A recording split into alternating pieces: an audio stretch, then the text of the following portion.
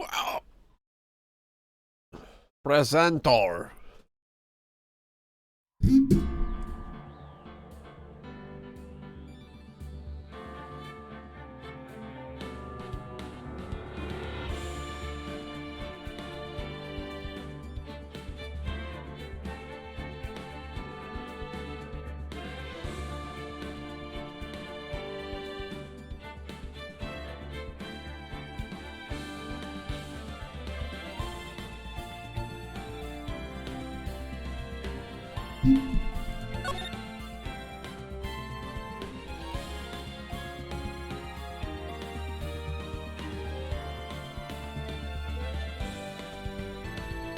Oh,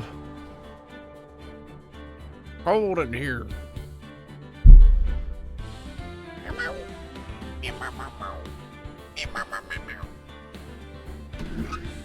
How's it going, Lily?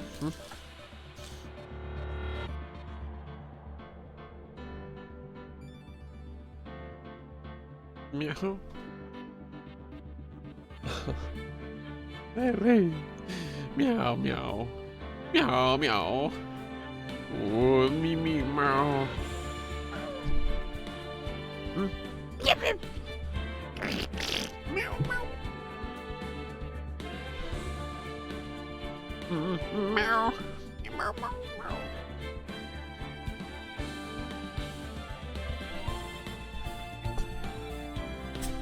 Sneezy. No sneezy cat. Meow.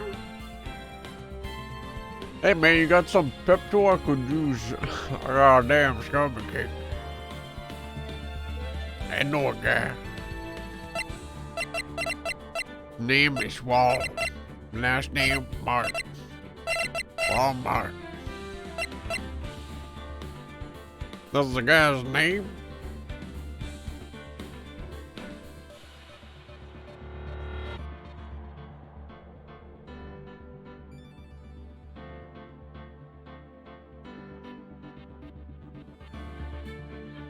Ooh-ah, ooh-ah, ooh-ah.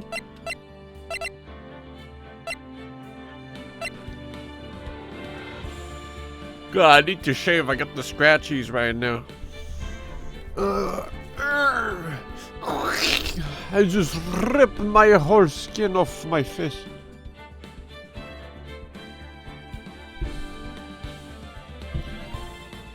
What is it, Lily?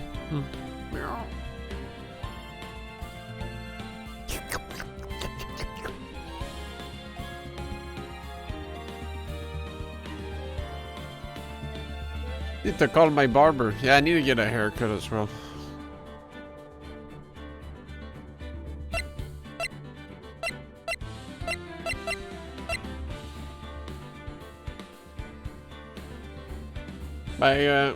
My fringe is so long that I have to wear a hairpin. I'll have to always replace my hair. That's not it's not effective time, dude. I gotta, like, you know, I gotta be effective at work. If I'm always like replacing my hair, get it out of my face, I'm losing time. It's also annoying.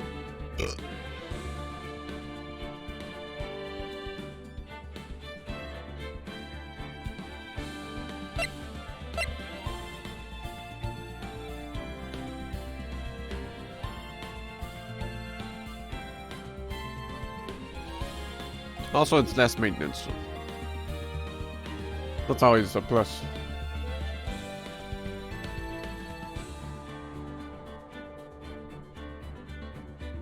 Meow. Meow.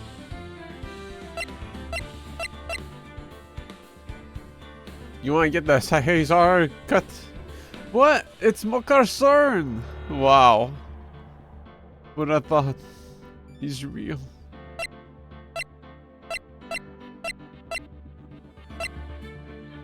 What's up, man? Like Russell Crowe? Huh? You think I watch movies? Russell Crowe, Gladiator.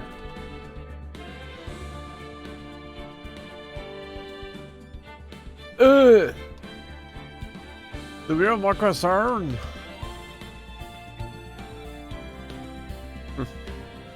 Why wouldn't it be the real one?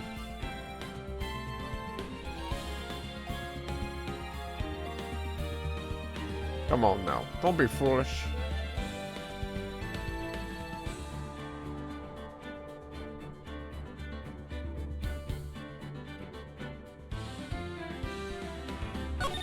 Ah! No, we need to wait. There's too much. Ah! We're like in the midst of a plot right now. We can't just like casually walk in. Someone's gonna be upset. They're gonna be like, yo! I've missed everything. Wow. Too much not gameplay. Huh? This is all gameplay. What do you mean?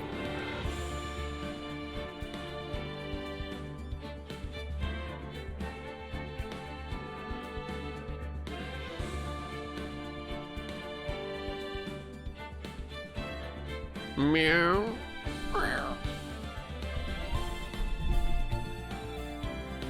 We'll wait for another person. Load up some Haven. True. You think Haven's a Christian game? I feel like it is.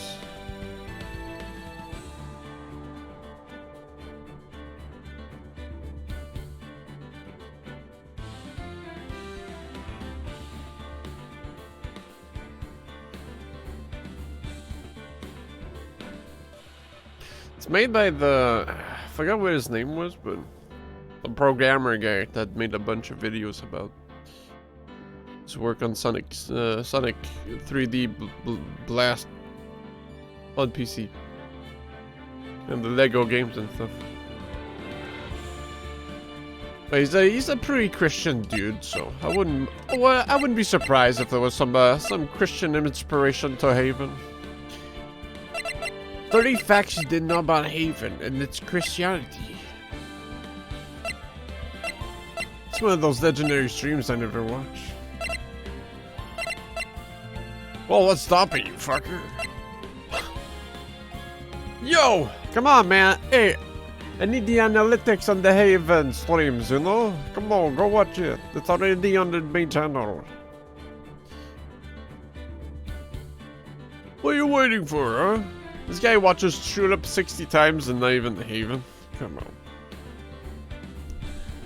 You gotta be crazy. You gotta be completely nuts. Meow, meow, meow, meow, meow. Meow, meow, meow, meow, meow.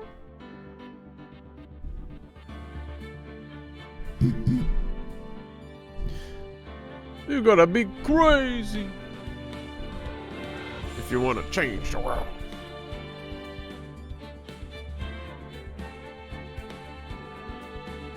But we're never gonna survive unless we get a little crazy. Episode 2, the Stoiling Toilet. No. Man, after yesterday, I want to play some more Chrono Trigger, dude. It was kind of starting to get good. Starting to get, like, spicy with the fights and stuff. Can't wait.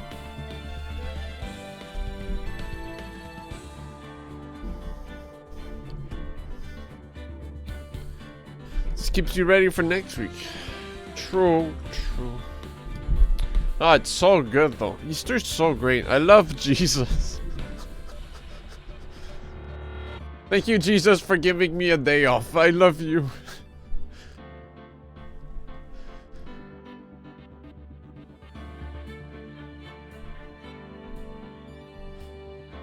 Because, like, I work 3 days this week, and the next week I work 2 days, and it's a paid holiday, so it's like I got free money.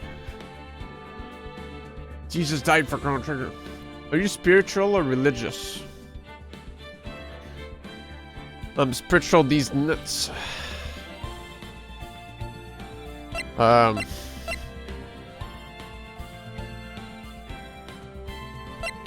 think I have more of a penchant to spiritualism than religion.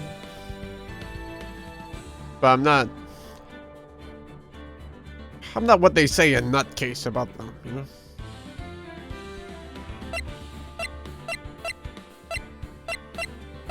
But I do have a bunch of shungite around La Casa.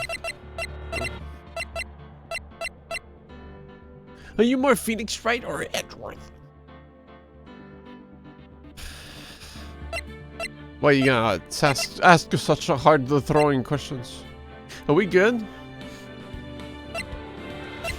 Is it time to go?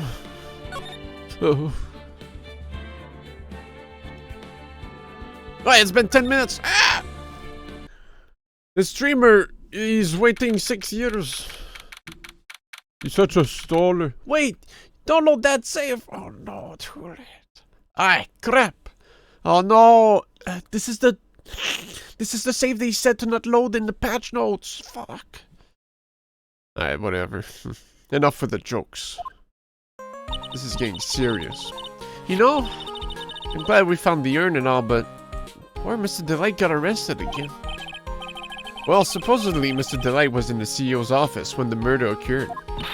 No way, Jose! I don't buy it. But the one who proved that Mr. Delight was there was Mr. Nick himself, at least from what I can understand. Looks like you did too good of a job this time, Nick. Now he's gonna die. Well, how about we get started looking into the KB security murder? I think I'm going to head back to Crane Village for a little while, if that's alright. Sure, but why? I'm going to bring the secret urn back and have some people take a look at it. Oh, that's a good idea.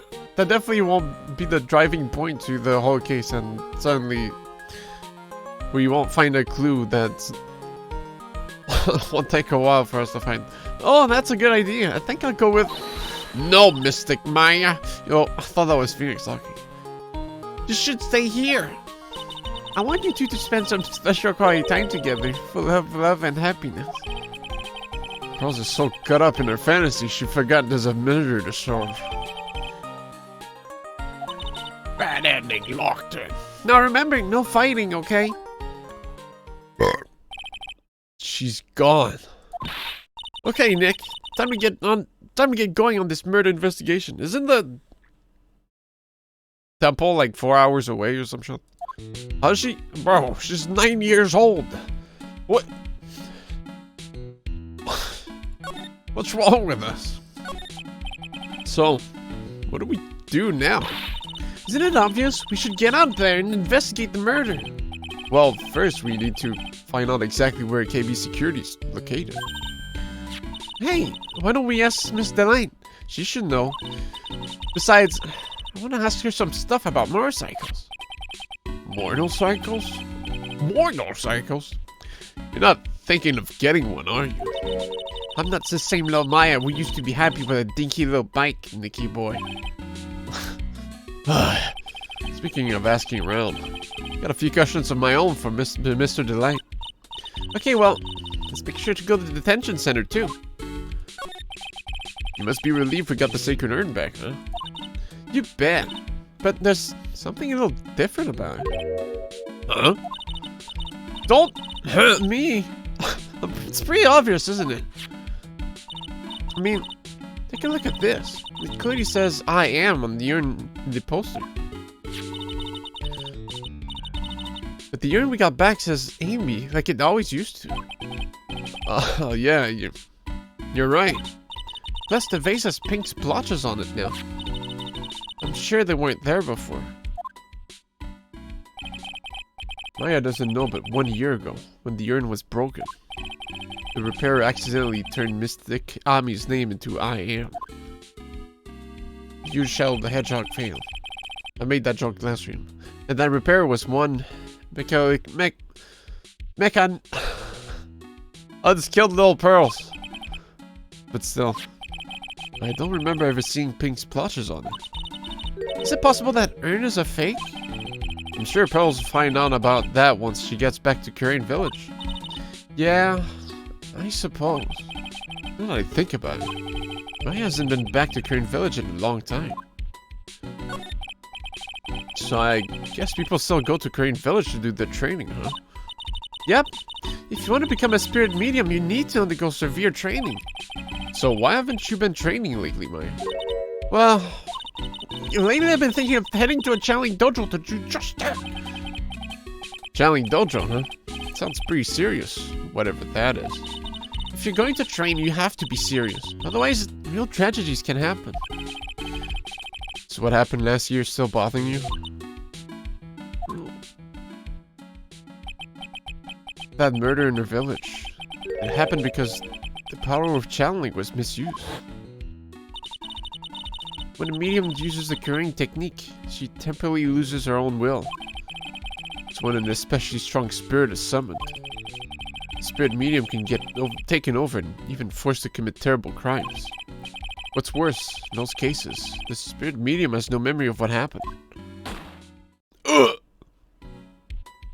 Ugh! That murder, it wasn't your fault, Maya. You know that, don't you? I suppose not, but I guess I'm still a bit shaken up. That's all. Sounds like being the master of curing is going to be a heavy responsibility. How's our plant doing? Charlie, quite a decorative plant. When she was alive, Mia really loved it. She even went so far as to make it our mascot. No matter how busy I get, never forget to water this little fella. Difficult looking legal books stand in a formidable row. They mock me. These were all Mia's. Wow, I just realized I didn't buy a single one of these. The same dialogues as last time? What the hell? No movie poster. Apparently this was the first movie that made Mia cry when she saw it a long time ago.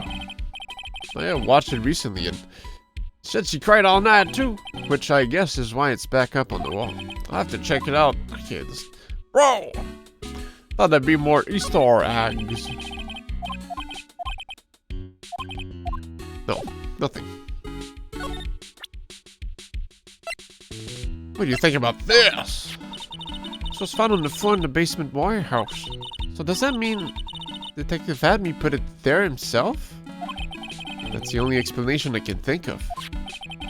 I guess he wanted to make sure it looked like he'd struggle with a thief that night.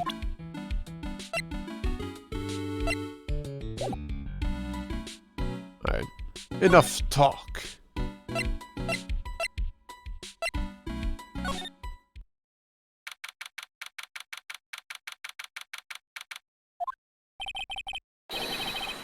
I already told you, it's not me! You sad, pitiful whine that tapers into silence. Sounds like they're interrogating Mr. Delight right now. Man, we don't have enough time as it is. Yeah, well, I guess the police are going crazy just like we are. Yesterday they thought he was just a thief and now they got a murder case on their hands. I guess you're right. That guard over there looks a bit on edge too. Come on, we'll just have to come back later. Okay, let's go check out some other place, Nick. Is he on edge? This guy monitors the visitor's room. Looks like he doesn't have much to do right now. I can tell because he's looking at the camera making funny faces. Looks to me like he's having a great time. Finally. What? She's upset. Oh, Nicky boy, Maya. Well, I guess that makes sense. Miss Delight. All I wanted to do was help my dear Ronnie. Yeah, but I guess it ended up hurting his case. Don't say that, Nick. She doesn't need your help beating herself up. Hey, Nicky boy, please help Ronnie. He's not a killer, I swear. My Ronnie wouldn't hurt a fly. All right. Poke around and see what I can find out. Really? Are you serious? Oh, I'm so happy. I knew asking for your help was the right thing to do. I don't know what I can do to help anymore. There's a bad intonation ending there, but... No idea Mrs. Delight had such a vulnerable side. Oh. Oh.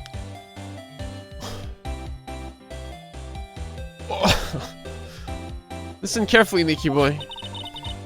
But Ronnie would never, ever kill anyone. It's just not in him. I don't think he would either, Nick. Yeah, but you have to admit he's got a bit of a temper to him. It's not that hard to imagine him just snapping and screaming, "Please die!" He would never say that. Anyway, Mr. Light, he might not be a killer. But he's still going around saying that he's a thief. I already told you, that's just a fantasy for him. Miss Delight, I hate to say it, but you're the one living in a fantasy world. What? How dare you say that to me, Nicky boy? I know everything about my Ronnie. We don't have any secrets between us. Ronnie's in the thieving type. He's so honest that he wouldn't even sneak a nap. He's so honest that he wouldn't even steal a glass. A thief. The very idea. I guess I just don't get it. I'm the true Master Mask.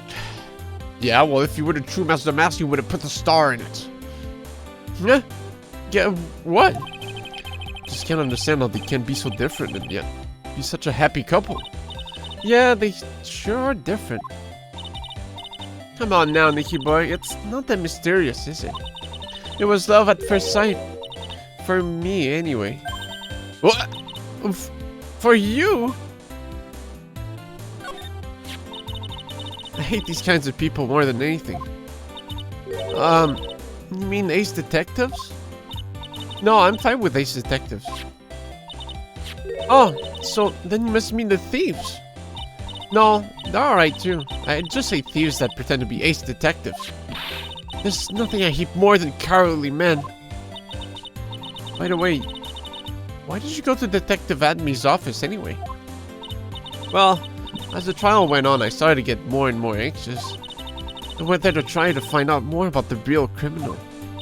The real criminal? Yes, obviously the real Sergeant Mask is not my Ronnie, right? Lily's freaking out on the carpet right now. Yeah? Detective Admy knew more about Sergeant Mask than anyone else. They mentioned him on the Great People Around Town segment on TV. So then, you went there to ask him some questions. That's right. I'll do whatever it takes to save my man. His secretary said the Ace Detective isn't in right now. But I forced my way past her and into his hideout. I wouldn't exactly call that office of his a hideout. That bag was sitting right there on top of the table. Oh yeah, we saw that bag there yesterday too. There's nothing lower than someone who would try to pin a crime on someone else. True. Bunch of pussies. Mr. Light, do you know about KB security? Don't be silly, of course. I do. Don't be silly, of course I do. That's where my Ronnie worked. So she thinks she still works there, huh? And yet, according to what we heard today... Come on, don't tell me you didn't know. Ron DeLay was once an employee of KB Security. He was a professional security guard. Ron quit. He doesn't work there anymore. It looks like Miss Delight doesn't know. KB Security is only about 20 minutes away. By motorcycle, that is. They already told me it takes 30 minutes by car. Well, I have to admit I tend to fly pretty fast on my bike. To make it to KB Security that fast, are you sure you aren't literally flying? Why don't I give you a ride sometime? Or better yet, how about now? No, I'll pass. Thanks. Well, why don't you just tell us where it is and we'll go ourselves? No, please ride with Miss Delight. Please. What a scaredy cat you are, Nick. Just like told us the location of KB Security. Okay, let's head right over there right away, Nick. Love at first sight? So, was it really love at first sight when you first met Mr. Delight? Well, maybe not at first sight, but my Ronnie saved my life. Saved your life? I was at work one day when two robbers suddenly rushed in. Well, I'm not that kind to just curl into a little ball in the corner, so I fought back. Robbers? Yes, they took me hostage. I was so frightened. We were both carrying these huge knives and I broke down into tears. Yeah, I would too if I were in that situation. Oh, I think I get it. Did Mr. Delight come running in to save you? Yes, exactly. I remember he looked so handsome in that guard uniform of his. You went right up with that haircut, man. You went right up to those two knife-wielding robbers and screamed in their faces. Please stop it! And he screamed. I could see the robbers' faces turn pale. That high-pitched shriek of his does have a surprisingly strong effect on people. Then crying and swinging his arms like crazy, he attacked the two robbers. Oh shit, he's a Luigi player? All by himself, he came to save me. He told a stranger. All by himself. He was so scared that he was crying and shaking, but he still risked his life for me. Wow! That's a great story.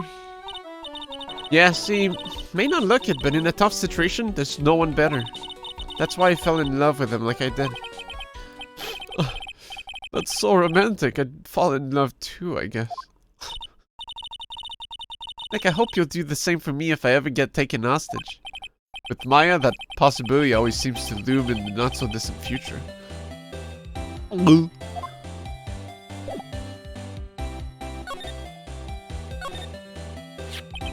So Ron received a blackmail letter, huh? Do you think Mr. Light knows about this? Well, if she did, I don't think she would have been smiling like that. I wonder if we should tell her about it. I think it'd be smarter if we didn't. I mean, I'm gonna... Phoenix, come on, man. There's a whole bunch of stuff piled up over here. Why are these rolls of paper stuck in a trash can? Death of the Mazarin Stone, the Great Albatross Strategy. Death of the Miller God Statue, the Great Knuckle Bomber Strategy. Did the police even investigate this place? The police took a look at all that, you know. Really? Did they say anything? They said it wasn't important. Oh? Don't worry about it, Mickey boy. After all, my Ronnie's just an amateur. Amateur or not, this is cool. Knuckle Bomber. How cool is that? That is a pretty cool word. Oh, that's so cute. It's got a hot air balloon, you know. Wow, there's no fooling you. I want to make my own balloon now. I'll even let you ride in it, Nick. That emblem on the balloon is supposed to be top secret. This could convince the courts that run the line is must start a mess. Better not tell Maya. She gets kind of scary when it comes to celebrities. There's new dialogue and then there's not new dialogue. Ugh. What is that gonna be about the rocket? This thing looks very vaguely familiar.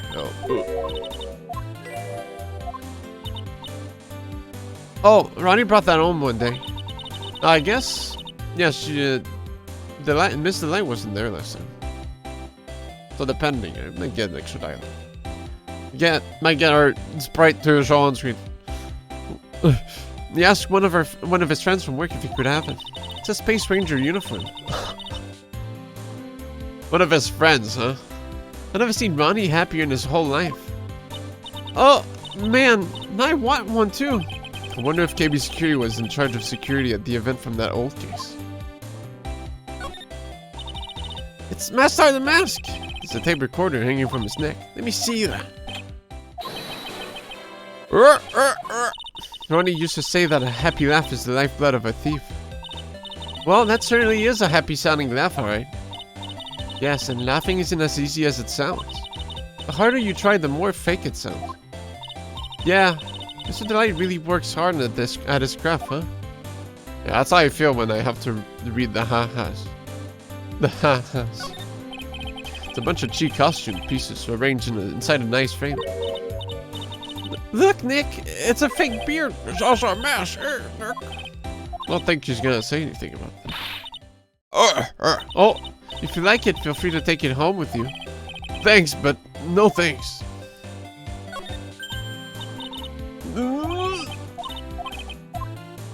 No input? What about these books?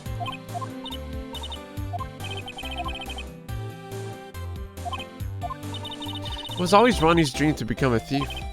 Well, I guess you can chalk that one down as fulfilled. I wonder why Mr. Delight never talked to his wife about it. Yeah, well, I think she deserves some of the blame for not bringing it up either. LOL. I'm showing it! Yeah! Do you know about this? Oh, is that a letter addressed to my Ronnie? Sorry, but I hate it when people poke their noses into other people's business. It looks like Miss Delight doesn't know about it. Which means she has no idea that her husband was being blackmailed. That's Ronnie's wallet. It was found at KB Security on the night of the murder. Ronnie and I went out to dinner early that evening. I'm sure he had his wallet with him then. But why wouldn't he have his wallet? So it's true then. He must have dropped it at the crime scene.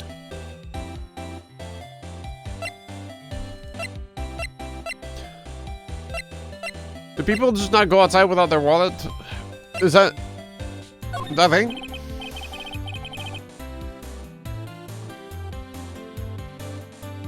Excuse me, but would you take a look at this? Oh!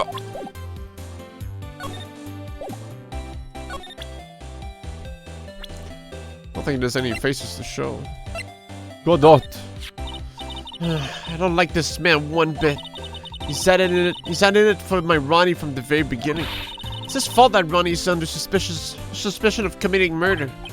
Plus, he loved the coffee grenade at me. You look pretty silly wearing that mug on your head like a birthday hat. Oh, I know!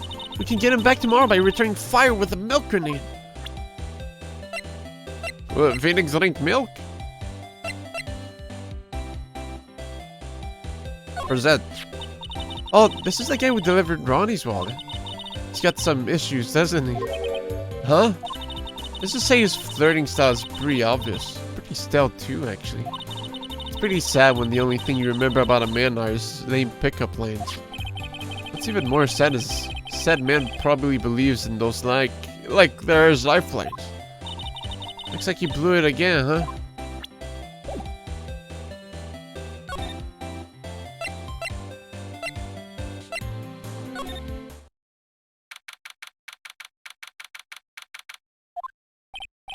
Whoa, this place is literally crawling with cops. What'd you expect? Not that they know he was actually masked out of mask. This must be incredibly embarrassing for them, don't you think? Yeah, I guess they're trying to make up for it by tearing the place apart. Hey, I just noticed. Gumshoe's nowhere to be seen. Well, he is a homicide detective. He's probably working on the murder case. But wasn't he in charge of the masked out of mask investigation all the way up to yesterday? Well, the murder case is a lot more exciting, isn't it? You'd say something like, "There's nothing like a good murder case, pal." Points for the quality of the impression, but I'm not sure Gumshoe has bloodlust, man. The goo! Why can't I not... Bro. Damn. Okay, the cops just won't let me, huh? Those damn pigs! I can't believe it. Any dialogue here? Is it filled with cops again? The treasures of Korean exhibit is all ruined now. Maya. I'm sorry, it's just so sad. This was our big chance for everyone to learn about spirit channeling. Maybe I can cheer her up somehow. Well, now that we've got the sacred urn back, maybe they can reopen it. Really? Sure, maybe you can label it the Urn of Master the Mask's Desires. That would probably attract a lot of attention. Whoa! Whoa! Whoa! That's brilliant, Nick. We could clean up and be filthy rich. Whoa! Wow, that was surprisingly easy.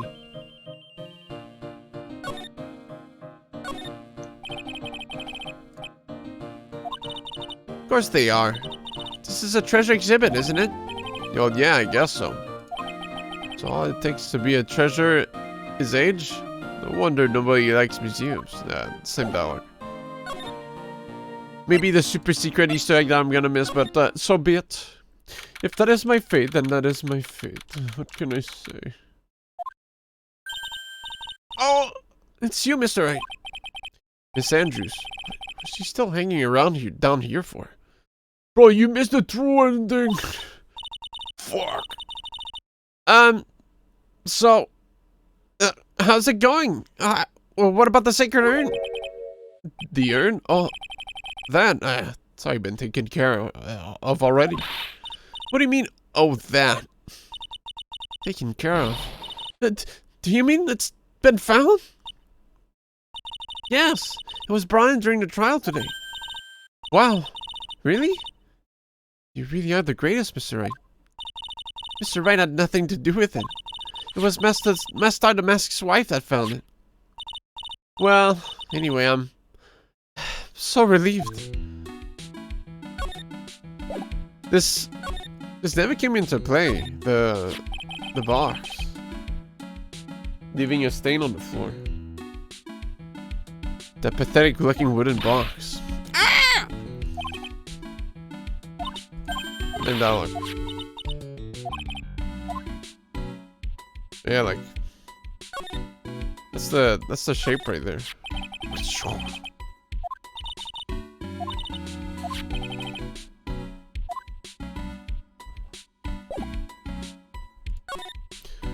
I'm wondering like what. There's gotta be something in that jar, man. And Pearl just fucking just CC'd that shit for a while.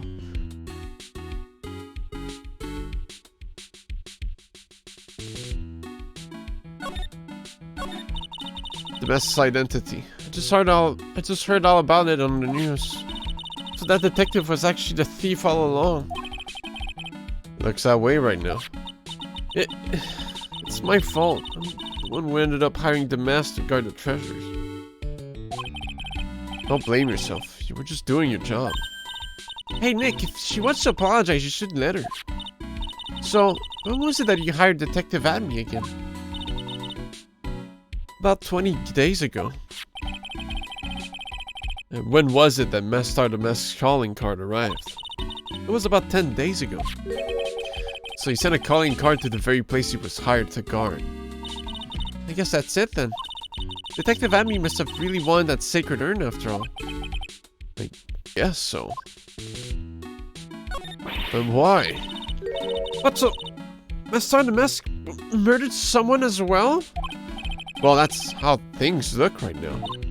Yes, but I thought that he was here stealing the urn at the time. Well, we're talking about a criminal mastermind, so anything is possible. Nick, let's get down to business already. On the night of the theft, did you notice anything suspicious about Detective Admy? No, I couldn't have. After all, he was hidden the entire time. I never even caught a glimpse of him. He claims that's the way he always operates.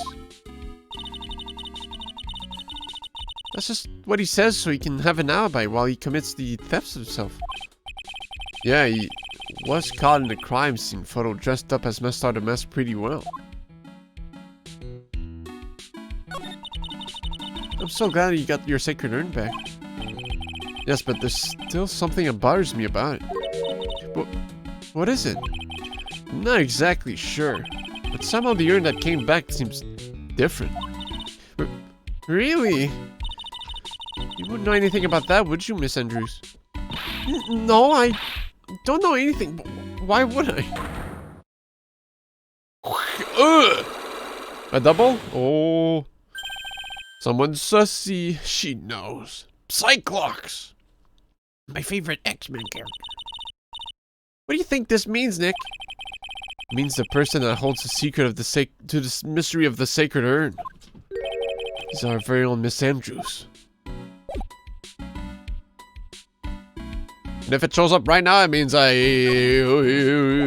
reflex is an only child.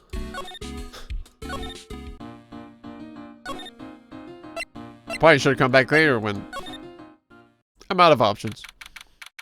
Ugh! What the hell? Just plopped out the safe. So I guess this is where it all went down, huh? The walls in here look thick, just like you'd expect in the CEO's office. What has that got to do with anything? Hey, it's you guys. Oh, it's Detective Gumshoe. Today was a real train wreck for you guys, huh? Sure was, pal. That prosecutor made real fools out of us. Yeah, I feel for you. Oh, that's not like you at all. I thought you'd be more like, oh, that was great. You guys got what you deserve, pal. Or something to that effect. Do I really sound like that to you, pal? The Gumshoe fits. Well, anyway. The point is I can tell when someone puts their heart into their jobs. And I can sympathize when things don't go your way. Sometimes I feel like wrong is the only way things go for us detectives. Well, I had no idea Detective Gumshoe was such a nice guy. Now, if this little love fest is over, maybe we can start investigating. Detective Gumshoe, tell us what you know about the murder. Okay, but the thing is, I'm really not supposed to. Hey, come on. How about we put our hearts into our work? Things are really working against us right now, and we need help. Okay, I'll tell you. Just don't start crying on me. Okay, pal? Okay, I won't cry on you, pal. That's a pimple on that guy. But birthmark. Whatever they're called. The victim's name is Kane Ballard. He was the CEO of the KB Security and a pretty big fella in his own right. His corpse was discovered at 9 this morning. His estimated time of death was 1 in the morning on October 12th. His death was blunt force trauma to the head. Probably an object in this room. Happened at exactly the same time that Master the Mask was stealing the urn, huh? Cerebral hemorrhaging from blunt trauma to the head.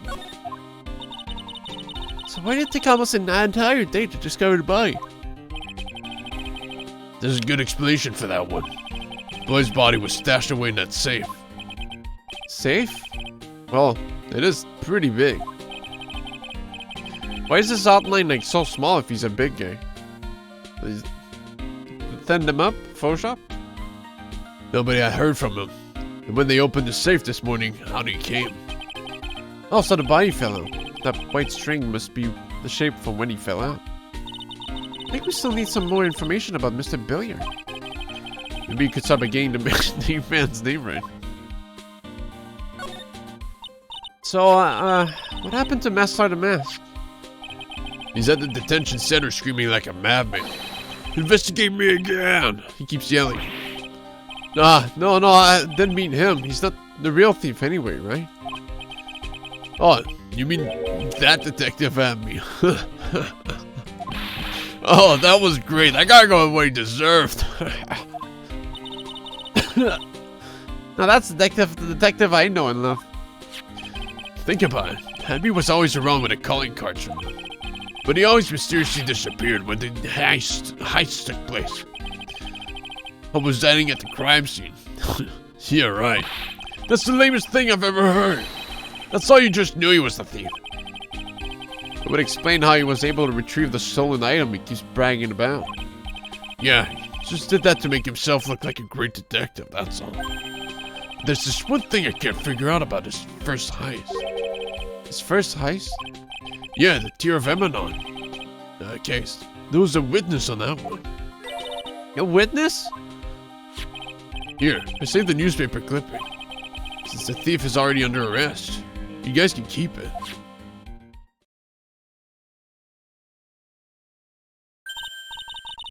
Hey, this guard here. Haven't I seen him somewhere before? Bro, what is this newspaper article? Graphic design. Dude, what the hell? Pretty small, so it's kind of hard to see, but now that she mentions it. It's like in a fucking girl magazine, dude.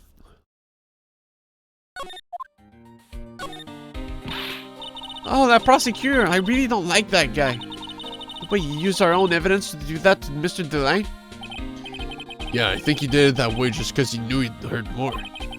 That's what my gut tells me anyway. So who's that Java-addicted masked maniac anyway? Prosecutor Goddard? He's quite the enigma, huh?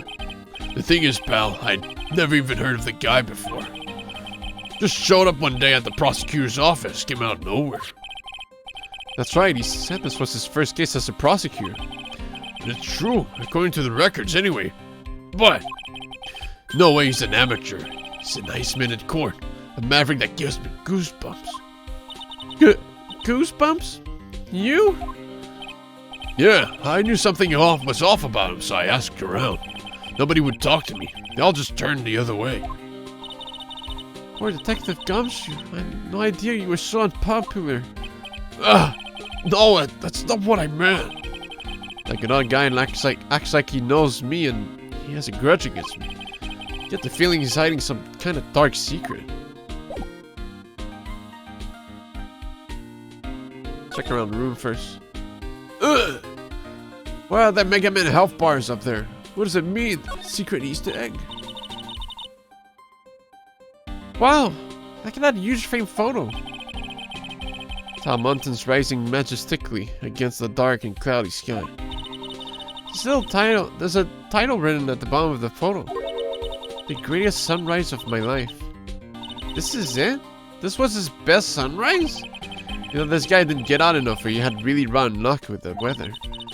Maybe if he had lived a little longer, he would have seen some better days. Damn! Yo, leave that guy alone, man. Jeez. You, think about it. That guy was laying in here all night.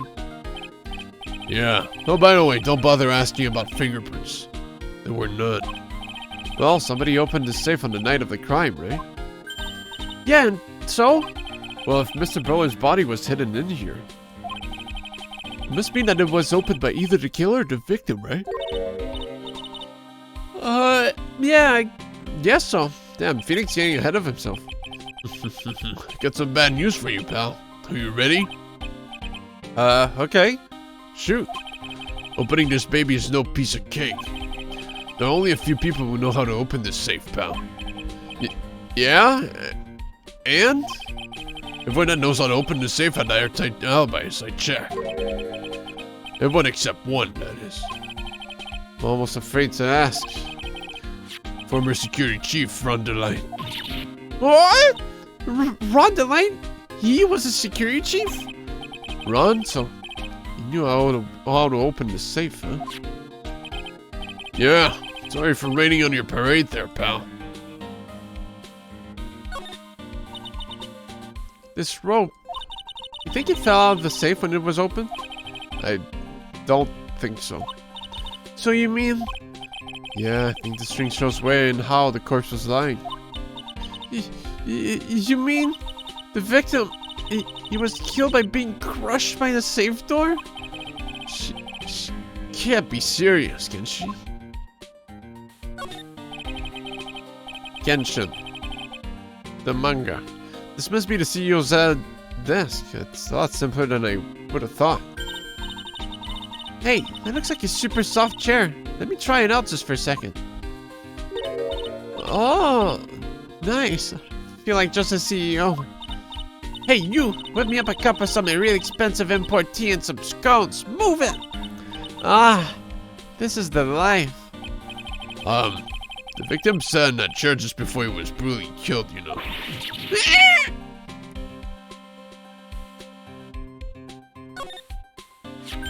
Oh, there's a button here. Let's see. Hey, cut it out! Don't press that! Haha, that's pretty funny. I never knew Detective GAUNSTREAM could jump like that. Where's that button anyway? It's an emergency buzzer. It says right here on the panel. Oops, you're right. It's written right here. Nick, how many times have I told you to read the instructions first? It's a self-destruct. Oh. This is the end of Phoenix Wright. This alarm's connected to the basement guard room.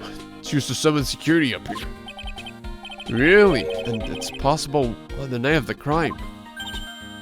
Oh, so when the CEO was attacked, do you think that maybe he pressed the buzzer? Yeah, I thought about that, so I asked around down there. But they said that the buzzer never went off that night. Also, we couldn't find any fingerprints on the buzzer. Mr. Brower, the victim, wasn't wearing any gloves, by the way, so just so you know. I think we'd better go and talk to that guard about this emergency buzzer. Just ripped it off the wall.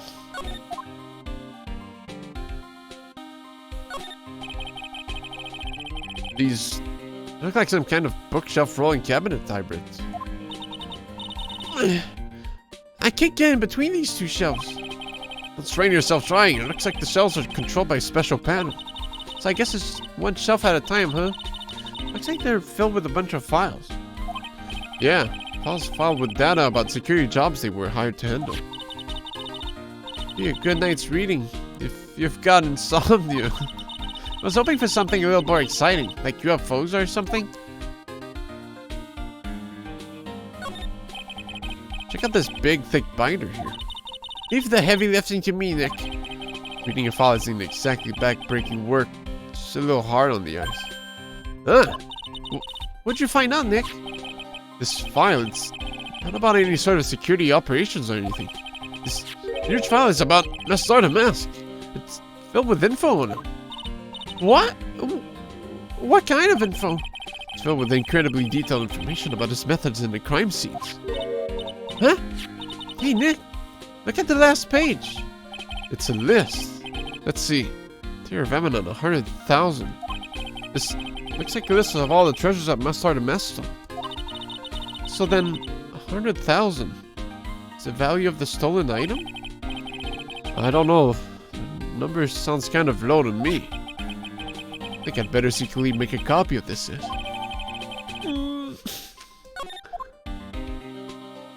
Better pull out my graph paper.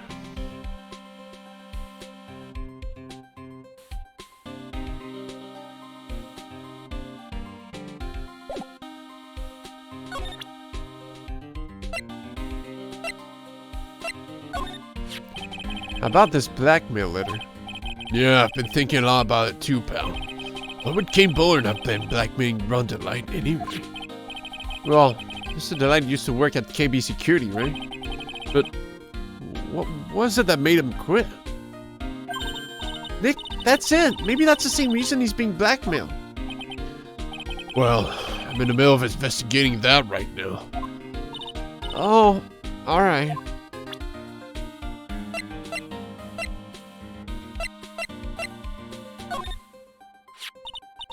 So about this.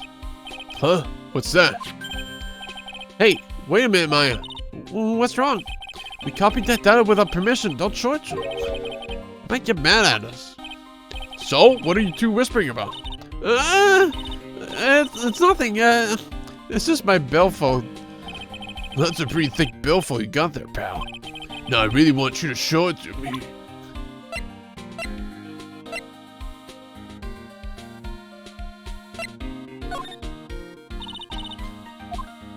Don't give a shit. Oh, wait, that was Easter egg dialogue. God, my eye is so itchy. How much does brain can hold? I got 2 ears, 2 eyes, but I only got 1 brain. I can see your eyes and the ears, but the jury's still out on the brain thing.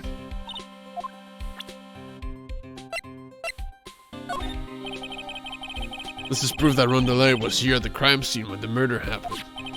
His wallet and this keycard, huh? I think we need to ask Mr. Delight some more about those 2 things. Alright. So I'm guessing, security room. What the hell? This guy drinks from a straw? Wow, this is really something else. For a security guard office, it sure doesn't feel very secure. KB security guard. Oh, just remembered Larry might be... Hey Nick, what's up? Oh, that explains the straw then. Ah, so he is here. Yo, how's it hanging, dude? You got my sweet little Maya with you too. Hi Larry.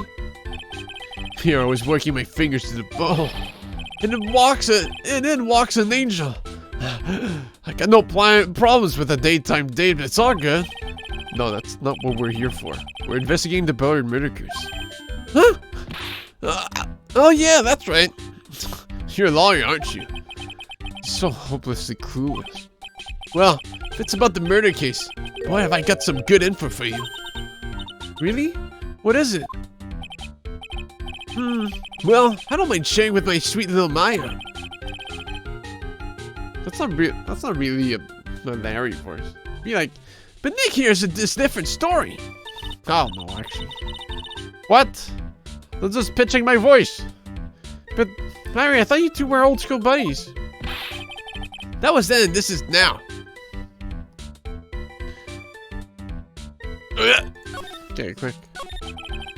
So what's this good info you were talking about, Larry? Hey, I'm a guard, a bro. I can't just give away information for free. What's a bribe? thought professionals were more, I don't know, honest? Can you talk to him, Maya? Larry, tell us already. What's the good info? Hey, I like that. This kid in us got some claws. Okay, you really want to know? Yes, so tell me. Okay, so the thing is, Red the Light was an employee here. And naturally, since I'm a pro, I looked into his background. Follow me? Yes, you're a pro. I follow you. Go on. Well, 1 year ago, Red the Light was fired. And there was no warning at all. It just happened all of a sudden. I know this is a small company, but I think that was pretty awful. Guess he must have done something bad to have gotten fired like that. Like maybe skipping out on the work to go pick up hot chicks or something. No, that's just you. So, what is it like to be a part-time security guard? Let me tell you, it's tough. Well, you know me. I get by alright now, I guess. First, I have to keep my eye on those monitors all the time. Monitors?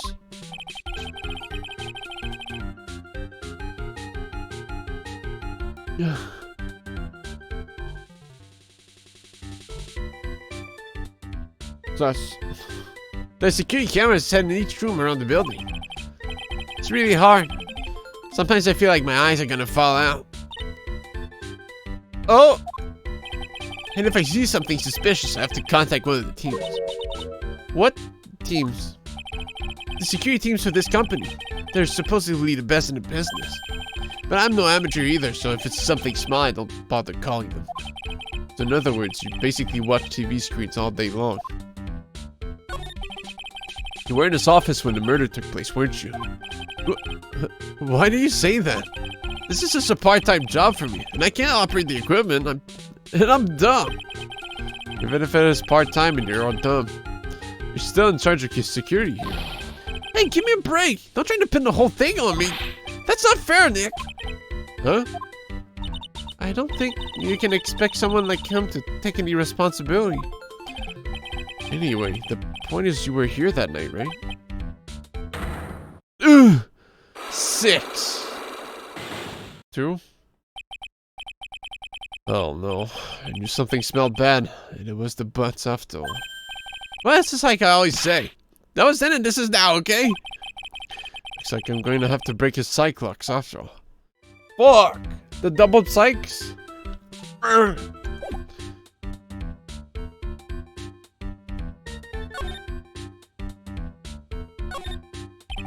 That's my partner's seat.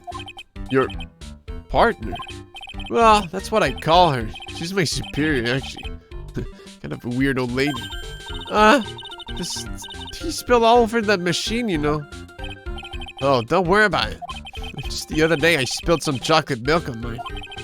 Still works fine, more or less. They really know how to build them, I guess. Ooh.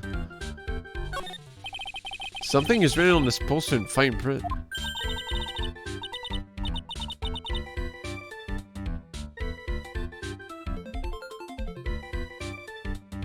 I just noticed the screen's back there. Some kind of video game. Guards 5 commandments. Wow, this sounds serious. Let's see what it says. Number 1, obey thy superior. Number 2, respect thy superior. Number 3, smile at thy superior. Number 4, salute thy superior. Number 5, buy donuts for thy superior upon command. It's signed Wendy Oldbag, head supervisor. One tough old bird, let me tell you. Cross train, you come face to face with a real genuine ray gun. Yeah, sounds scary, alright. Well, fortunately, she's on vacation. Whew. Thank God. That's why I'm so relaxed right now. Hey, Larry, that's your jacket, isn't it? That's right. Did you know you hung it right on top of some kind of lever? Yeah, sure. I was told to never ever touch that lever. She scowled and huffed at me. That's a good jacket, yeah. Something terrible will happen if you do. Got it, greenhorn? So, why hang your jacket on such an important lever? Because it got me curious. If the jacket's weight pulls the lever down, that's what they call an accident. Doesn't the suspense just kill you? Don't you want to know what'll happen, huh? It's true, it's killing me too. Well, what about you, Nick? Yeah, but for a different reason. Wow! Take a look at these things here. Hey, Larry, where are they? Hello! What's up, Goji? Denzino? What? Did you say, Hey, man, it's not like I have to know what they are to do my job. I just thought they were just some kind of decoration or something. Oh, boy. How did this guy ever get a job here anyway? Y'all worked up, Lily? Tired of playing with the carpet?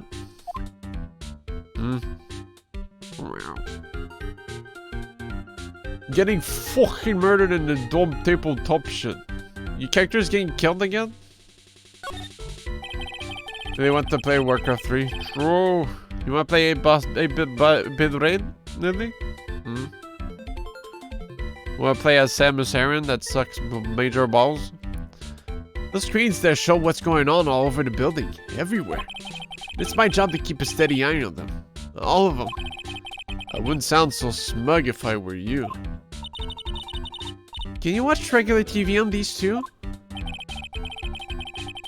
If anyone would sit here and watch TV instead of working, it's Larry.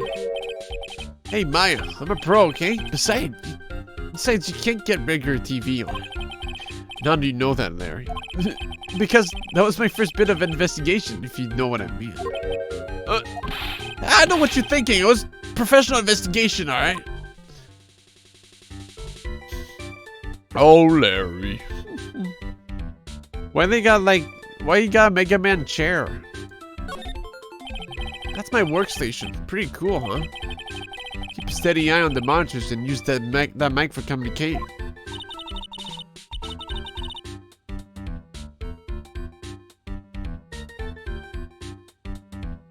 You know, it wouldn't surprise me if that chair was...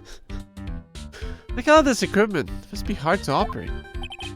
No biggie, I think there's an instruction manual somewhere in this room. Somewhere? Instruction manual? What are you going to do in an emergency?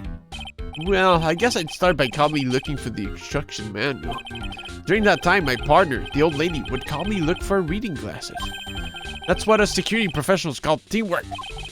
Even Maya and Pearls could run this place better. Hey, what's that supposed to mean? Smells like old bag achievement.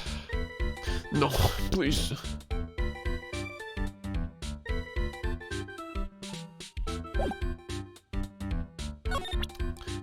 Miss Andrews and Larry Butts. Two psych locks. Wait. Oh, I got it. Oops.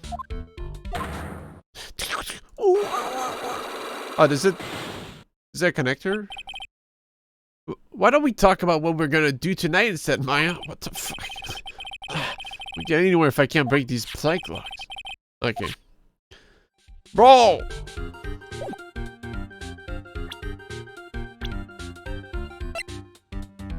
Oh. I always thought she was like 16 or something. Oh! Take that! Bro.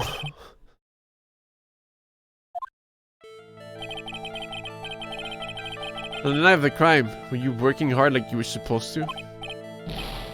Huh? What? Of course I was. Why wouldn't I have been? But didn't you sneak out of work just yesterday to go see Miss DeLay? I would. But that was that, and this is this. Is there any chance that you snuck out of work last night, too? Never, I didn't sneak out, I tell you what. I'll even bet you $1. $1. Wow! Now that's some confidence. What's with that drenched in the rain puppy look on your face? Do you have evidence that I left my position, or are you just pulling my chain? The evidence that Larry was not manning his station when that murder happened is...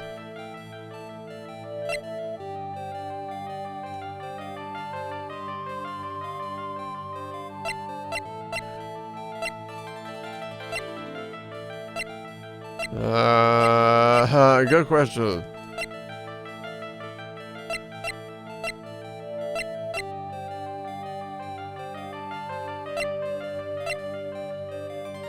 Now I recall Miss Delight's alibi, but I don't know if I can pull it out. She said she got a speeding ticket basically, and someone pulled her over, but that might just be a cop and not him. So I don't think I really have anything.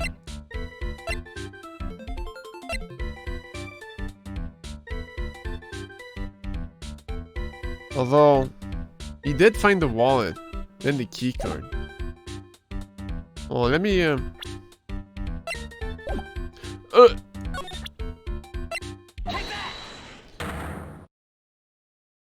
Let me get the context again.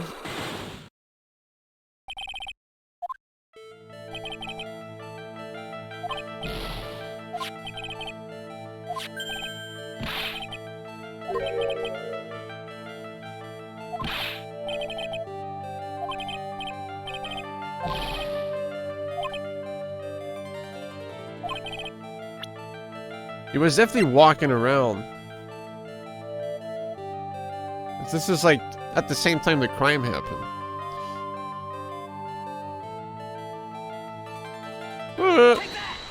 Good. This wallet. You know about this, right? I've never seen it before. Liar! You had delivered this wallet to Miss Delight just yesterday. Give me a break. You can't expect me to remember every little thing that happened. Well, I do expect you to remember something that happened just yesterday. What time was it when you found this wallet? I guess it was around 1 in the morning on the first floor of our company building. 1 o'clock. In the morning? That's right. In other words, there. At the time of the murder, you were away from the security guard office. Ah! Yeah, but this is something you didn't know about. What's that?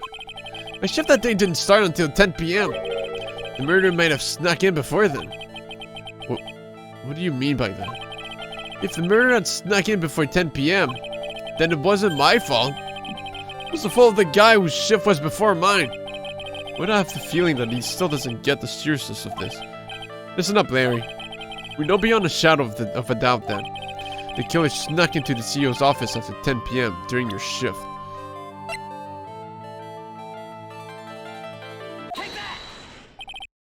Mary, when you use this keycard, does it leave a record? Yeah, it does. But I can't show the record to just anyone, you know?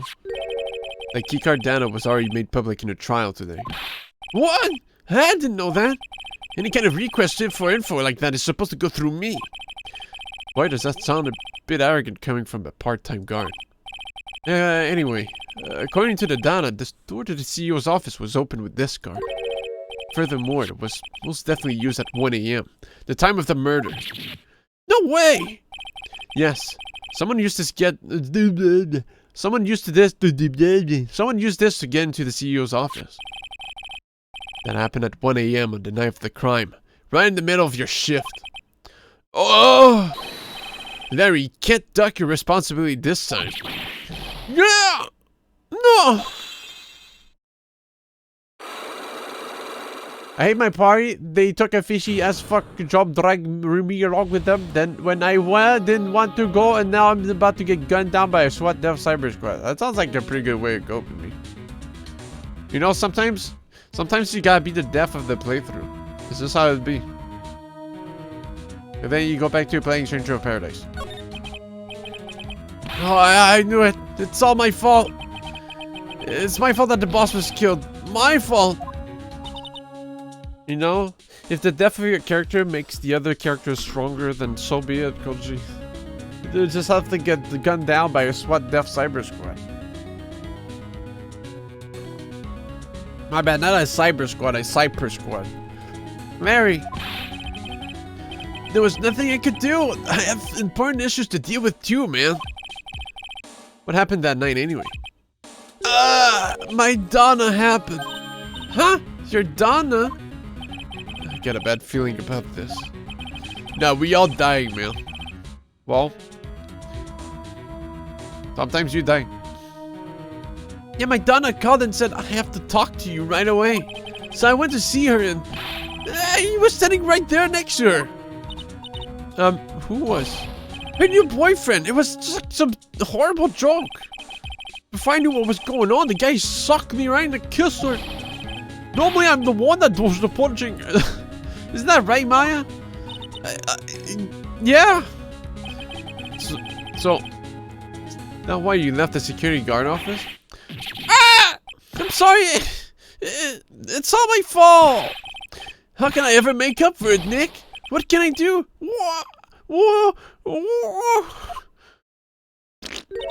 He's curled up on the floor crying like a baby. Oh boy, Nick! Is there anything I can do? Anything, just name it. Go back in time and save the crime. I'll do whatever I have to do to make up for it, I swear I will. Larry. Hey Nick, as long as he's offering, why don't you show him the evidence we've got? She's right. Maybe we'll get at least one bit of useful information from him. Nick!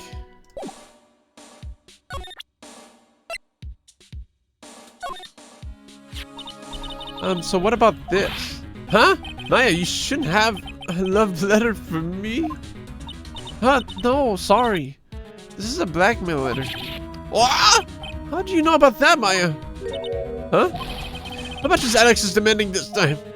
Huh? Who is this Alexis? Didn't we show him this letter yesterday too? I'm pretty sure we did. Oh, that's not the...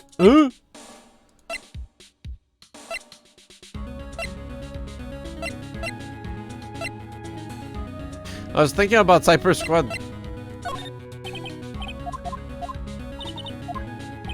The evidence we have? The buzzer in the CEO's office is directly connected to this room, right? That's right. Just like my heart is connected to yours, Maya. Huh? Go ahead, Maya. Press the buzzer in your heart. I promise I'll come running to your rescue like the professional guard I am. Wow, that was pretty good. Thanks. I tried. Do you think you could tell us about the buzzer now? Yes, please. Please tell us. Okay, I guess so. Prepare to be wild. Okay. I accidentally pressed the buzzer earlier. Yeah, I heard it. So that was you, huh? You're a security guard, aren't you? Why didn't you come to the CEO's office? Well, this is the 3rd floor of the basement. The CEO's office is on the 1st floor. I thought it would be a good idea to, adopt a wait-and-see approach. Plus, there's a police detective here, right? I just didn't think it was necessary. It's as if he's trying to win an award for the laziest person on the planet. Let's get back to talking about the night of the murder, okay? Is it true that the buzzer didn't go off that night?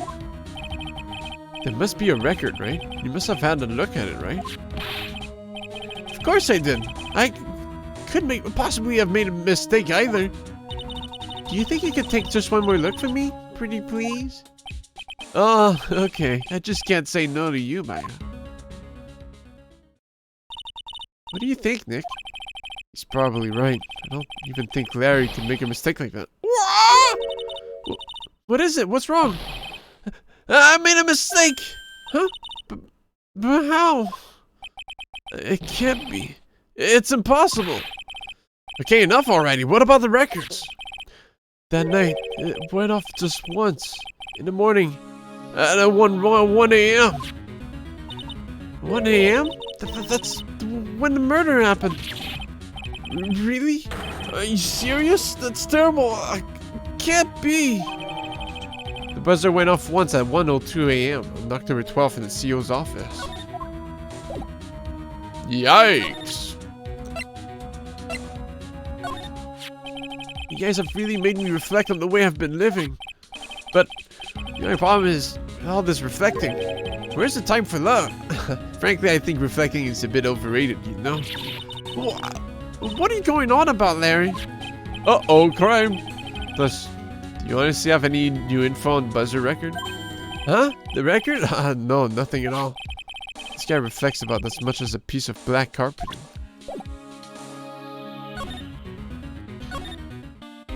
Good. That was pretty good, Phoenix. Yo! Detective Gumstream, about this right here. Sorry, stupid. Fuck. Okay. Oh.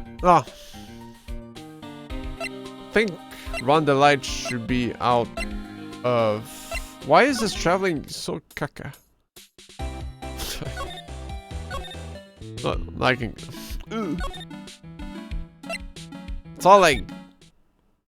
Oh, he's not here. It's all so disjointed. Like, you can go here from here, but... Like, if it's a second room in that place, sure, but... Like, I can't get to the, like... The detention center is only connected to these two. It's kinda weird. Kinda weird, man. Cops gone here? Nope. Okay, let's tug the lock a bit. See if we can get anywhere with it.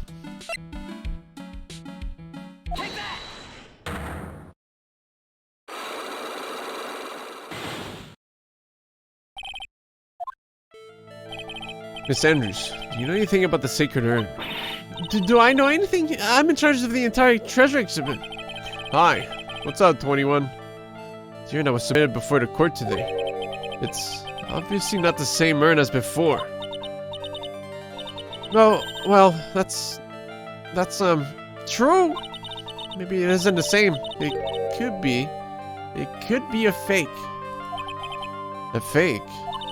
You're the one who said it wasn't the same, so that's the most obvious explanation. Do you have any evidence that the urn that was submitted at the trial was genuine?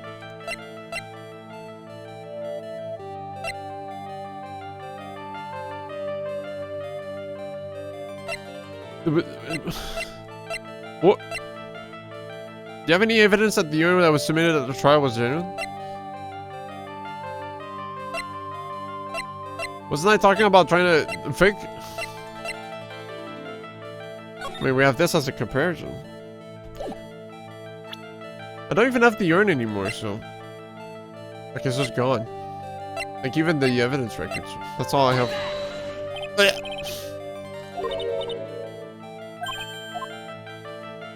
The evidence is fake too, as I expected. Oops, I guess that isn't much harder to be whoop.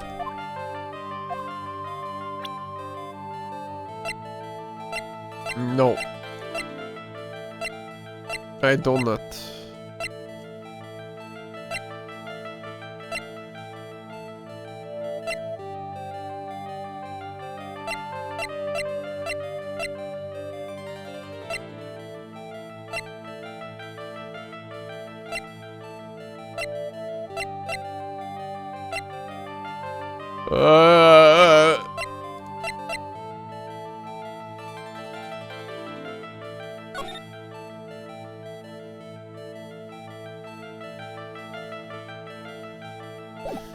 I present the photo, but I don't want to get kicked in the balls again. I hate it. I don't like getting kicked in there. Please. Like, what would I do otherwise? That was the box that the pot was in. I can vouch for that. Well, this picture is kind of hard to shake, but...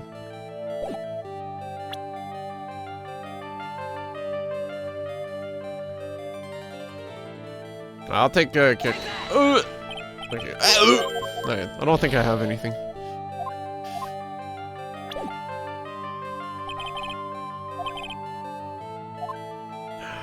Maybe there's something else that appeared in here over time. Or something of interest now. I mean, I've already checked this. So.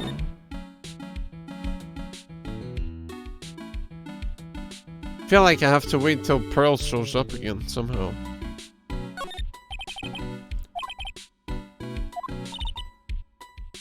Guess that's why they were keeping the Sacred Urn. Remember, Maya. Miss Andrews said we're not allowed in there. Yeah, it's mostly the same dialogue.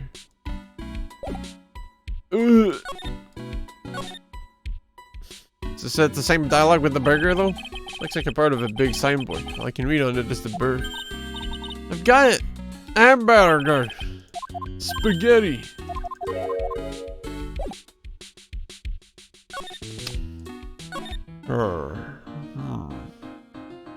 So I need some... Oh! No, I did walk back here. I think I need an interaction between... either Larry still? Oh, maybe I can just show the buzzer again to Gumshoe? I don't know why that would make it different than the log, but... No.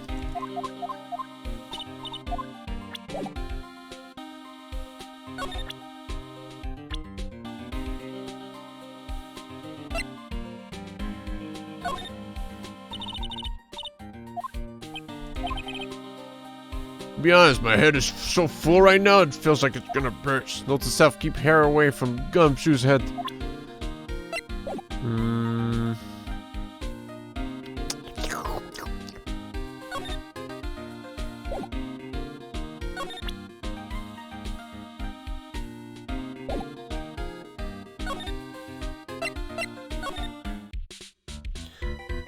My new information shouldn't interest the lights. It's like one more trigger I need somewhere. You didn't care about this, right? Yeah.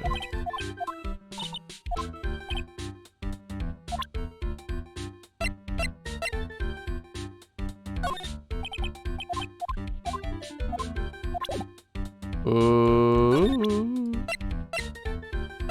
So talking to Larry, I see.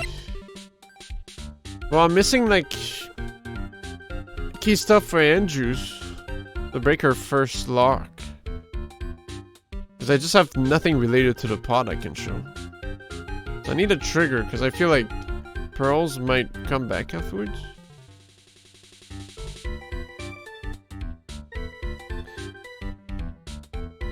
I feel like I need one more trigger, but I don't have many people to interact with right now.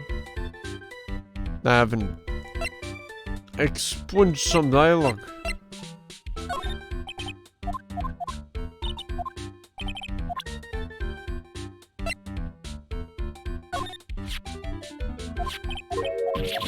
I went over this.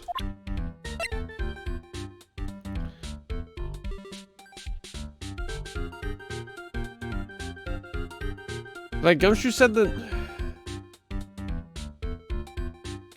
there was no fingerprint, so it's possible that it wasn't being used, but like, wouldn't it be nice to like confirm like, yeah, it did go off, man. Yo. But he's dumb. Gumshoe. Wake up. Joe Gumshoe. Wake up.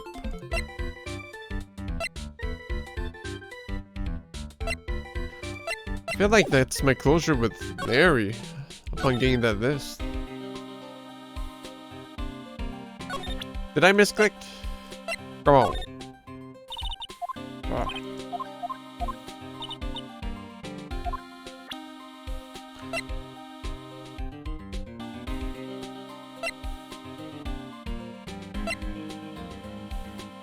No, this had the... Oh. I can show this to the light.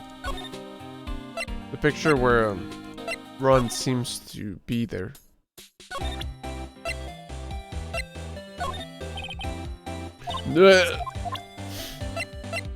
What about this? Fuck.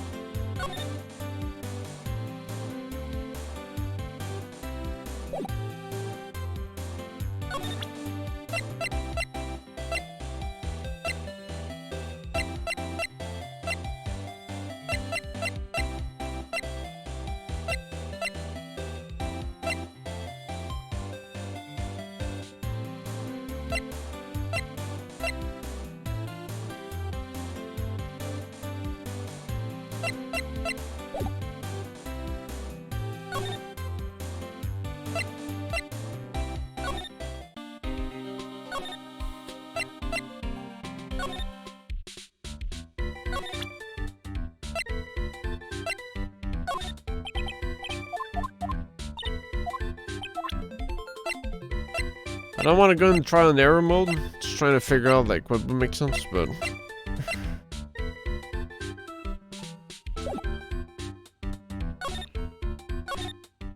there's gotta be something else with Gumshoe.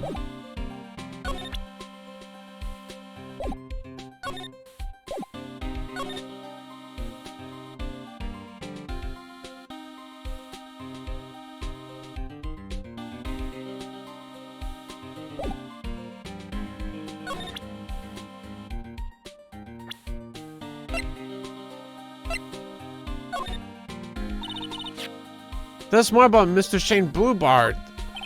That's Shane Bullard, not Shane Bluebard, pal. Oh yeah, the victim in this case just doesn't make much of an impression on me. Well, you were the victim up until Mr. Bullard was found dead. Yeah, and his body wasn't discovered until this morning. Anyway, we don't have enough information yet. Can you help us out? Sorry, I'm actually a little confused myself. For some reason, I'm just blabbing like an idiot right now. Okay, Nick. Now's our chance to get more info about the victim, so hurry up and ask. Can you tell us some more about Mr. Bullard? Who's the CEO of KB Security, right? What kind of company is it anyway? Well, the company basically sends security teams out to buildings to guard them. Ran like cops. But Mr. Bullard must have had the chance to learn a lot of secrets doing this kind of work. Oh? And I don't know how to put this, but the guy was kind of a money grubber. Really? Me too. I just love money. I can't ever get enough. Please stop leaning in towards me like that. You are getting to my wallet. Anyway, it looks like he did some pretty shifty stuff to earn his millions. Oh, so that's my problem. I need to be shiftier. Let me go already. Apparently he was involved in selling trade secrets between rival companies. Oh, that's pretty dirty and underhanded. Yeah. Oh, KB Security used to head security operations again, mass started mass. What? Really? Yeah, and after screwing up so many times, the company's reputation really took a nosedive. So it really was Bullard who sent Ron the blackmail letter, huh?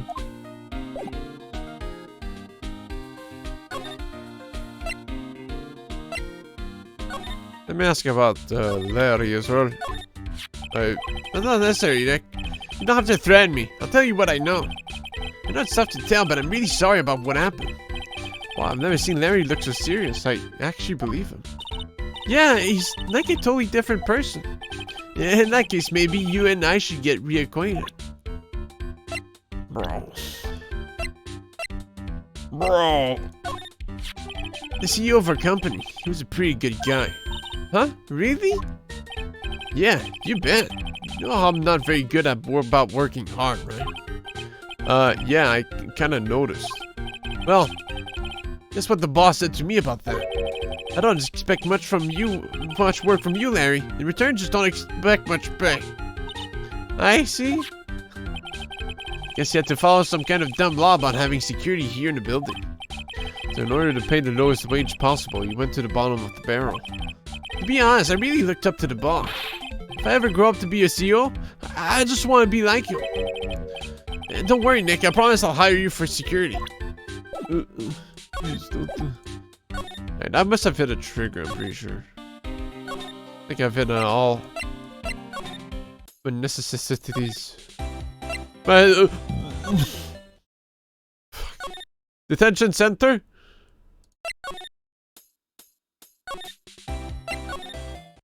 Thank you.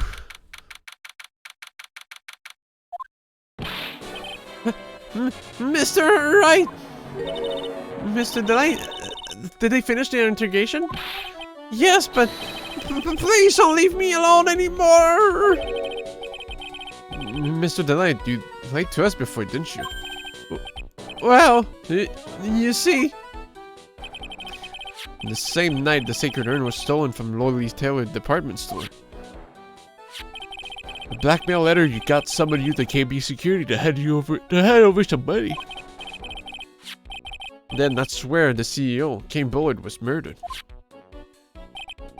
But there's only one Ron Delight, am I right? So the only question is, where were you that night? This time I want to hear the whole truth. Your life depends on it. Okay. Mr. Delight, do you still insist that you are Master Artemis? Isn't that what I've been saying since yesterday? That was a quick response. Tell me about it. To be honest, it's starting to get irritating. But listen, Mr. Delight. At the trial today, we learned that the true identity of the thief, didn't we?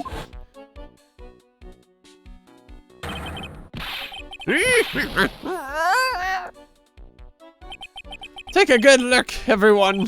Unable to find a rival worthy of my genius, I was forced to create one by myself. Here I am, the tragic clown. I guess it's true. I wasn't the one who stole the urn. Of course not. After all, you were at KB Security at the time. So then the person dressed up as Master the Mask in this photo. It's gotta be Detective Abney. He does have the smile, but the snows, like, how didn't fit that mess? I guess it was the perfect costume to throw away, huh? To give a throwaway impression. So that night, you didn't go to Lordly Taylor. You went to KB Security, right? Yes, I went to KB Security at the time the blackmail note said I should. Alright. What happened next? Well, I used to work there, so I knew where the CEO's office was. I knocked, but there was no answer.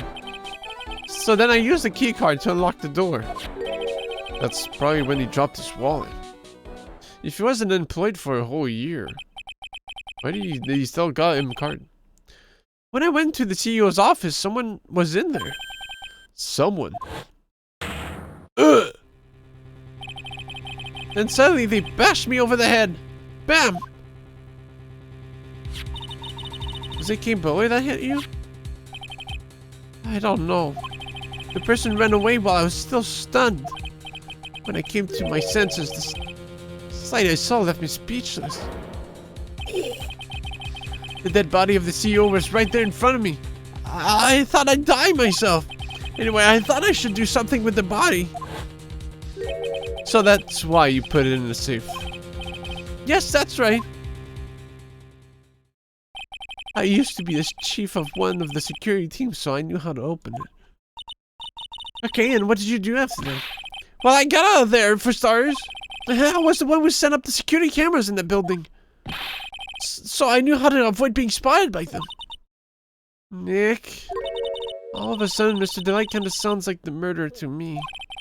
Please don't say that. Mr. Delight, is it true that 1 year ago, you were forced to quit KB Security? Huh? How did you... I'm begging you, please don't tell Desi, please! Don't worry, we haven't told anyone yet. Thank goodness. No, I suppose I'll have to tell her sometime, Jill. Why not eventually? Why have you been hiding it from her anyway?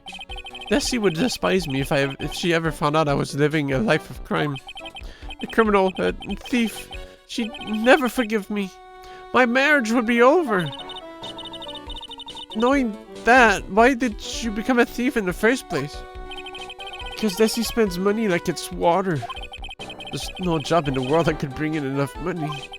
Except being a thief. At least that's what I thought anyway. So you became Master the Mask for Desiree, huh? And Desiree.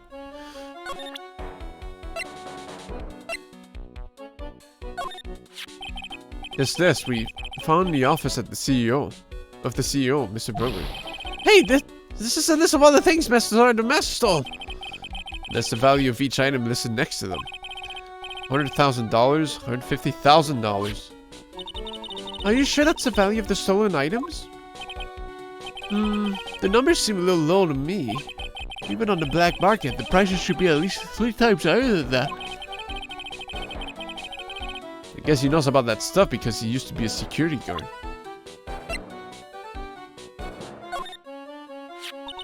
The buzzer went off just once around the time that Boy was killed. Ugh! That's scary. Do you know anything about that, Mr. Delight? Sorry, I'm afraid I don't. Why am I not surprised by how clueless he is anymore? Hey, this is an article about my debut heist! Boy, that was a tough one. Before I knew it, they were hot on my trail. The mess started the mask. He must have gotten away, right? It says in the article that he disappeared. That's right, I got a sudden burst of inspiration. I hid my mess started mask costume in a nearby plastic bucket. Then I quickly changed into my security guard uniform. Pretty clever, huh? Wow, awesome. Hey, hold the phone. The guy in this photo. Is this you, Mr. Delight? That's right. Nice trick if I do say so myself. Nice and easy to figure out. Even pros could see through that in a heartbeat. Well, the first sight, garden photos run the line. But as you might expect, Detective Hadby found the disguise. She deserves the title of Ace Detective. Detective Hadby found the mess to start a mess disguise? That's interesting. Yes, I heard that he brought it home with him. So that's it. That's when Admi got his hands on this. Thanks to that, I got the chance to remake my costume. That must have been really time-consuming, huh? Yes, it took quite a while to complete. Anyway, a few days after that, I received the first of the blackmail letters. But blackmail letters? You got them starting? When? Tell me more, now! Hey, calm down. Don't get so worked up. Do-do-do-do-do. Real music. Tell me more, tell me more. This blackmail letter, is this the first one you got? Oh, of course not. But this is the first one that ever called me out onto a specific location. So, did you start receiving blackmail letters after this incident? Yes, just a few days after the Tier of Emanon heist. That first letter, it said, I know you did it. So someone found out about your true identity, just like that. It's not easy being a master thief, you know. I've got proof that it was you, so give up. It went on to say, so in the end I had to give up the treasure I went through all that trouble to steal. Is that right? Hey, hang on a second, what do you mean you had to give it up? Oh, don't worry. After I put up the jewel in the safe deposit box the letter specified, someone sent me $10,000. No one said anything about me being worried, you know. After that, I started getting the plans in the mail. Plans? It's getting spicy up in here. Getting spicy in my nose. I must sneeze. What are these plans you're talking about? They were instructions on how to steal a crown or painting or some other rare treasure. They showed security blind spots, escape routes, and even suggested training methods. So you mean that the one who planned the heist wasn't you? No, it wasn't. I only planned the very first one. After that, I received plans for some very kind person. Incredibly detailed plans. Sounds like Mr. Delight is thankful to the person that was blackmailing him. So Run Delight was Master the Mask after all. But someone else is behind the thefts. Someone who planned them all out in detail. All I had to do was deposit the treasure I stole into the safe deposit box. But I just waited for the cash to come in the mail. Could you try not to look so gleeful about it? So you went after the sacred urn because of one of those plans, too? Well, see? The truth is, I've never seen the urn. All I did was follow the instruction and steal what I was told to steal. Mr. Delight, is everything you just told me the truth? Yes. Please don't tell Desi, okay? From the mask the second heist on, he was stealing as directed by blackmail letters. Ron, before we go, there's one more thing I want to ask you. Yes, but please don't hurt me. Mr. King Bullard, do you swear that it wasn't you who killed them? Yes, of course. I could never... I'm not lying. I was hiding his body in the safe. But then I was afraid they discovered what I did, so I turned myself in yesterday. Why? Well, if the judge had ruled that I was guilty of robbery, then I'd have an alibi, right? I guess so. You're really clever, Mr. Delight. Yeah, I guess that makes sense. Guess I have no choice but to take Mr. Delight at his word. Mystic Maya. Hey! Pearly! I'm back! Hey, Pearls. So, what have you been up to this whole time? The sacred urn, Mr. Nick. I took it back to Crane Village to have it examined. Examined at the... And? Well, what'd you find out? Well, there's no need to worry. They said it's the real urn. Whew. That's a relief. I was really worried. But there's one more small problem. Problem? These cute little pink splotches. They said that it's paint. And that they were put on the urn recently. Why are we talking about the pink splotches again? What's the big deal? What's the big deal? We gotta find out how they got there. That's the big deal. Yes, Mr. Nick, we gotta find out how they got there. Okay. Go find out how they got there. Please don't forget about me. Covered in this pink splotches, but it's the genuine article. Time to crack Andrews open. Do you remember the urn? Is this the urn? Oh, panda guy.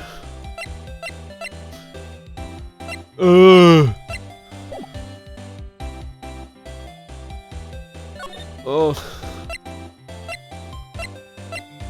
What a beautiful woman. I'm gonna get caught simping, man. Shit.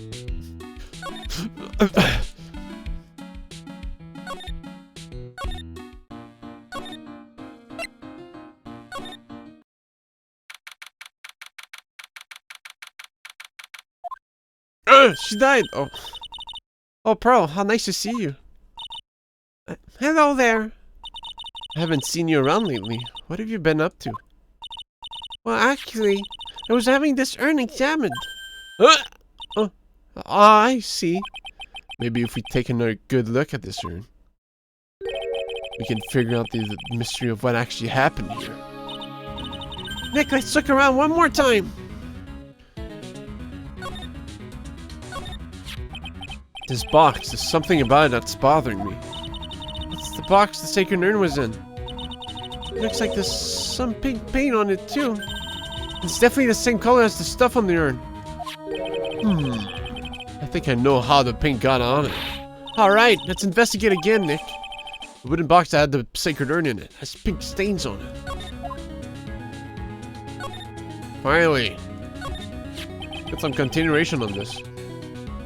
Looks to me like it's been dry for several days. Something suspicious about this paint mark. The bottom left part of it is shaped oddly and shocking pink. Mr. Nick, can you be that this shot shape is... Yeah, I'm pretty sure this is it. That's the box the sacred urn was in. If you look here, there's a little bit of paint on the box as well. Wow! You're right! Look, it matches! What is it, Mr. Nick? This is all turning out exactly as I thought it would. Yes! Completely dry, the box of the sacred urn fits in the gap perfectly. I think it's all starting to become clear. We're that much closer to solving the mystery of what happened to the urn. Yes! No, I agree, Mr. Wright.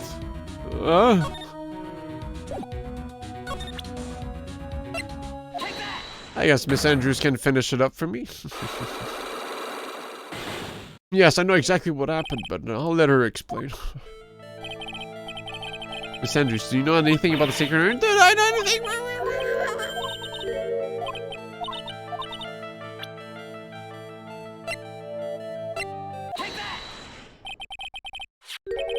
Sorry to break it to you, but the urn is the genuine article. Girls went to Current Village and had it examined. Is that right? That's nice, but I don't see how... What she discovered was that the urn had been broken. Again. Did you say... again? Yes, it was broken once a year ago. And now it looks like the same thing has happened. And quite recently, too. Recently? Are you saying that this urn was broken recently? Yes, that's exactly what I'm saying. Why do you think it was broken recently? How do you know?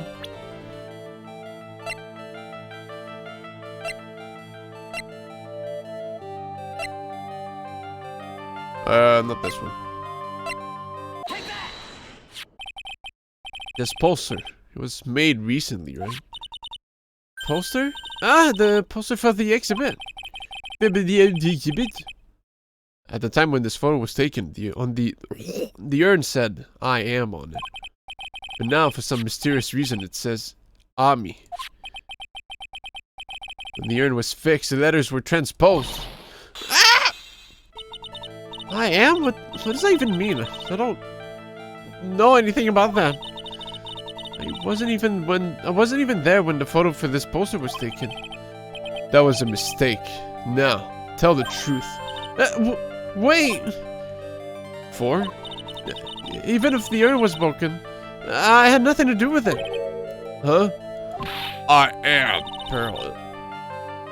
Yes, that's it. It must have been one of the people that on the photo shoot. They probably dropped it. I'm sure that's what happened. It looks like she's not going to give up that last Cyclops so easy. Do you have any proof the urn was broken here at Lordly Taylor?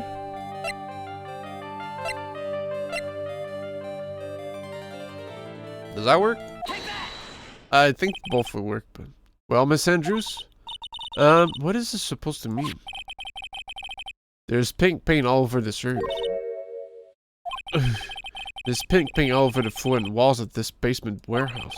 In other words, this urn was broken here. No, actually the box went over. You can't weasel out of this one, Miss Andrews. But... Uh-oh, she's trying to make her escape. But you can get pink paint anywhere. Well, there's none in my office, that's for sure. Well, there is in my room. Liar! Anyway, the paint on the urn and the paint on the floor. There's no proof that it's the same paint. Come on, this is getting ridiculous. The proof linking the paint on the urn and the paint on the floor is a... Oh, almost missed it. Well, I'm scared of a double kicking just, presents it. I would have taken a kick in the balls. This box, the urn was stored in this, right? Yes, that's right. Well, there's pink paint on this box as well. Ah! You thought it was unnoticeable, huh? I think you already know where I'm going with this, don't you? Yes, more or less. The paint on the floor has an odd shape and printed in it, doesn't it? Yes. If you put this box into the impression in the paint, you can see it fits perfectly. Which means this box was dropped right over there. And that is when the urn was broken. Your name does you justice, Mr. Wright. This person's gonna explode over pink paint. How dare you try to... How dare you try to repair an urn? I'm so sorry. I was the one who broke the urn. Boy, does this make me feel like some sort of evil school teacher. I'm a terrible person. Not only did I break it, but I tried to hide what I did. Well, that's not so hard to understand, is it, Pearly? No, not at all. I know just how she feels. It happened about 2 weeks ago. Just after the poster photo was taken. On the same day the urn arrived here. I thought I'd put it away down here for safekeeping. I was carrying it in a box. Whoa! When I tripped on the paint can and lost my balance. The box I was carrying crashed to the ground. I heard a terrible noise and I thought my heart was going to stop. Fearing the worst, I opened the lid of the box and that's when it happened. The broken pieces of the urn fell out of the box and then right in the paint. I was in shock. And let out a huge scream. Ah! The day we spilled the blue paint. I mean the pink paint. I can totally see how that could have happened. Yeah, as clumsy as she is, I'm sure Maya understands. Well, I knew it was the most important treasure in all of Korean Village. So I tried as hard as I could to fix it. Fortunately, the shards were pretty big. That's when the I am got changed to Amy. I didn't know how it was originally written. But any sane person fixing it would have assumed it said Ami. Any sane person? Really? Oh, Pearl. She said she wasn't very good at spelling. Anyway, I put the urn into the storeroom and no one had seen it since then. Sacred urn updated the court record. Did you find out who done it? No, but alterations lead to Ron Delight being actually messed out of mask though. And look at me being a fucking psycho. But we're getting there. But there's something I don't get. When we first came here, I didn't see any paint stains. Well, that's because it was so ugly and embarrassing. I used a golden statue to cover the Amy face statue. First time that we came down here was on the night that the sacred urn was stolen. But Mr. Nick, there were no paint marks on the wall or floor of the warehouse when we were here. Well, there's a good reason for that. On the day of the crime around noon, that golden statue just happened to arrive from the mountain training hall. And I realized that the statue would be perfect size for covering up the paint stains. That's why I put it where you saw it first. I see, now it makes perfect sense. But there's still one thing I find strange. What is it, Pearl? The day after the urn was stolen, we came here again. Yeah, like, if it was a solo mission from Atme, then what the fuck happened to the sword?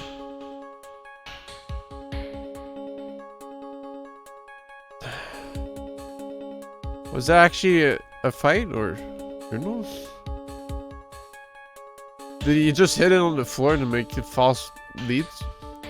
At that time, the statue hadn't been moved and the paint was clearly visible. She's right about that. Well, Miss Andrews? Huh? Well, I don't know anything about that. I placed it there to cover the paint, so why would I move it again? Well, then who was it? Who would have done it and why? The day before the theft, the statue was definitely closer to the door. Then the next day it was moved, but why? Carried into the basement warehouse the day of the crime, moved again that night. It looks like there's some connection between the sacred urn and the murder case. What? Why? Why do you think so, Nick?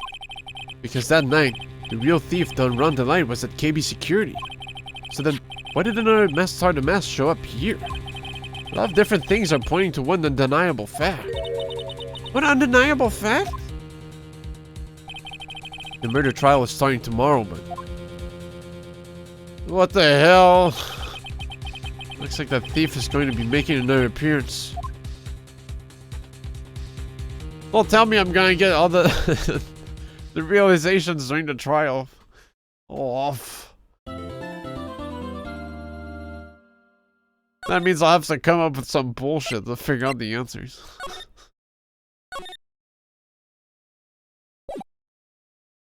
Cause, I don't know what Wright's thinking about right now. So you gotta figure it out from the bits and pieces and coffee cup fragments. Gonna eat so many coffee cups, that's for sure. Hey, Nick! What is it this time? I don't believe how many people are here for the trial. Well, it is a murder case. What are you talking about? They're here for the trial next door. Next door? Why don't you know this, Nick? They're having Detective Adme's trial today. Detective Adme? They say they're going to try him for as Master of the Mask. Already? That was fast. Why, I'd love to see Master of the Mask's trial. I know. By the way, Where's Pearls? Oh, she went back home. She said she can't neglect her training anymore. I know you don't like me. Pearls has really gotten to their training lately, huh? Yeah, ever since that incident last year. Please don't ignore me! Oh, Mr. Delight, good morning. No one likes me. No one would notice me, even if I killed someone. Come on, don't be silly. Wait a second. You don't mean you're the murderer? No! I'm just a poor thief. No, wait, that's all right. A thief can't really be poor. One undeniable fact: the trial is an undeniable fact. Okay, I understand. Now, let's see. According to Mr. Delight, from his second crime on, he was following a bunch of set plans. Plans that someone had been sending to him to help him commit the heists. Do you really think there's a connection between the thief and the murder, Nick? It's possible, but today's trial is a race against the clock. Huh? How come? Let's just take our time like always. I'm afraid that's not an option. Huh?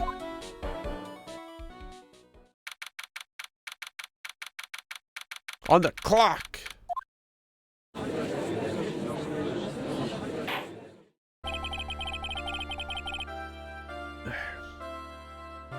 Court is now in session for the trial of Mr. Rondelite. The defense is ready, Your Honor.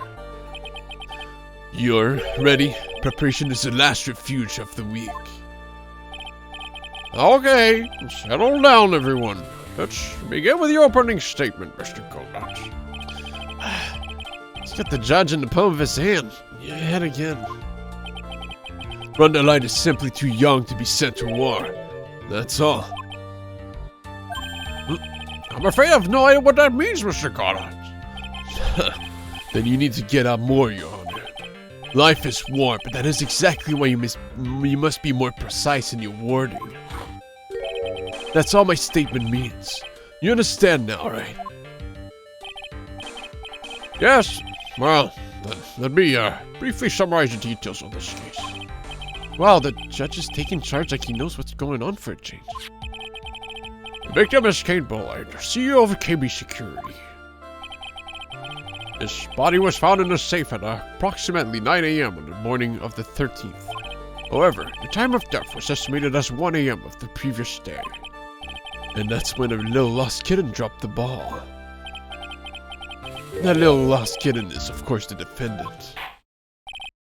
Very well then, Mr. Goddard. Please call your first witness.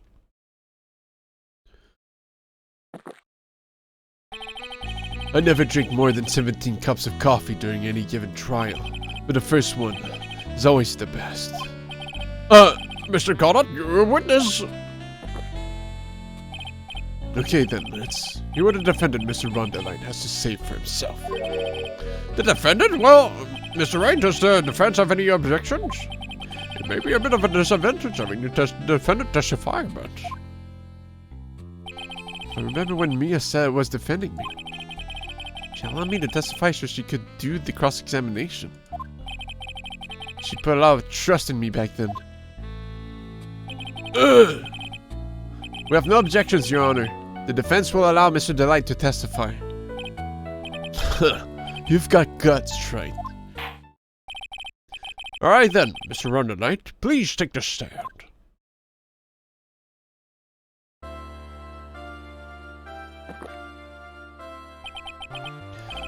You did it, didn't you? Yes. What? No, that's not true. For a moment there, I thought we'd set the record for the shortest trial ever. Well, Mr. Delight already looks plenty guilty with that face he's making. Once he opens up his big mouth, he'll probably put the last nail in his own coffin. Very well. Now then, can you tell me something? If you didn't kill Bullard, why did you go to KB Security? Well, that's kind of hard to say, boy. I wish I could go home and see my hot wife. Now then, let's hear some testimony about what happened.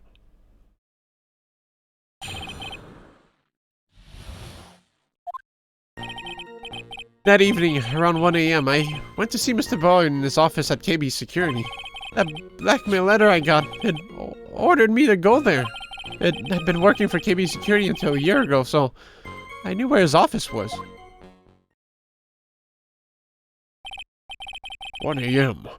The exact time the murder took place. The week get washed away by the tides of fate. Strong drink it up. No backsies. It's bitter today too, just like my destiny. Never know that from the way he's chugging it down. Mr. Wright, your cross-examination, if you please.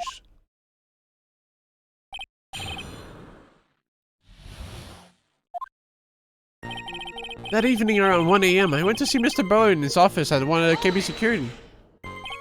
1 a.m., huh? You're absolutely sure about that? Yes, that's what my watch said when I was entering the CEO's office. No. Actually, I'm not really sure. My watch was slow and my internal clock was also a bit... 1 a.m. That's the exact time the victim, Mr. Ballard, was murdered, correct? Murder's like, oh... My watch just beep time to kill you, bro. Sorry. It looks good for the case, you know. Looks good for the report. Too late for coffee date, that's for sure. Shut up. Blackmail letter I got it ordered me to go there. It ordered you there? It was the first time I'd gotten a blackmail letter that ordered me to go somewhere. Does that mean you've gotten over for other blackmail letters then? Oh, of course. They say things like, steal this or take that.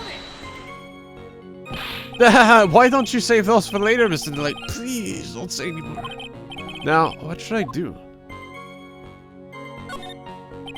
So, what did the blackmail letter in question say? It said to bring 50,000. Money, huh? The perfect motive for committing murder. Oh, but wait! I never intended to pay that money anyway. Oh, is that right? After all, he had nothing to hold over my head. I had nothing to be afraid of. An important point indeed. Witness, let's have that added to your testimony. Yes, sir. Huh. But he must skip here in outer space has better chance of surviving than I do. What? The blackmail threat didn't scare me. It wasn't going to cause me trouble or anything. Just, what were you being blackmailed about anyway? The blackmail letter said if you don't want your identity revealed, correct? I'm sure it was referring to the whole master the mask thing. But I wasn't worried. Mr. Ballard didn't have anything on me. He didn't? Anyway, I don't care what anyone says about me. Just as long as Desi believes in me. So that's why Mr. Light didn't believe he was Master the Mask. That's why I knew they were just whole threats. I've been working for KB Security until a year ago, so I knew where his office was. He used to be a security chief for KB Security, right? Yes, that's right. Security chief? You? And yet, a year ago, you were fired without notice. Revenge for an old grudge? A perfect motive for murder, would you say?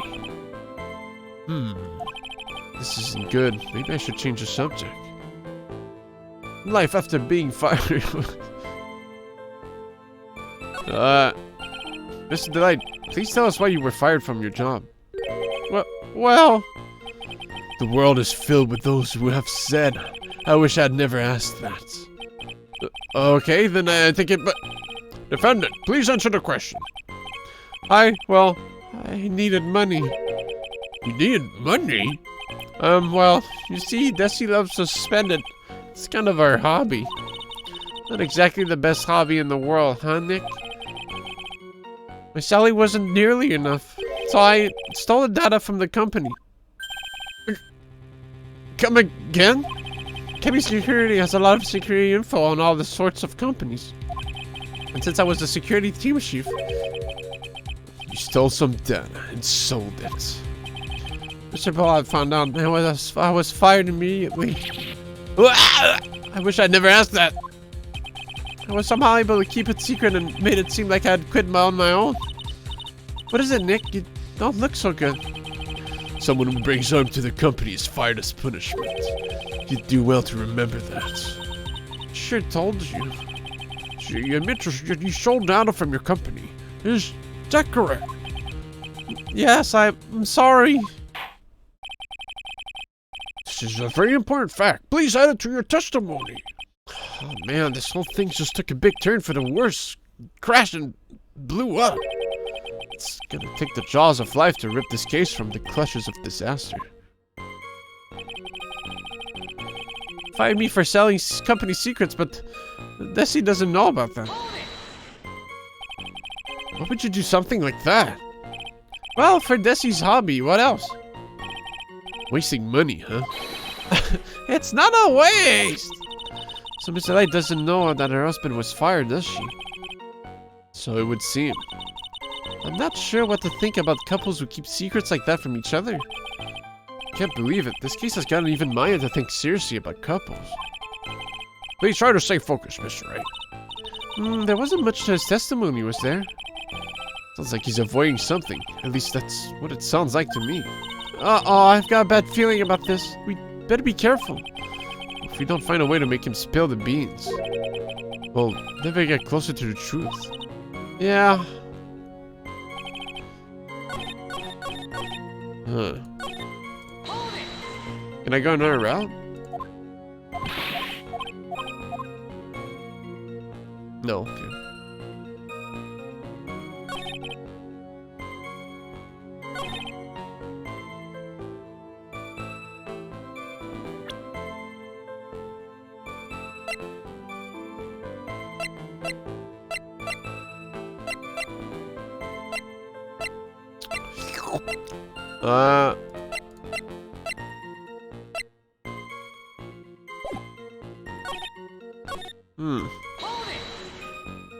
Oh no, table, it's broken. Objection!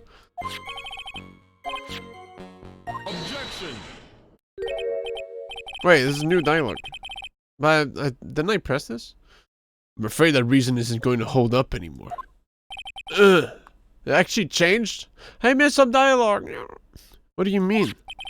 Victim had no proof the defendant was must out of mask. But you were the one who stole company secrets only 1 year earlier. But that was all over with once I was fired.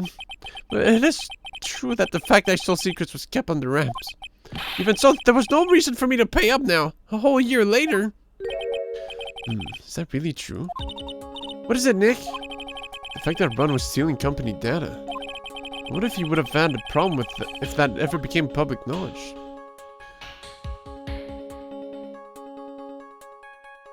Not especially. Because he did too, right? Nah, I guess not. But they use the same, eh? Always avoid unpleasant or inconvenient facts. That's one of my rules. Don't try to get out of this by acting all cool. Nah.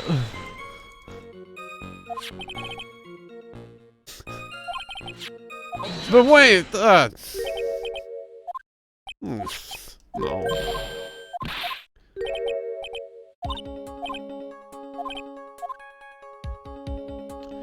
Yes, he would. Mr. DeKnight, I believe you would have been in considerable trouble if your identity as a company data thief was made public. Objection! Yeah, he's got a pretty deep voice. I feel like he doesn't have it that deep, but... Ah! Mr. Wright! But it's definitely a voice I can't make, so I lose. What are you trying to do by bullying your own clients? Huh. Men are like colonies of bacteria. The more heat you apply, the faster they grow. That's right. That's exactly what I... Well then, feel free to keep up the heat, my little lawyer amigo. Make Von Kama's voice? Bro, it's been too long. It's literally been 4 years, man. Little lawyer amigo? Yes, now come on. Provide some evidence to back up your assertion. Why would Mr. DeKnight want to keep his data stealing secret from going public? He draws out objecting in a very edgy way.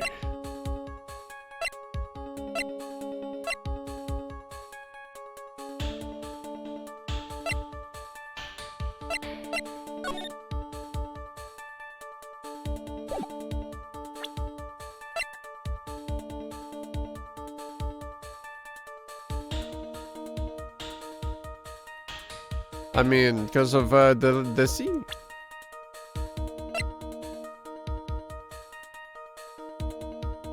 He straight up said it earlier.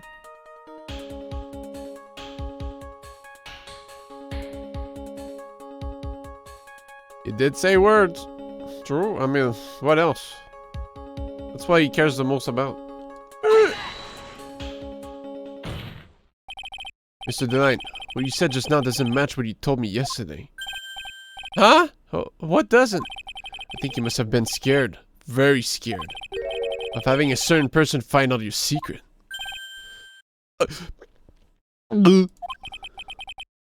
Certain person? Miss Desiree Delight, the defendant's wife. What? Listen to me, my Desi, she's...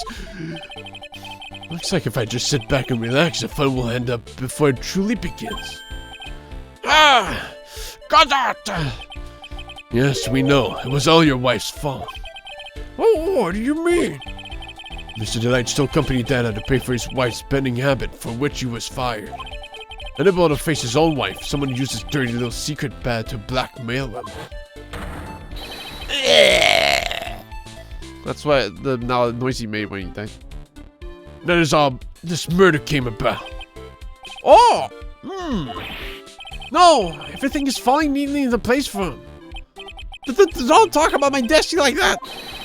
Or you'll be sorry!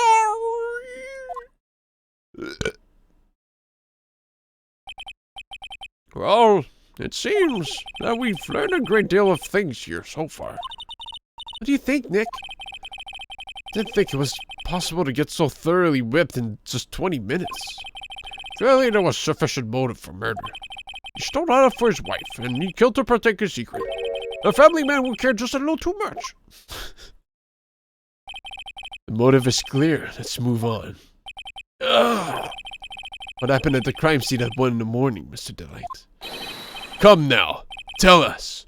We're all ears.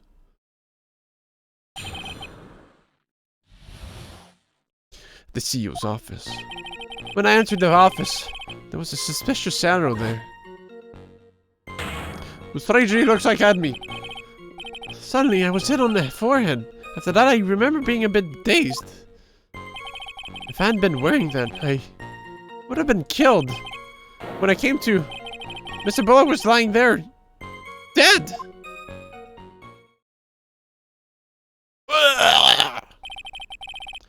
I see, suddenly hit on the forehead, huh? I believe the detective from yesterday provided similar testimony. He said a mask struck him on the head from behind. Of course, since Sammy turned out to be the culprit himself, that was all a lie. Huh. No one's going to believe a pathetic lie like that. What are you saying? I was really attacked. We'll find out if what you say is true or not during the cross-examination. I hate it when I calm down with the case of dead. Got that, Mr. Wright? Don't go easy just because he's your client. If I see any sign of that I'll treat you to another cup of my special blend. You don't need to worry about that, Mr. Gunner. I have faith in Ron. I know he didn't do it.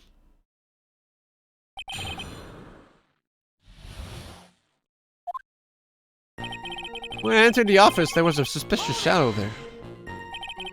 Who was this suspicious shadow? If there were 1,000 of me, and if even one knew, I'd tell you. Trust me.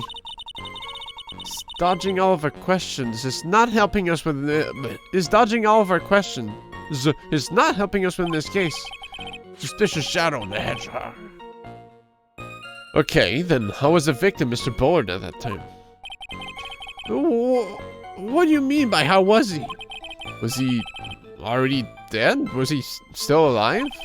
Maybe he was the one who hit you in the first place. That's a good question. What do you think, Mr. Wright? Forget it. Suddenly I was hit on the forehead. After that, I remember being a bit dazed. Your forehead? Yes, I was hit on the forehead as soon as I entered the room. It was an amazingly fast and powerful attack. You remember anything about who hit you? Well, like I said, it was a fast and powerful hit. So I think I was a little dazed for a while. I don't think Mr. Delight even grasped what you were asking. Yeah, I'd like to show him a fast and powerful attack myself. Maybe that would knock some sense back into him. If I hadn't been wearing that, I would have been killed. That? Could you please clarify what you were referring to? Why, my Master Star Mask costume, of course. Oh, wait just a moment. Start a mask? Huh? Oh, did I forget to mention it before? Just to be on the safe side, I dressed as Master the Mask. And then I descended upon the office of the CEO of KB Security. What? Nick, did you know about this? You never told me this. I don't recall him ever mentioning it to me either. Even I didn't know that. It seems our little friend really loves to keep secrets. I'm sorry, I just never had a chance to mention it up until now. Wait, that's not right. No, sometimes things just step out of your mind. My 6th cup of coffee staring at me coldly. At any rate, we can't ignore this new piece of information.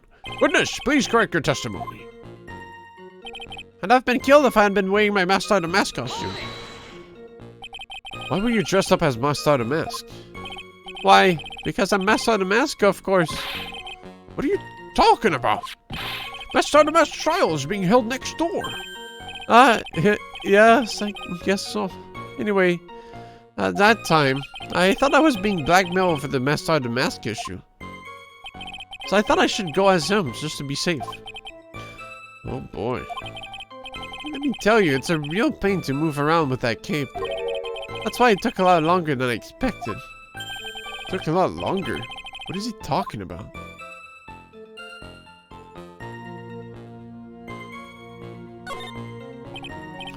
What do you mean by took a lot longer? Oh, opening the safe, of course. My cape got caught in the safe door, you see? This all happened when I was hiding Mr. Ballard's button.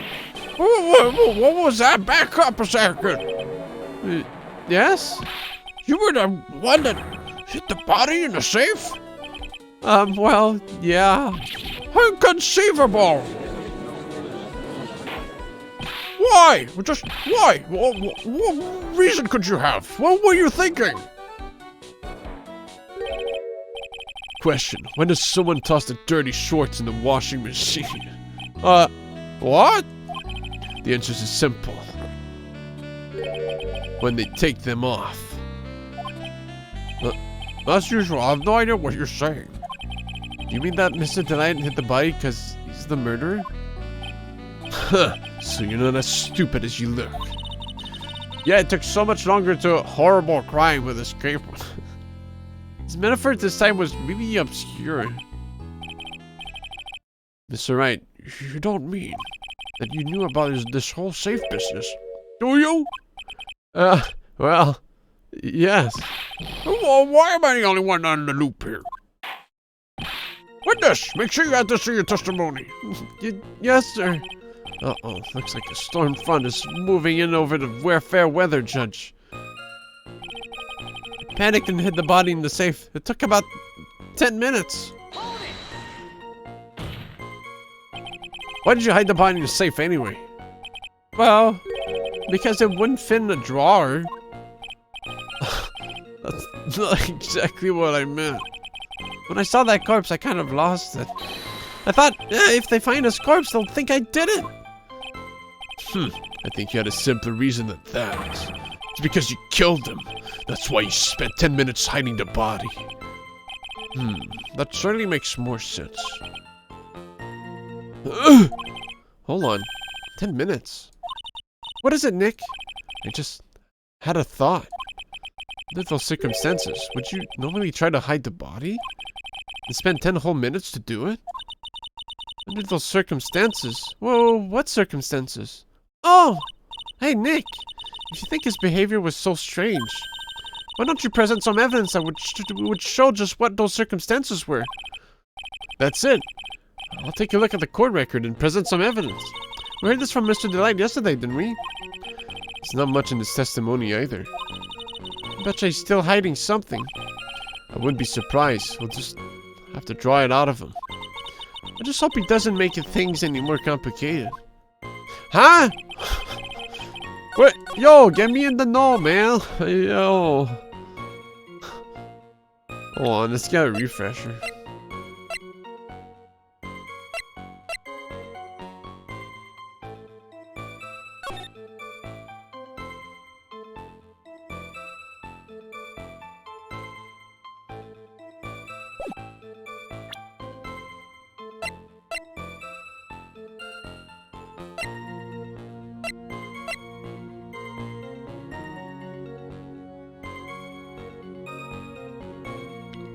Because the buzzer was on?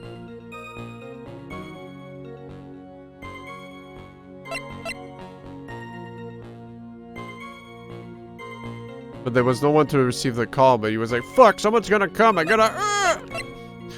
Since the buzzer was going on, someone was gonna come to the door, and so he had to hide the body and dip before he would be seen with that dead body. Yeah. Presente! Your Honor, could you please take a look at this record? What might this be? The record for the emergency buzzer that connects the CEO's office to security. The button in the office is pressed, the security team is supposed to come running. And according to this record, the buzzer was pushed once at 1:02 a.m. What? Mr. Rondelli truly was the murderer. He would have ran as soon as that buzzer sounded. After all, the security guard would have been heading this way. Let's remember who we're dealing with here. You probably had no idea there were security personnel in the building. Bro, he worked there. Up until 1 year ago, my client was working as the chief of security. There's no way he wouldn't have known about them. But, as it turns out, the guard never came. That was nothing more than a coincidence. The fact that the guard was a pathetic loser who had just gotten punched in the face by his ex's new boyfriend. It wasn't anywhere in the vicinity was not something Mr. Delight could have known. Oddly specific. I can't remember what we're dealing with here. It's a sure bet that Mr. Delight even noticed the buzzer going off. This buzzer extremely loud. There's no way he could have ignored something like that. If he had been conscious, that is. Conscious? Oh, what do you mean by that?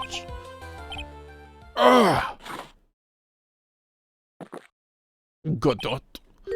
Fine, let's hear your theory.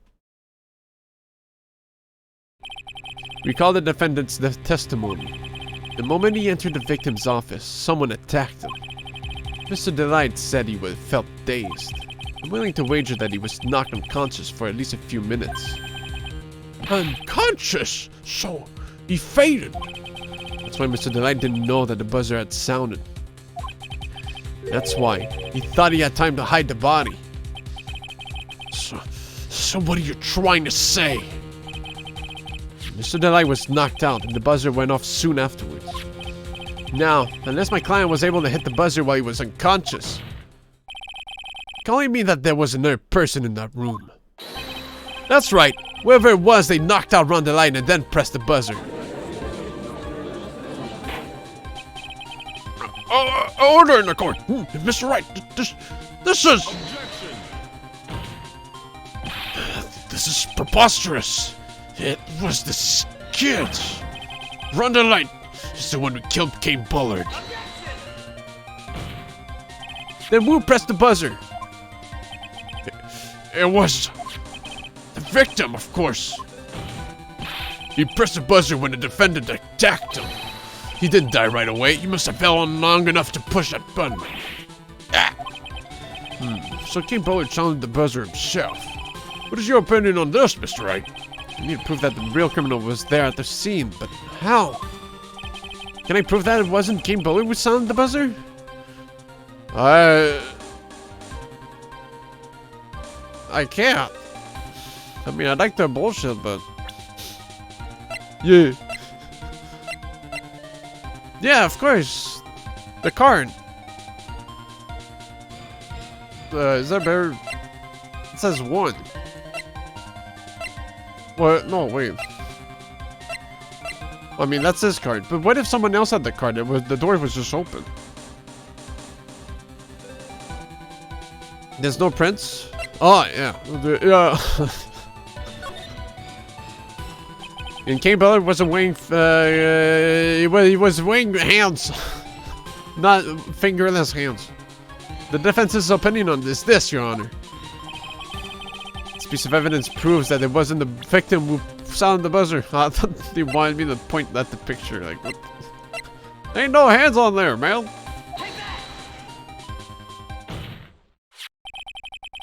He had hands. I believe this is a piece of uncontrovertible evidence you were looking for. The emergency buzzer? Is there some kind of clue on it? Absolutely not. Hey, come on now. At least give some thought to what you say before opening your mouth. The fact that there are absolutely no clues is itself the clue. And I'm the one who's clueless. This button has no fingerprints on it. If Mr. Bullard had really pressed it himself, naturally, he would have left his fingerprints behind.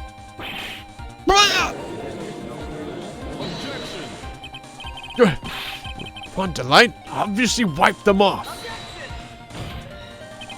Why would he? A guard could have come in at any moment.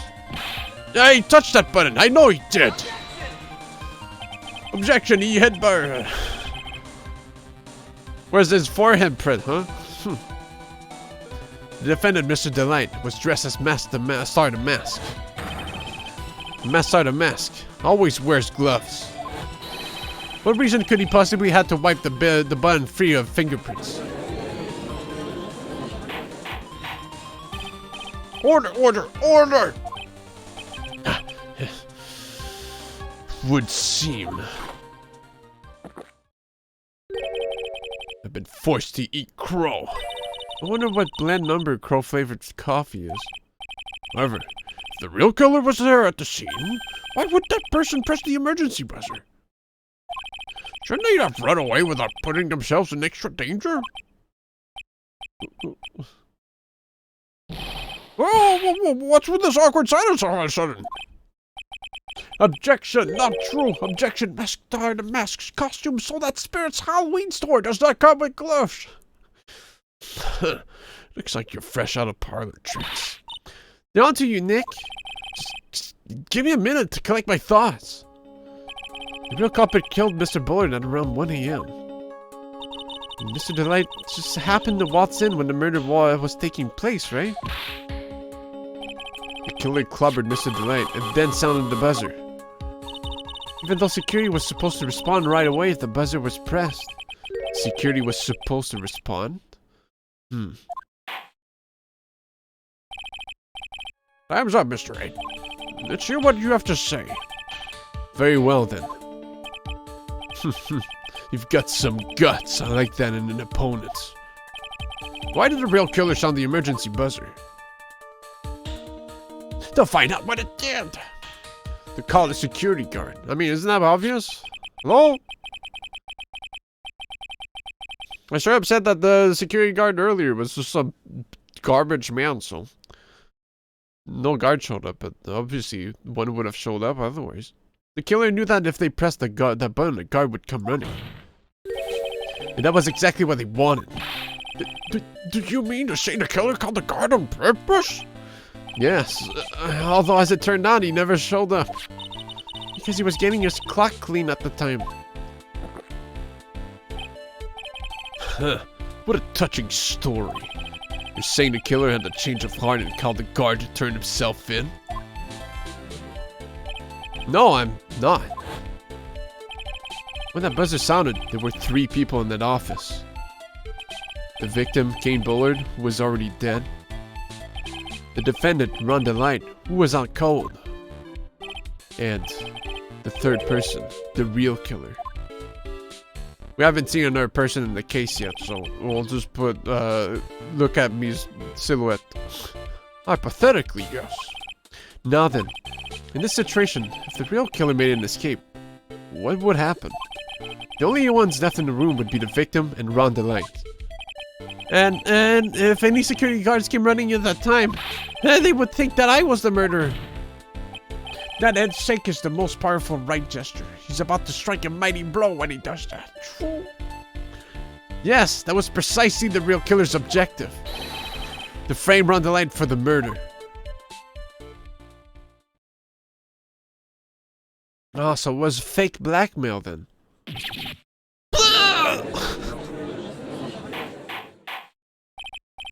Order, order, order! The guy he killed, and because it was not like the same blackmail you used to get, so it was like, huh? Why am I getting called? But he put the frame all along. The fuck? It would seem I've been made to eat my words once again. Actually, you've been made to do a spit take with a cup of coffee. Mr. Wright, who was it? Who was it that tried to frame me? Wait a second. I'm the one and only Master the Mess, so... Nick, you mean the real killer is... We're going to drag that person in here right now. But who is it? I don't have any solid proof yet, but think about it. The killer knew Mr. Delight's identity, and they also knew that he had been called to KB security that night. So the killer used them to execute a well-crafted plan to murder Kane Bullard. Now then, let's hear your accusations, Mr. Wright. Who was it that framed Mr. Rhonda Light for the murder of Kane Bullard? It was... Pearls!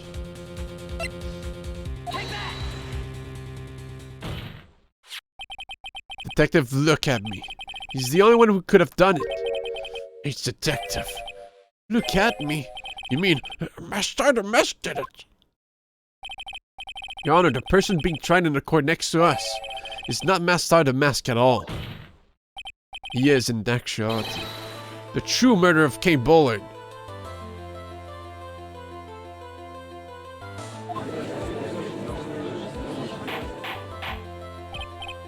Order, order! Mr. Wright, explain yourself. Theft and murder. Which is the more serious crime?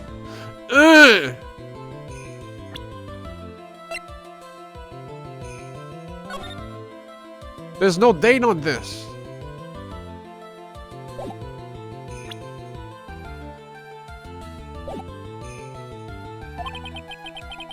It's only the time. Also no brooch, yeah. So that was the... Well, the brooch is...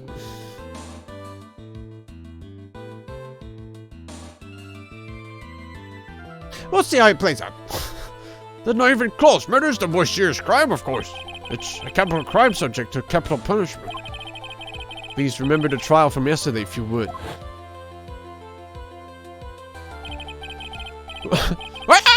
When look at me confess, there was a huge commotion in the courtroom. Of course, a famous detective was unmasked as well. As Master the Mask. Instead of being convicted of murder, he was found guilty of grand larceny. That was his true objective all along. To be found guilty? Master the Mask had the perfect alibi for when the murder took place. He was stealing the urn at Lordly Taylor. In other words, being found guilty as Master the Mask was Zook Acme's airtight, watertight, and unassailable alibi. The guilty verdict as an alibi.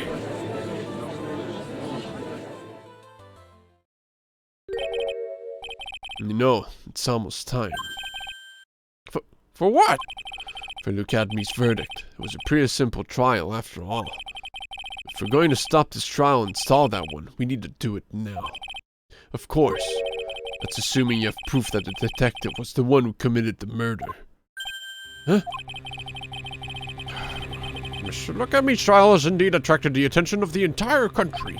If we were to intrude and fail to provide adequate proof of his true crime, Mr. Delight would be left with no grounds for appeal. Am I really sure about this?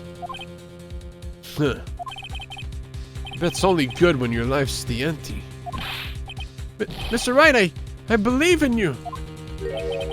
It's like the pod repair happened 2 weeks ago. And she moved the statue there, but if... Look at me. I'd forged that picture beforehand as well. With the paint. But the paint maybe had been gone at that point, but... I'm just trying to think at why you would be reproducing the paint in his office. Did he recreate the stain? And he recreated the picture because Miss Andrews left it there. Or was it? Yeah. Anyways, I'm thinking forward. Mr. Delight. So, please, I'm begging you. Thanks, but the decision would determine the rest of your life. Can I really risk your life like this? Phoenix. The cleavage. The jump scare. What was that? Don't stray, Phoenix. For your client, take the path of trust. That voice sounds like... Mia! Your Honor, the defense requests an immediate recess. So that's your answer, huh? Holy shit, talking cleavage. Very well, I've decided as well. I need a piss and poo. The score will now take a 20-minute recess. Mr. Wright, when we return, please summon Mr. Look at me to just stand. Yes, Your Honor.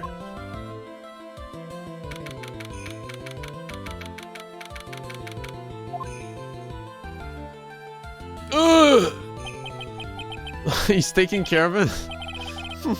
Well, Sir Detective Atney. I have to say, Mr. Payne, you performed splendidly. Oh no, Sir Detective Atney. You were the one who... His brother. That's enough. This court sees no reason to further prolong this trial. This court finds the defendant. Look at me. Who the fuck is that? Wait! Don't hand down your verdict yet, please! Well, Sir Lawyer, welcome to my courtroom. Who's this hoser, My name is Phoenix Wright, attorney at law, and I wish to file an accusation against this man. Look at me. Accusation? You accused Master the Mask.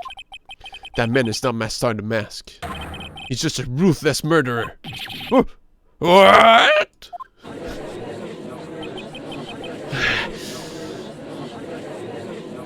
I think First Strike saying this guy shows up in the second game is First Strike info.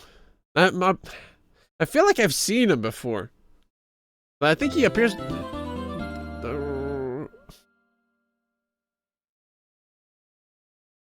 I don't even know anymore, man. Who do I trust?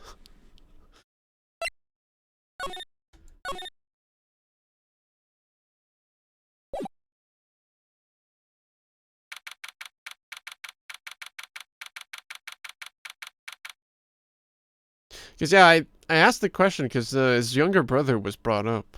I was like, did we see him? Or blah, blah, blah, blah. Or, I forgot. I forgot. Are you going to do the Apollo games? Yeah. I mean, I like doing these games, so. Eventually. It'd be nice if they made a remaster for them, you know? When they come to PC. I mean, it doesn't stop me from emulating, but... Are you going to do the Edgeworth games? Yeah. Blah, blah. I'm even going to do your mom! My sis! I could have sworn I heard Mia's voice. So then, she's still alive. Inside your heart? Are you going to do Ace Attorney 4, 5, 6, 7, what the fuck? Nicky boy. Oh, Miss Delight. Is it true the detective is the real killer? To be honest, we don't have any definite proof. He's the only one who could have done it. But wasn't he at Lily Taylor that night? Not to mention, we don't exactly know his motive. I mean, why would Detective Amy want to kill Kane Buller? Emulating the Apollo games is kind of ass because it requires the DS mic thing to blow dust. And the first Phoenix Wright game I did with DS, it was perfect. Don't you recall? The mic works perfectly.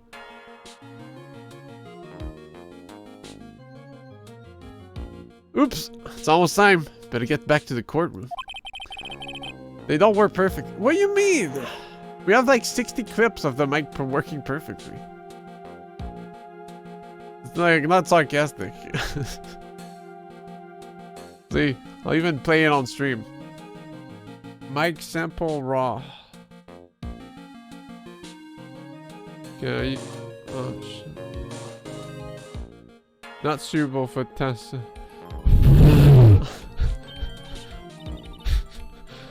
Aha, you did! You found one!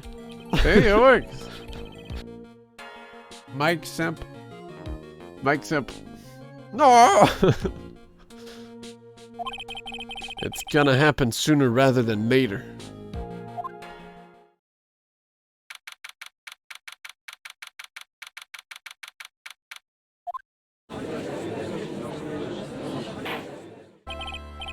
Now then, this court is back in session. Mr. Look at me, please take the stand.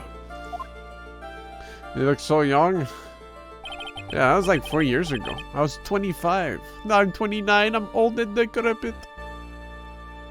Was that 4 years? Does it say 4 years? 3? Oh, okay. I guess I took a bigger break from the second game to the... Well, well. How do you do, Sir Lawyer? I never would have thought so to see you acting so recklessly. Couldn't let them hand down your verdict just yet. Not when it would have given you your perfect alibi. An alibi by the name of Master the Mask.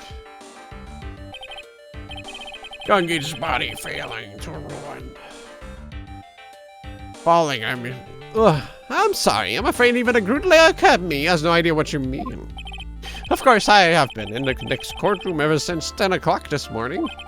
I'm afraid there's no way I could know what's been going on here. You've been in the defendant's seat all day long, correct? Being tried to smash the mask.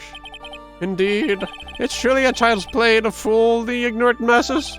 Not only did the poor fools ask me to protect their valuables, they even gave me a generous reward upon returning their own property to them. Take this red diamond ring that sparkles upon my divine finger, for example. So you continue to insist that you are, in fact, Master the Mask. Of course. Very well then, look at me. Let us begin with a simple question. On October 12th at 1 AM, Kate Bullard was murdered. Where were you at that time? One without knowledge lacks even knowledge that he should be ashamed of himself. But don't worry, I will not hold it against you, Sir Judge. Thanks! Alright, Mr. Atme. The night of the murder. Speak. We're all ears. As you wish, Sir Prosecutor.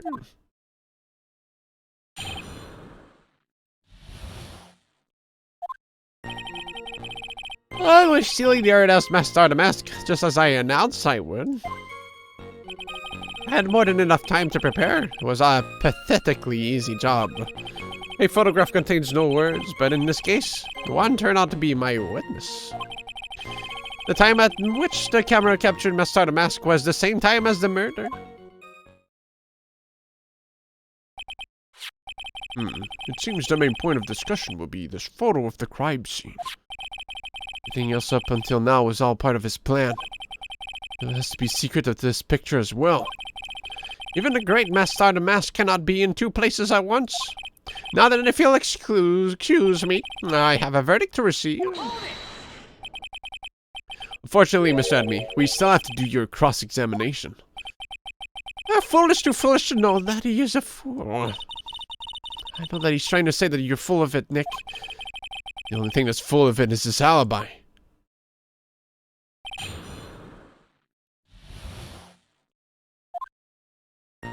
I was stealing the urn as Master the Mask just as I announced I would.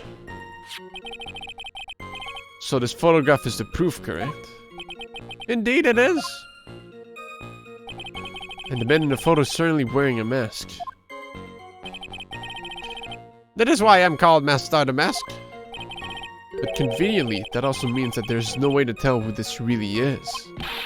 Oh, what do you mean?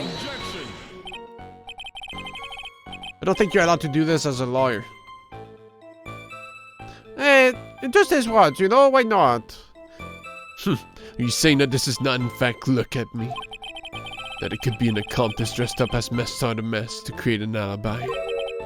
What an interesting idea. Are you saying that I, Lone Wolf Look, had an accomplice?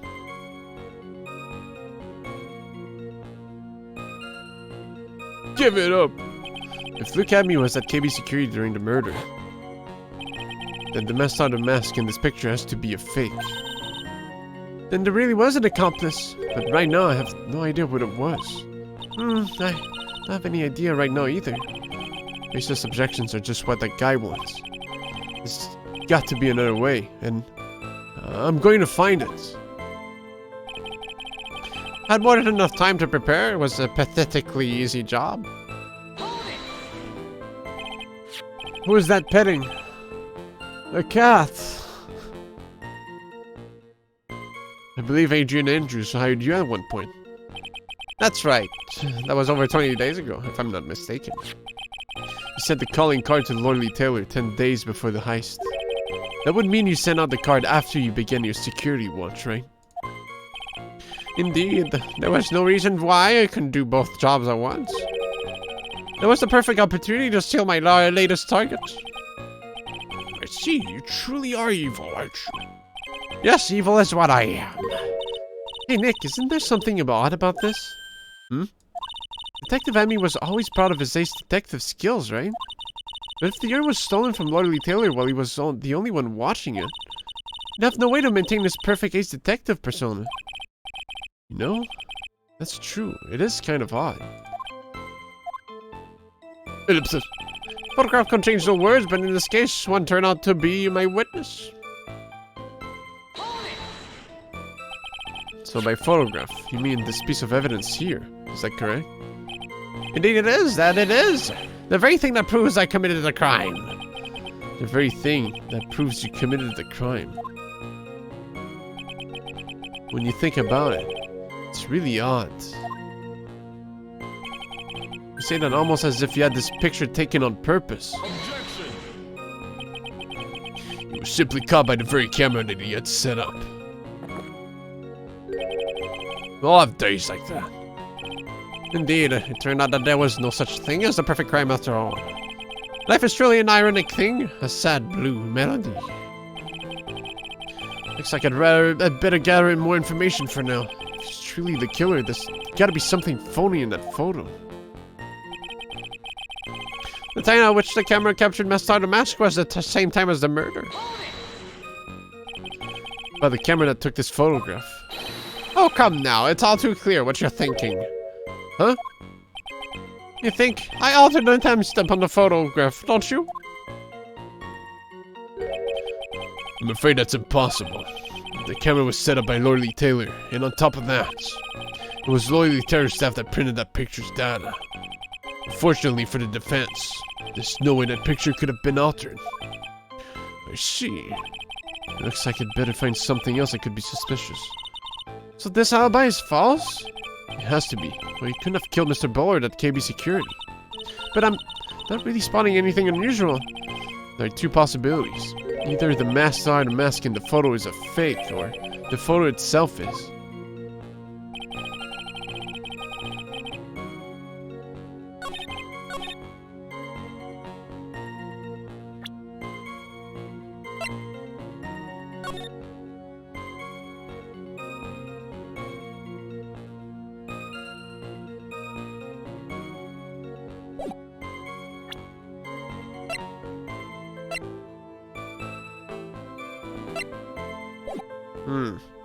Thing is, I thought too much ahead now, and I'm like, woo. I mean, does it? Do I have any Timestamps on the jar. 2 weeks ago, yeah. Replacing its box. 2 weeks ago.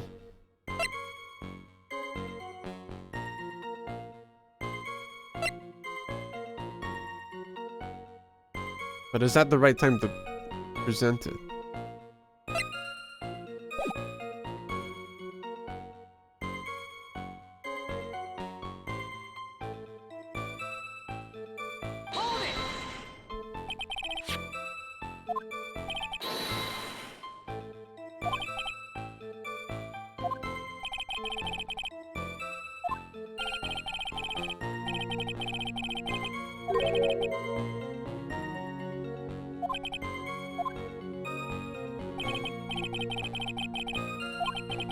The basement warehouse in this picture that supposedly captures it.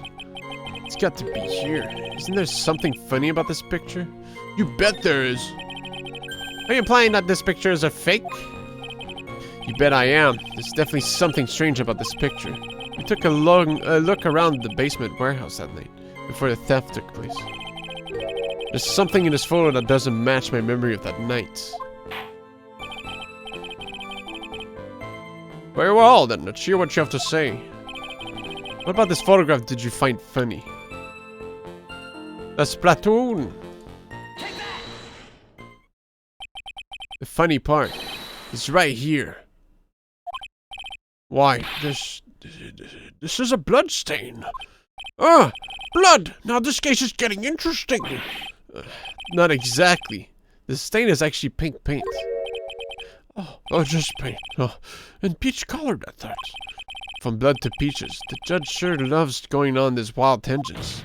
The problem with this photograph is not the paint. The problem is, when you consider the layout of the basement warehouse, it turns out that something that should be there is nowhere to be seen.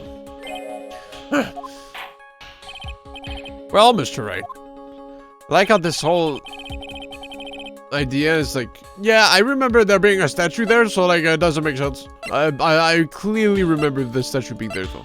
Like, it was there. But I guess Miss Andrews can vouch for that as well, so it's like, that's better evidence overall than just me saying like, yeah, that was. So it's revealed to me in a dream. The supervisor of the treasure exhibit stated the following. Yeah, I guess if she confirms it, then it's better than just me like, yeah, I know it was there, but like, you know. Well, there's a good reason for that. On the day of the crime, around noon, the golden statues just happened to arrive from the mountain training hall. Realized that the statue would be the perfect size for covering up the paint stains. That's why I put it where you saw it first. You first saw it. I myself was there the night the theft took place, and saw the statue in that spot. If this picture was truly taken on that night, then that statue should have been there. But when I went there the day after the theft, that statue of the old bag was sitting in the corner. Perhaps it was somehow pushed there accidentally? Why do you call it an old bag? What the hell? Your Honor, the statue is slightly larger than yourself and is quite heavy. It would take more than an accidental push to move it that distance. In that case, can you prove it? Can you give us the rhyme and reason as to why that statue was moved that night? Can you do it, Nick? Never mind moved it. The real question is, why did they move it? Well, Mr. Wright, I hope you're prepared with your answer. Now then, who was the one that moved the golden statue on the night of the crime? What do you think, Mr. Carter? A man should be able to answer his own questions. That's what I think. Right now I'm busy trying to come up with 2 answers of my own. Why is coffee black? And why is it bitter? Mr. Wright, to put it simply, you've messed up. Huh? What are you doing, Nick? You need to think about why that statue was... Oh, they meant that night.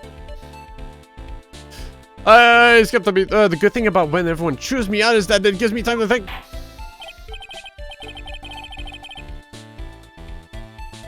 Yeah, sorry. I mixed my time lapse. No, man. I didn't read the button. The badge!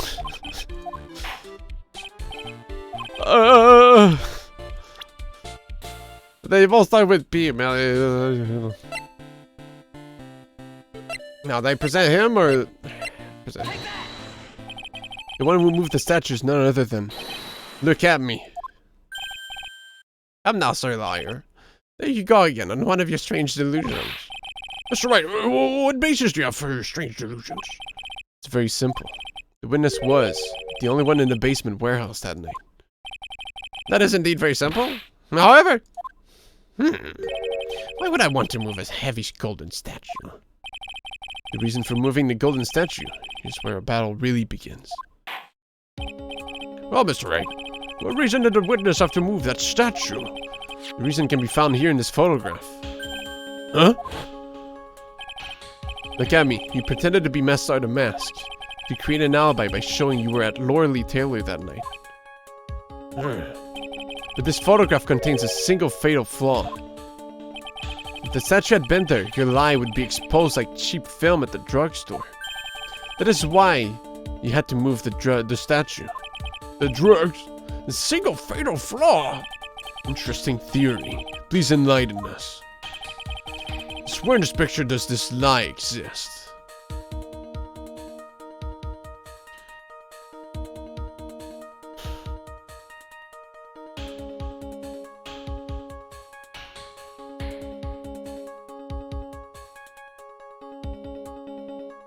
Yeah, it's like I know what it's trying to get to, but is this what they want me to show? Because there's just no date. We just have the time, but we have date of when this paint was built. So we know this happened a while ago. But no, wait. If she had hit it right after the paint happened, the statue would have been there, no?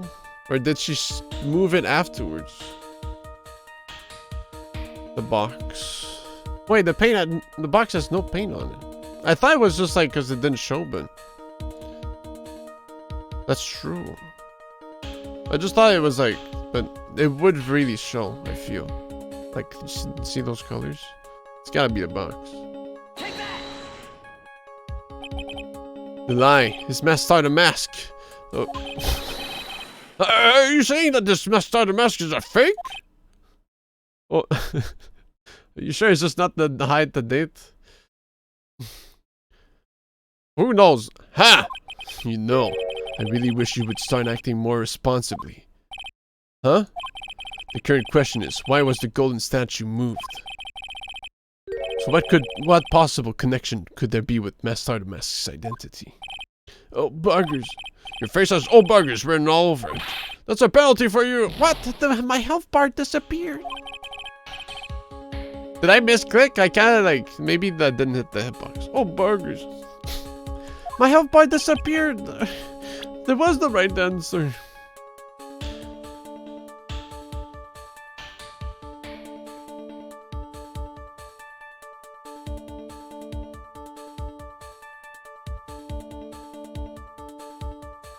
So then, I'm just wondering, like, did she move the statue afterwards? Like, God, this is so ugly, I gotta hide it. But when he took the picture, this didn't happen. So, like, is it the date then, or?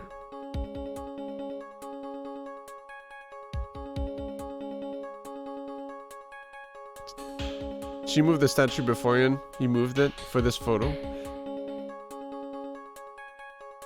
No, it's because the statue wasn't there. The statue arrived way later. That's fine. I forgot about that part.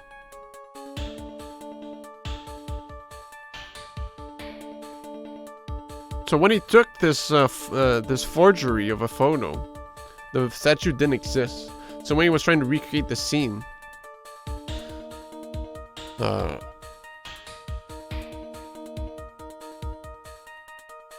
What am I trying to show? Did I click this again? Or did I click the date?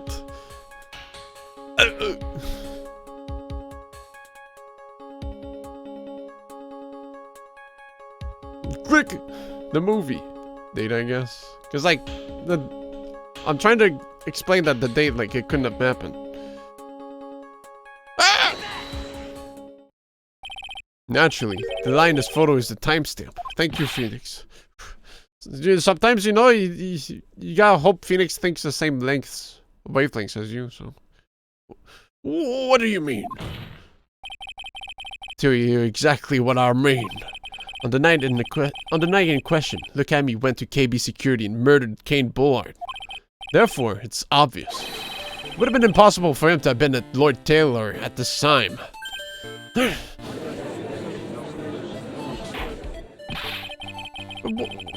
What does that have to do with the statue being moved? Remember, if you will, Your Honor. When was the statue placed besides the warehouse door? Oh, well? The statue was taken down to the warehouse on the day of the crime, and it was placed there in order to cover up the paint. I feel like in 2 weeks' time, like, clean it up, you know? Hey, come on. But, no, because it's like, he made the paint. Look At Me made the same paint. I would leave a mess. But like, after 2 weeks, it's like finally something good to hide the mess. You know?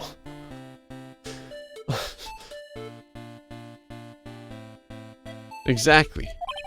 Look At Me had already decided on the time when he was going to kill the victim. So it's like if she had cleaned it, and Look At Me remade the mess. How's Andrew's like? Not like, why is this there? Why'd the paint come back? I don't know. We'll figure out where it goes, but I'm just mystified by this right now. Look At Me had already decided on the time when he was going to kill the victim.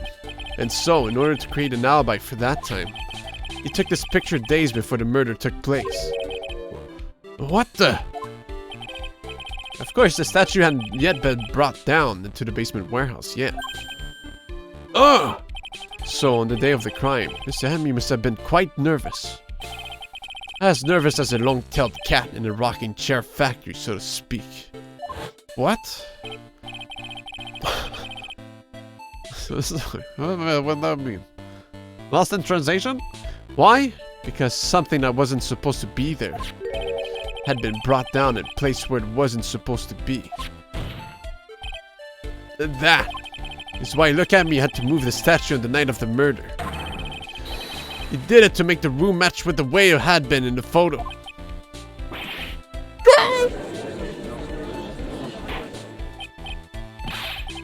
I guess the paint just stayed there all the time.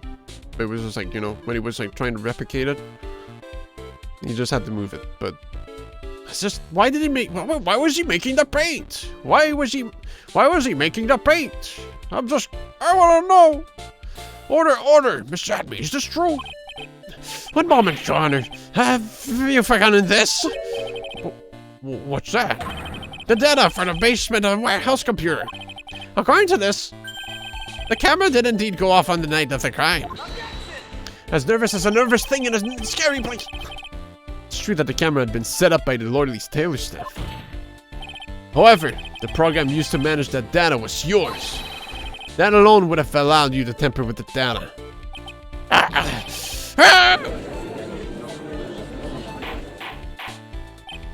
Order! Mr. Carter, what's the meaning of this?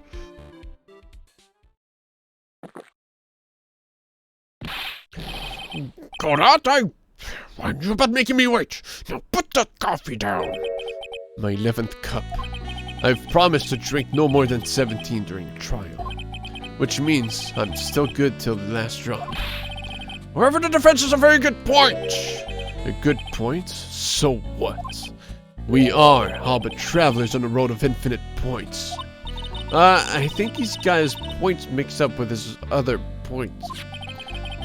So you say this photograph was taken ahead of time, and that the statue was moved in order to make it match. That's a very interesting idea. However, there's one point that can't be denied. Which is...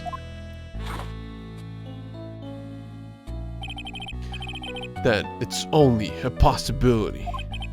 Men that are trapped by the chains of maybe can never reach their dreams. That's very true! No way, don't fall for that, Your Honor. Hey, Mr. Damask. Yes, if there's no funny business in your actions as Master Damask, there should be no problem with you telling us your strategy. So let's hear it. Yes, please provide this court with your testimony about your plans to steal the sacred urn. Sacred urn iced.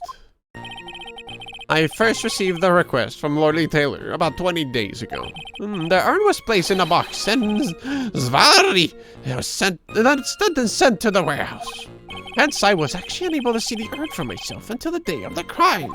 I know it was an extremely valuable treasure, so I sent my card 10 days beforehand.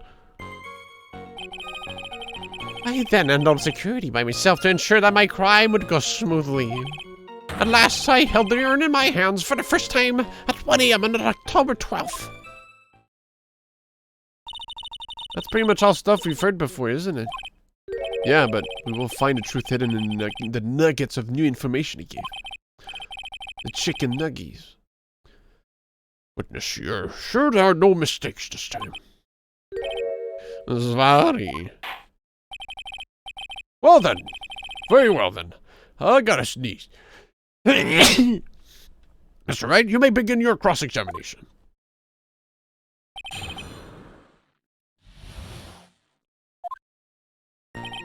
I first received the request from Lord Lee Taylor about 20 days ago.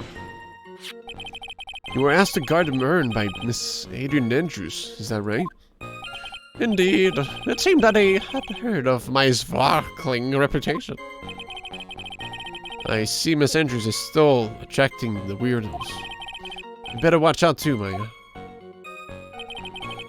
The urn was placed in a box in Zvari. It was then sent to the warehouse. You mean this box? Yes, that pathetic box. Lady Andrews was especially taken with that urn. And she wouldn't let anyone enter the storeroom, not even me. Huh, interesting new tidbit.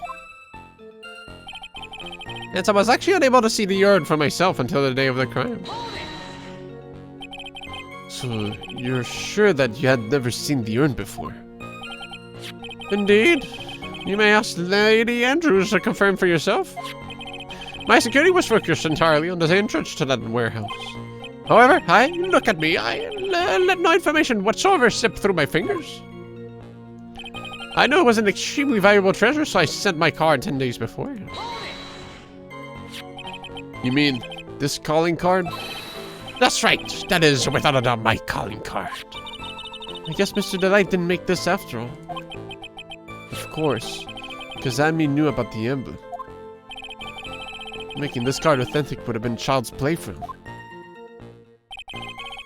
I then indulged security by myself to ensure that my crime would go smoothly.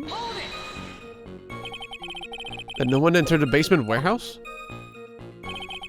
Unfortunately, there were many different treasures being taken there. Thus, for a period of approximately 5 days, people were indeed going in and out of the warehouse. At last, I held the urn in my hands for the first time at 1 AM on October 12th. And this is the photo that proves that, huh? Indeed, to be honest, even if a photo was taken, I didn't think it wouldn't matter terribly much. Hey Nick, if this photo is a fake, Detective Emmy might have stolen the urn whenever this was taken. That's true. You know, he's been saying that he never saw the urn until that night. If we can prove that he's lying there, we can wrap this up and put a bow on it. Need to take a good look at the court record.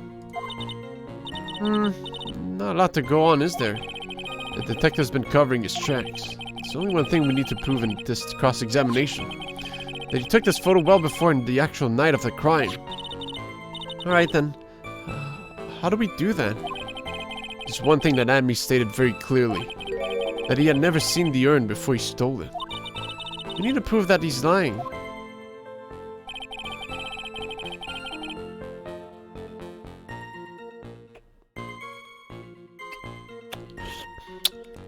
Yes, we definitely need to be doing that.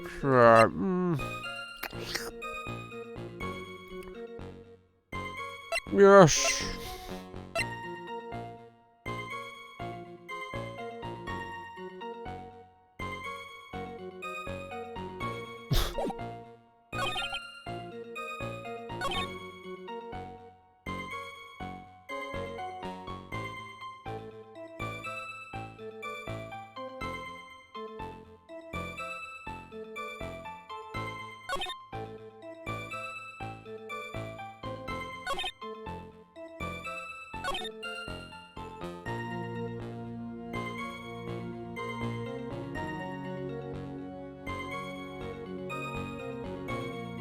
Arrgh!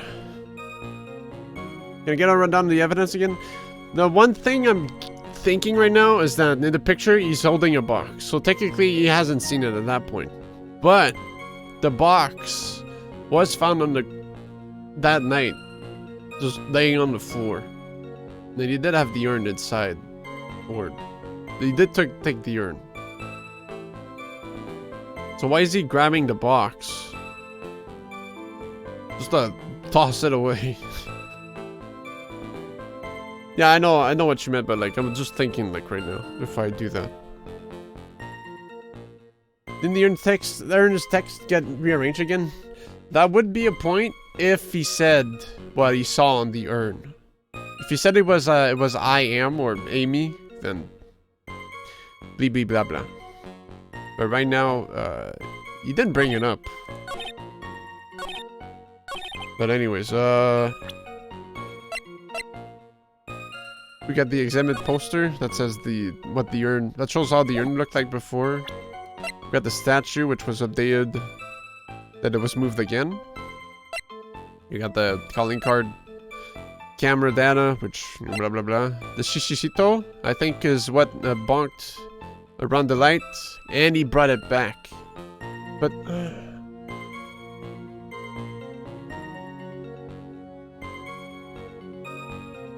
this is probably when he's gonna like go in his final form that we bring this up. But this thing still has like unanswered questions. What does the card say?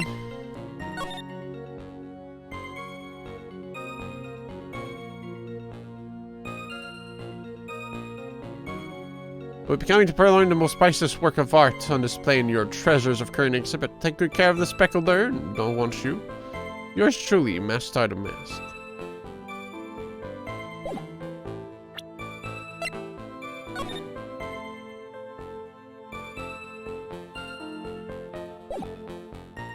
Speckled? Speckled definition. Covered or marked with a large number of small spots or patches of color. He has seen it. Because he has seen the updates on it. How do you not know this from Dark Souls?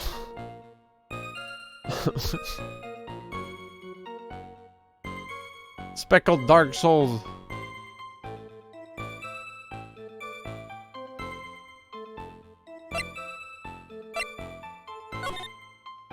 Yeah, those scared of saying normal 10 speckled because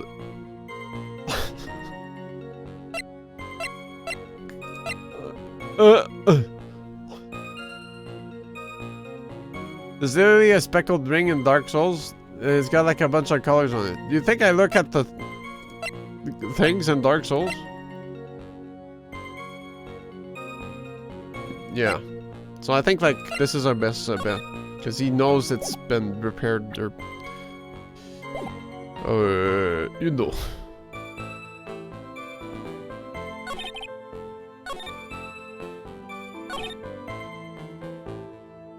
So right here. I can literally not tell you a single ring name in Dark Souls. The Vanquisher's seal. Like those two. There's no proof Gage can read. True.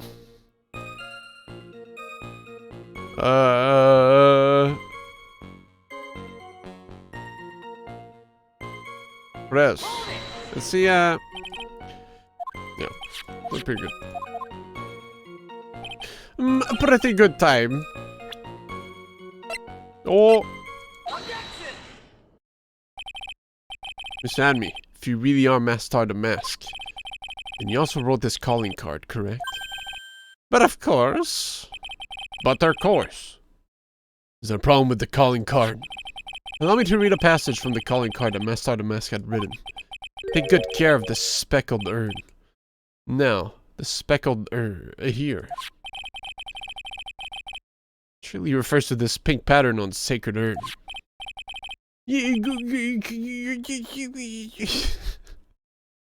Huh?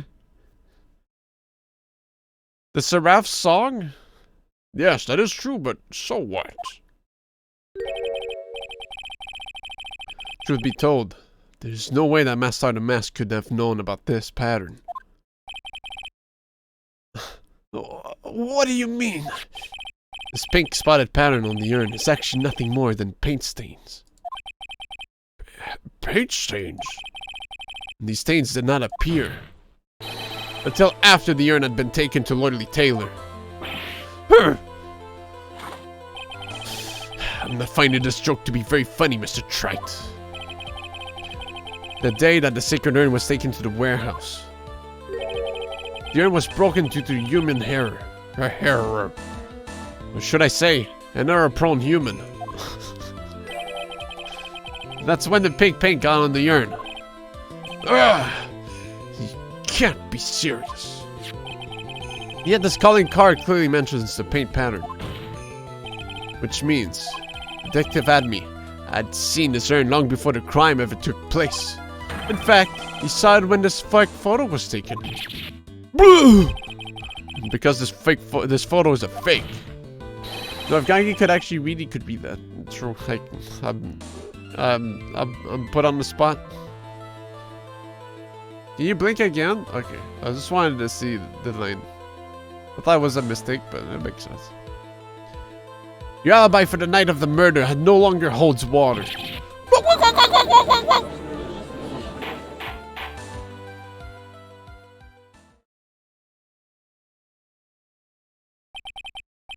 Witness, do you have anything to say for yourself?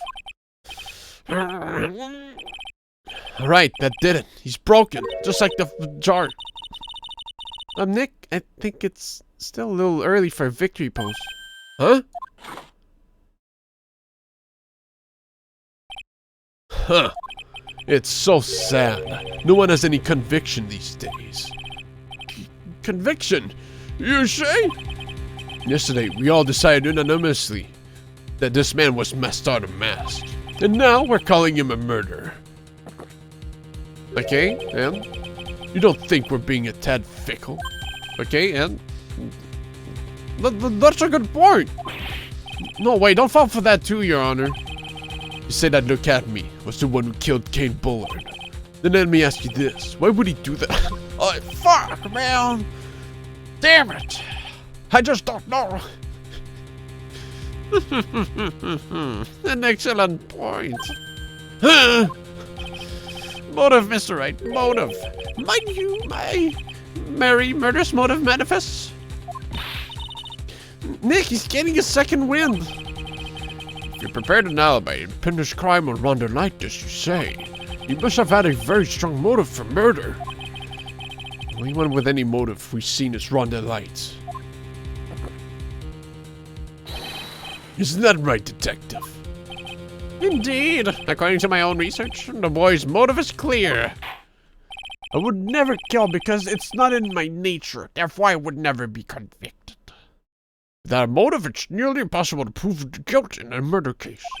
Now then, maybe you can enlighten us as to what the defendant's motives were.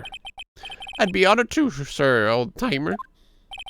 They're doing everything they can to make Ron look suspicious. Despite our lack of hard information, this may be our only chance. Man, this game just pretending to be a real court only when it serves the plot. Would never kill, that is RDM, and against the rules of the server. And I don't want to get banned for 3 days. Hey, look at me, I had no points of contact with the victim whatsoever. Kane Bullard decided to investigate Master the Mask and simply mistook who he was. It was Mr. Bullard who wrote the blackmail letter and sent it to Ron Delight. And it was again Mr. Bullard who harbored a grudge against Mr. Delight for his betrayal. Mr. Bullard's mistake is quite excusable. The defendant truly believes he is Master the Mask. That is why Mr. Delight saw it fit to kill McCain Bullard. Truly a tragedy. So, the victim, Kane Bullard, blackmailed the defendant? This is the blackmail letter found in the defendant's apartment. A handwriting test confirms that Mr. Bullard was indeed the one who wrote the letter. Fuck, so it's not fake blackmail. That Atby made... What? Damn it, it says right there, it's written by him. No! Very well, Mr. Wright, begin your cross-examination. This is our courts are in LA, where this game clearly takes place. Yeah. Aye, look at me, I had no points of contact with the victim whatsoever. And who in the world is going to prove that? I will. After doing a thorough background check of Detective Admi and Kane Bullard, we were unable to find any links between them. It's on the report. Perhaps they were connected through their work. They were both involved in security. Nope. That was blunt. In any case, the only one with a motive was Mr. Delight. Kane Bullard decided to investigate Master the Mask and simply mistook who he was. Mistook? That's right, mistook. From the Old Norse mistaka, meaning to take an error. That wasn't what I meant. Just who did the victim mistake Master the Mask to be? Why, the answer is obvious. Ron Delight, of course. Boy, I'd like to wipe that smug off this guy's face. I'll punch him. Why would the victim mistake the defendant for Master the Mask? Don't you already know that? Zvari, take a look at this newspaper. Oh, that's the famous tear of Emma, a magnificent jewel. That photo shows a magnificent detective as well, does it not? Furthermore, it also shows an ugly guard, namely the defendant. The defendant? The victim clearly misread this article and... Zvari! He got the wrong impression. The impression that this ugly security guard was in fact Master the Mask. I see. That was an unusually reasonable deduction. It was Mr. Bullard who wrote the blackmail letter and sent it to Ron Delight. Hey, this big ice sprite. Yeah, why do we gotta see like his fucking veins and shit, man? Bro! You mean this blackmail letter right here? It says bring $50,000. And the handwriting is without a doubt the victim's? There's no mistake. We have an official report to prove it. But I don't see an addressee on this letter anywhere. An addressee? An addressee pussy. This letter was discovered in Ron Delight's apartment. And Mr. Delight did show up at the designated place and time. The fact that there is no addressee is irrelevant. I wonder. What's up, Nick? I just had a thought. What if that blackmail letter wasn't meant for Mr. Delight? What? Do you have any evidence for that? For some reason, I just can't shake the feeling that there's something not quite right about this blackmail letter. Mostly the scratched off name in there. Like, what does it look like it says, look at me? Well, everyone, are you quite satisfied? This evidence case requires too much reading? Yeah, I know, right? Bro, where's Detective Gumshoe, huh? No, for no reason. And it was again Mr. Bullard who harbored a grudge against Mr. Delight for his betrayal. What do you mean by that? Oh my, I was certain you were already aware. Zvari! KB Security has a lot of security info on all sorts of companies. And since I was a security team chief, I stole data from the company. Kane Bullard had yet to forgive young Mr. Delight, which is why he sent him that letter upon mistakenly believing he was the thief. Here's a file we discovered in Mr. Bullard's office.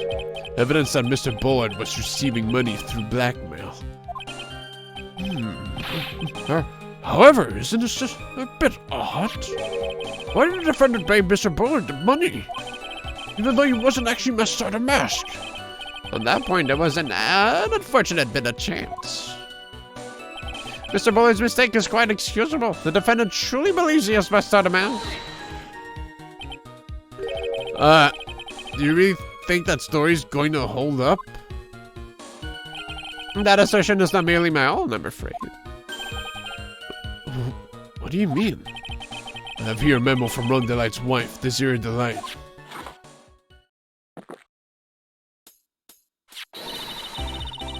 Ronnie thinks he's Master the Mask. Don't you feel sorry for him? Please don't think too badly of him. Well, Mr. Trite. Was he trying to act like Mr. Delight just now? He was actually pretty convincing. Yeah, it sounded the same. I definitely knew that was the intonation he was trying to do. That is why Mr. Delight was shot first to kill Kane Bullard. Truly a tragedy. Now that's just your imagination talking. Come now, Sir Lawyer. I'm afraid imagination isn't the right word for it. This is a deduction, the result of carefully applied reasoning. Can we hear that careful reasoning for ourselves? It's a long story, and better save for another time. Very well, another time. So-called long stories aren't usually all that long. At least, not in my experience. So you're going to try to connect Detective Adme to Mr. Bullard, right? Yeah, that's right. Hopefully it won't require surgery either. In that case, you'll have to talk about that blackmail. That's true. Is that blackmail letter really intended for Ron? Since we don't have enough information, you should press him for more testimony. Maybe I'll be able to shake some contradictions loose that way. Thank God I was using the female text tone when he was calling her. Yeah, he was like, ooh, being a sexist.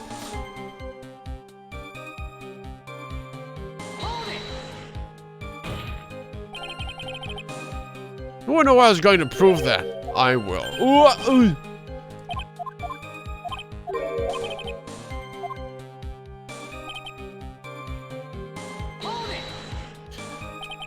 Mr. Hook, try to be caca boo boo. Boom!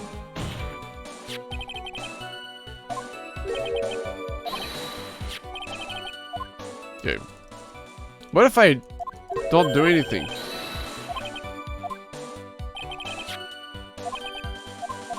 And he slips up somehow.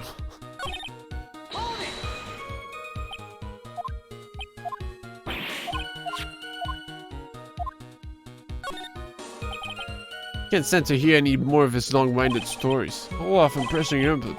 That's fine, please continue, Tatamondi. Oh, I was looking forward to one of his long-winded stories. Just ask him the same question over and over until he gives the wrong answer. Oh, you didn't say "the" this time. Care to explain?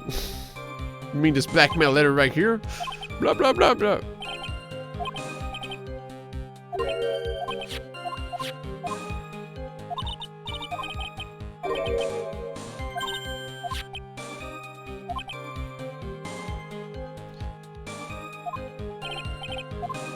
Let me check it, actually.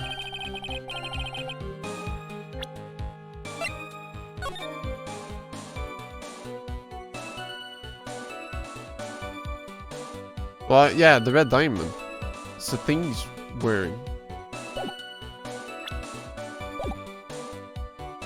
If I can flash it in front of everyone before.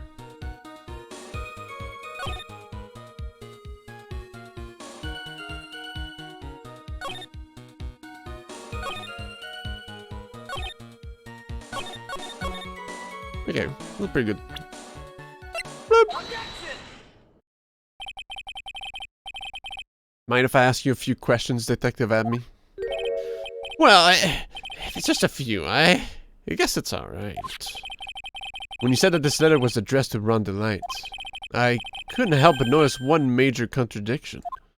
Did nobody else care to read the rest of the letter? Contradiction? I don't know where your walking contradiction like you gets off saying things like that. You want to talk? Times like these, men are made to express themselves with their fists. Why don't you show us what you've got there, Junior? Indeed. Time to man up, Mr. Wright. Fight! There's also contradicting evidence in the content of the blackmail letter. How do I do that? Did I just represent it? What does the newspaper say again? Oh.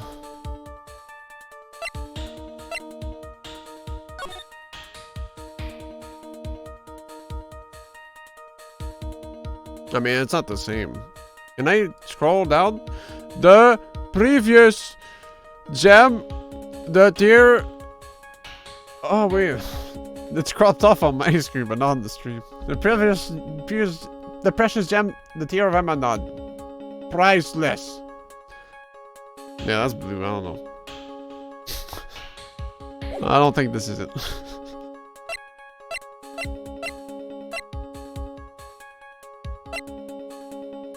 Point at the letter, but more aggressively. The letter says red? Wait, this... Yeah, but...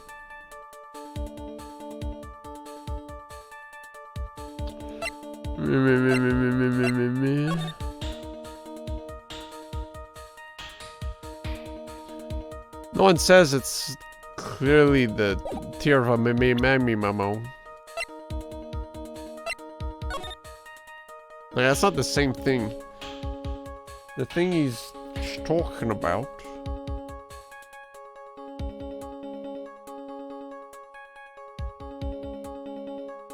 What they're talking about is the gem he's actually wearing on his hand.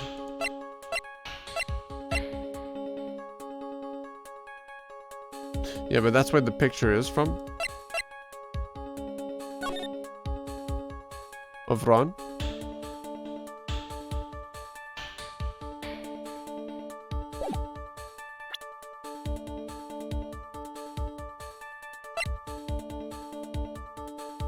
Who's Ron?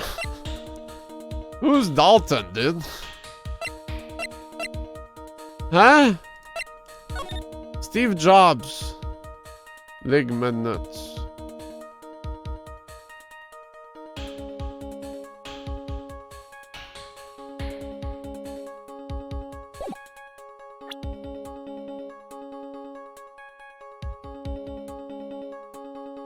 Can this dick? Would you lend that guy 50,000?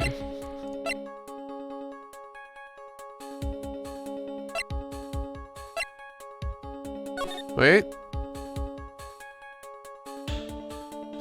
Con of Bongbonga. The fan of 80s. No.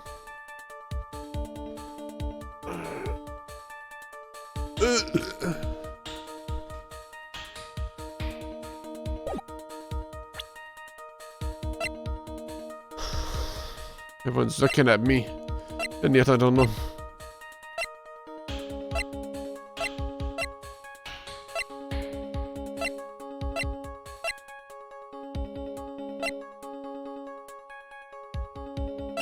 Shows a contradicting evidence in the content of the blackmail letter.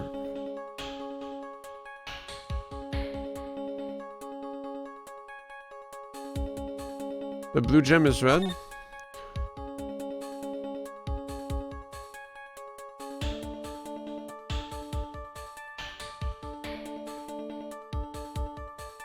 Received the other day instead, but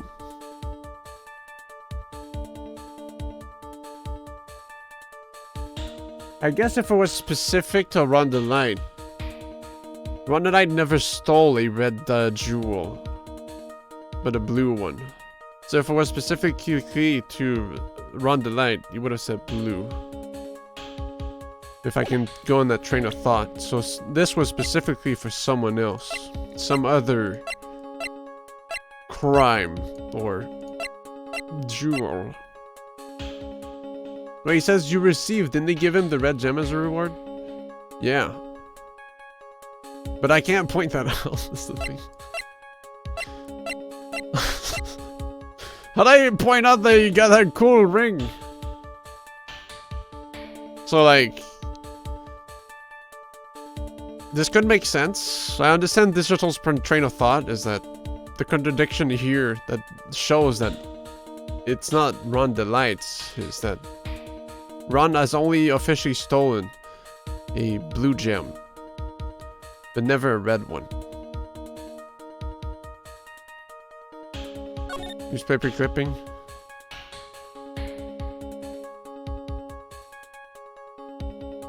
Can I scroll down? I don't think I can.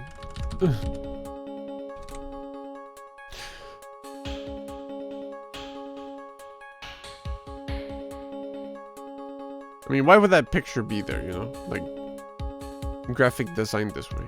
I mean, I can show this. Let me check profiles. Maybe it says, you got their cool ring. No? Okay. I was hoping there would be an extra about him being awarded the other gem. The jewel was stolen, so he got rewarded with this, because he never got it back. He didn't do anything. He got the reward. Yeah, I get what you mean. Like, it was brought up, but... yeah, because, like, we have to prove that he has in his possession a red jewel. Make the link. I just don't know, like, why is it presenting it like this? A red diamond. Like, I'd like to just... Alright, we'll do a newspaper. It's 2 damage. Like, who cares? Yeah! Take a good look at this newspaper clipping. If you were to scroll down... What? It says it right here. Contains a picture of the Tear of Emanon, the stolen jewel. What about it?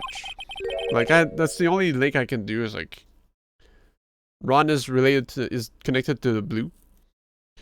While Atme is he has a red one. So it couldn't be towards Ron, because he has no relation. But who knows? He could have like a red jewel. Well, what do we know? I feel like Phoenix is showing blanks here, just for a chance. Color. I'm not much for discussing color myself. Got about 2 damage. It's 2 damage. And 2's a funny number. 2 who? According to the clipping, the color of the stolen jewel was blue. However, in the blackmail letter, a totally different jewel is mentioned. I'll take that red diamond you received the other day. Red? Which means, the red diamond described in the blackmail letter is not the Tear of Emanon that Master stole at all. Or can't see blue. Well, he's got a red visor, so he sees everything red, so... Your point is, Mr. Trite. So you're trying to say that this blackmail letter was intended for someone else. That is what you're trying to say, right? Trite? That is what you're trying to say, right, Mr. Wright? Well, that is what you're trying to say, right, Nick? Yes. This is who Kane Bullard was actually blackmailing. My mom! Lord bless her soul.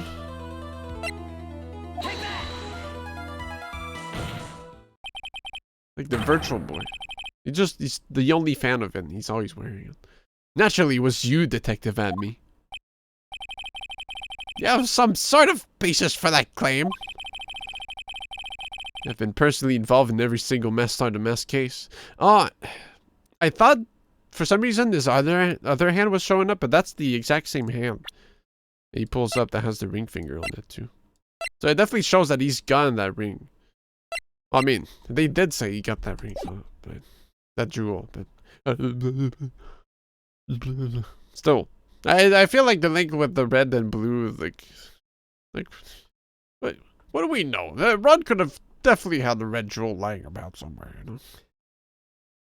Did they bring up that it was the tier MMM before that? During the but what the basis on the blackmail? Huh? It's not the tier of MMM. No, it is the tier of MMM. I don't know. Anyways, you have been personally involved in every single messed out of the mask case, and in the last case, you recovered what was stolen. Oh yeah, Red Diamond, never heard of it. He just proceeds to eat this ring and receive a jewel as your reward. A jewel. Probably the one wrapped conspicuously around your finger. That red diamond ring.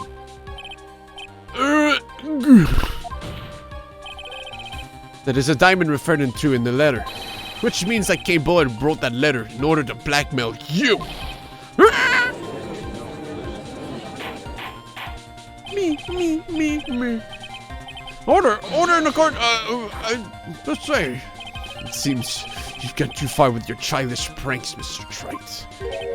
I don't like the way you said that. K. Bullard blackmailing, look at me. Are you for real?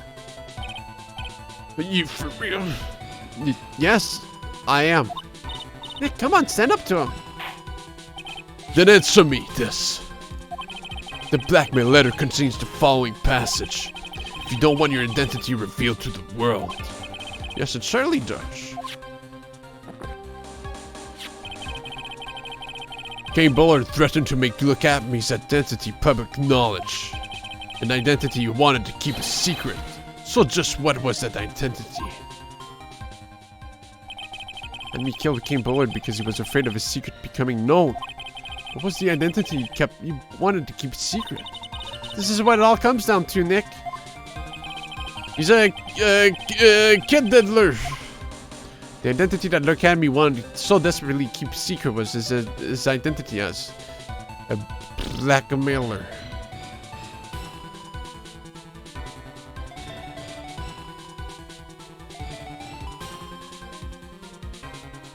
He's actually me. The fact that there's no capital letter, it makes me scared to click them.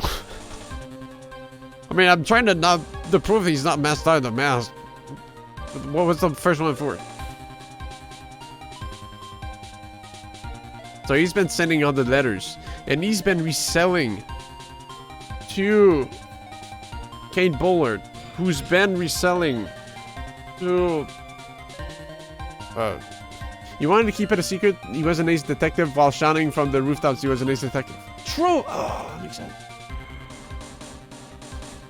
How many? I mean, that's the most sussy one, so may as well. Was a blackmailer. Objection. Hey now, isn't that a little different from what you've been saying? You said that King Bullard was the one blackmailing Look At Me. Are you saying that Nat Me was blackmailing someone else on top of that? You have to admit, that does sound a little odd. It's not odd. It's the only thing that makes any sense. King Bullard was blackmailing Look At Me. But Rhonda Light was also being blackmailed by a certain someone. So did you start receiving blackmail letters after this incident? Yes, just a few days after the Tier of Emma. And it would make sense. Because, like, once you get the blackmail from Kane, Look At Me could have been like, oh, fuck off. He just sends it to Ron. Yo, I ain't dealing with that shit.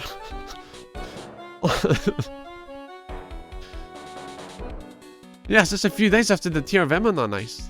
Because he already knew how to send him letters. Replay forward. Blackmail. After that, I started getting the plans in the mail. I received plans from some very kind person. Incredibly detailed plans. Detailed plans? In which case, that would mean that Rhonda Light was actually masked out a mask. That is what we are claiming. Someone else came up with the plans and had Mr. Delight steal his targets from him. And that someone was none other than Look At Me. Shh! Silence! Now I see. It's all becoming clear. What is? Well, when you were in grade school, you received the same report card every year. Careless with a tendency to jump to conclusions. Am I wrong? How did you... What? You say that I, look at me, was blackmailing Ron Delight. In which case, I would naturally know all about his relation to Master Mask. Right obliterated. Well, so that means, look at me, was in the same class as Mr. Wright. So, the case with the elevator actually wasn't Von Karma. Well, yes. Von Delight started receiving plans from his second crime onward, correct? Which means I learned of his identity when he committed that first crime. Good point. You surely couldn't have blackmailed him otherwise. Blackmail to blackmailing to blackmail to blackmail. In that case, that's some hot, bitter evidence. During the first crime, how did Look at Me know that Ron Delight was Master Mask? Yo, you want me to point the newspaper article again?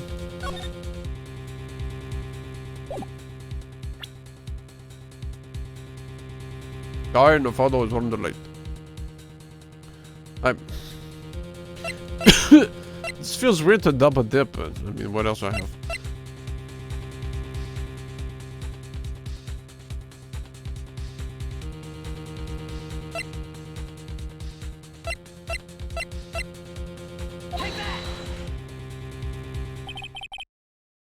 I think I see it. See what? When you were in grade school, you received the same report card every year. Gets into lots of mischief trying to be the center of attention. No, I'm pretty sure it's just because I think I whitelisted 7 from saying that. Never mind. Does that not work anymore? Like, all the comments have been transferred to the bar 0 gate. But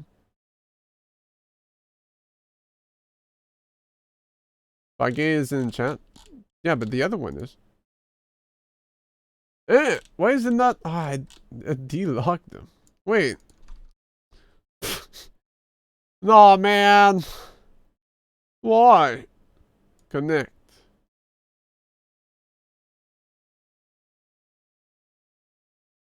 I just never logged in for some reason. Huh? I'm unbeatable when it comes to dark. Streamer.com out. Yeah. I usually like just ignore 7 saying burp, but I didn't even realize it didn't play. Yeah, he's logged in now.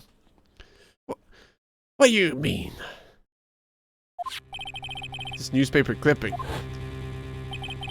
There's a picture of you and Ron Delight in this guard uniform. It seems that the Stardust Mask didn't just appear into thin air. Yeah, and he stole the costume afterwards. He just took off his outfit and hid in a bucket. That sounds far too stupid to be true. Correct. With tricks like that, he couldn't fool a baby, let alone an ace detective. That's when you figure it out, Mr. Atme. That's when you learn that Endur's mask, my Stardust Mask, was really Ron Delight. What the? Wasn't he supposed to be Stardust Mask? No, only that, he looks like he wasn't even an ace detective. I can't believe it. He was just a slimy blackmailer. What a fraud, trying to brush himself off as an ace detective. Why, how dare you expose me like that? Why? I mean, I've never blackmailed anyone in my life. I'm a famous and proud ace detective. And also, Master Mask. Why can't you understand that? I'm afraid you're neither a proud thief nor an ace detective. You're a blackmailer and a murderer. That is your true identity. Why, you? How dare you even dare imply that you claim a touch such a lead up to yourselves with those both backs on all you fools? I say none of you can compare to my just you just can't you go on to discredit me, commemorate me. This detective cannot handle this blackmail murder thief. It's enough to make one laugh. Don't look at me anymore. It would seem we finally arrive at the real ledger. That was quite a performance by Mr. Atme. Bailiff, please prepare yourself for Mr. Atme. Objection! There's no way we just conclude like that. You stink? The hammer that strikes too fast, there's no time to aim. Oh, what do you mean? I'm already prepared to deliver my ruling.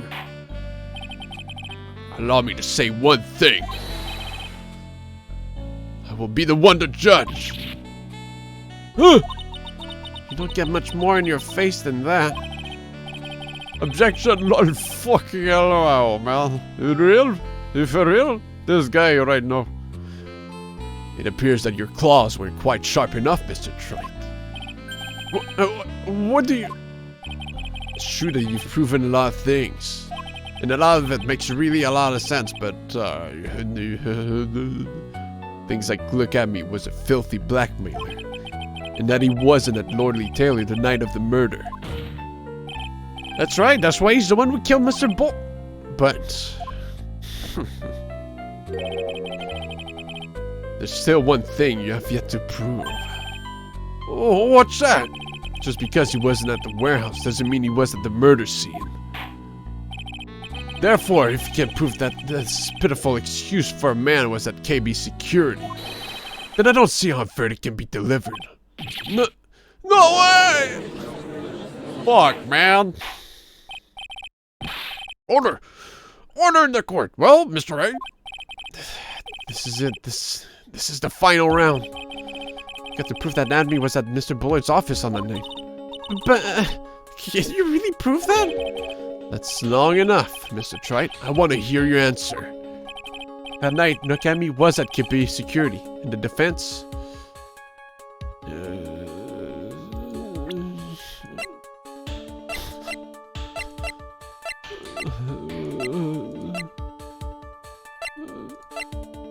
Like, now I read the herring again. Do I have to say no? It's usually, it's like I say no and then, oh, the proof comes up. I can't prove it. Just as I thought. Instant game over. But, if we hear more of Detective Vadme's testimony, surely you fuck up somehow. Unfortunately, that's as far as you go, Mr. Train. what do you mean? I won't allow for any more testimony. That's what I mean. Wait, why? What? Have you forgotten? Look at me is here after we interrupted his own trial. And you have failed to prove that he committed the murder. I think it's time for this witness to return to his own trial and face his guilty verdict as the masked star to mask. No! Well now, Sir Lawyer, it seems that love wins out in the end after all. I am the ace detective as well as Master Star to Mask. My verdict will verify that. Just as Ron Delight will verify that he is the true murderer. I declare it with the full force of my ace detectiveness. Order! Order in the court! It's enough deliberation over this witness. I can't believe this. At this rate, Ron is... Don't give up now, Nick. We still have tomorrow. We can look for more evidence, and by then it'll be too late. Ron's gotta get the electric chair. Huh? Why?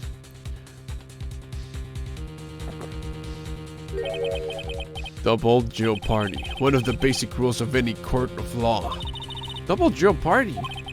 Should the defendant be tried and found innocent in court, the defendant cannot be tried again for the same crime. This is a fundamental rule of all courts. And it applies to this witness as much as it applies to anyone else. Mr. Abney will be found guilty in a matter of minutes. Guilty as masked star to mask, which means he will be innocent as far as the murder of King Bullard is concerned. No way! The fact that you were unable to prove Mr. Abney's guilt of that crime here means that he will never again be tried as King Bullard's murderer. Where's Gumshoe when you need him? Oh! Oh. What? No! No, there's nothing I can possibly do to him. I was expecting to hold it.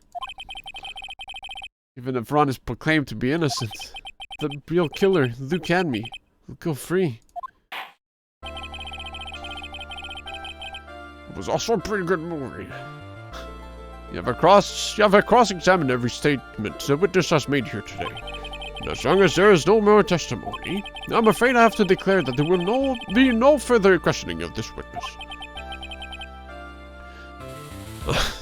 Are there any objections?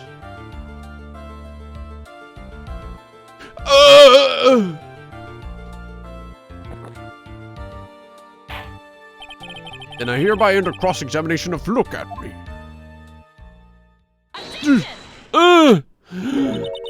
I think I see it. Your Honor, when you were a child, this is what was on your report card every year. Has poor hearing and often makes mistakes as a result. Was it? How did you... Phoenix, raise your head up high. What? Have you forgotten what I used to tell you? A liar is someone who smiles, no matter how bad it gets.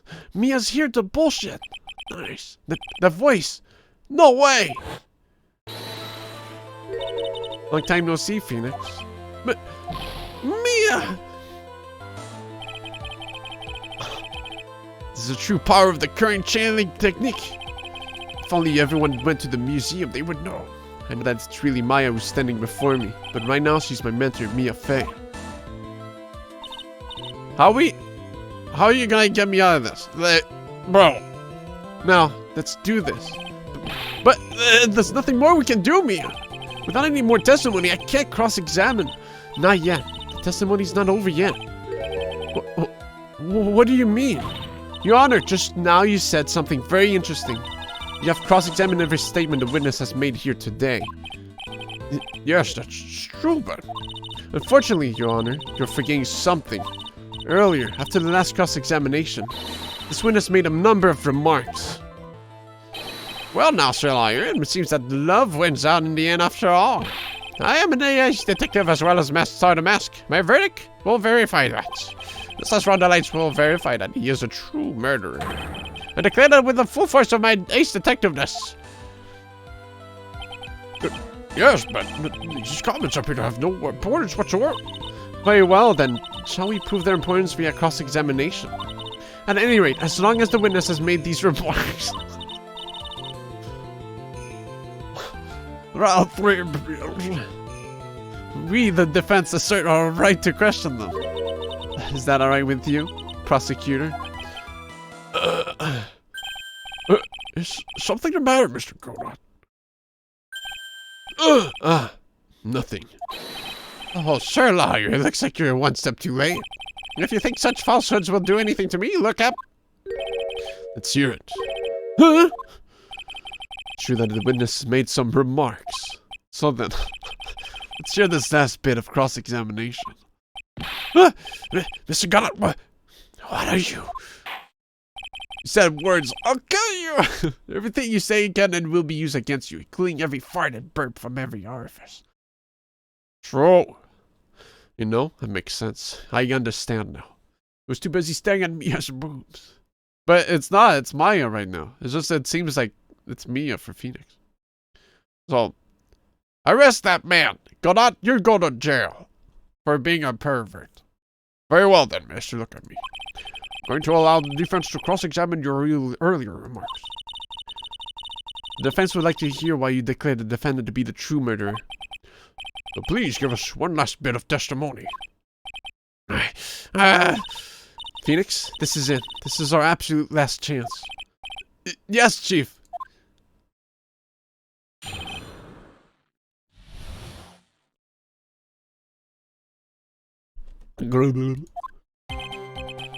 Indeed, it is true that I was not a Lordly Tailor. I had to leave to see about a vitally important job request to kill someone. I had known about the date beforehand, so I had this photograph ready. My brilliant deduction was what informed me that the true culprit was Rhonda Light. And thanks to the keycard and wallet, it was abundantly clear that he was there. I was also able to make the deduction from the buzzer, which only sounded once. The button did not have any fingerprints on it. Why? The victim would have left prints if he sounded it, which means the killer sounded it. Mr. Delight was wearing his Mask outfit, which is why he left no prints. In the blackmail letter, the victim likely just mistook the color of the jewel. This valley! Therefore, all the evidence points to that poor boy.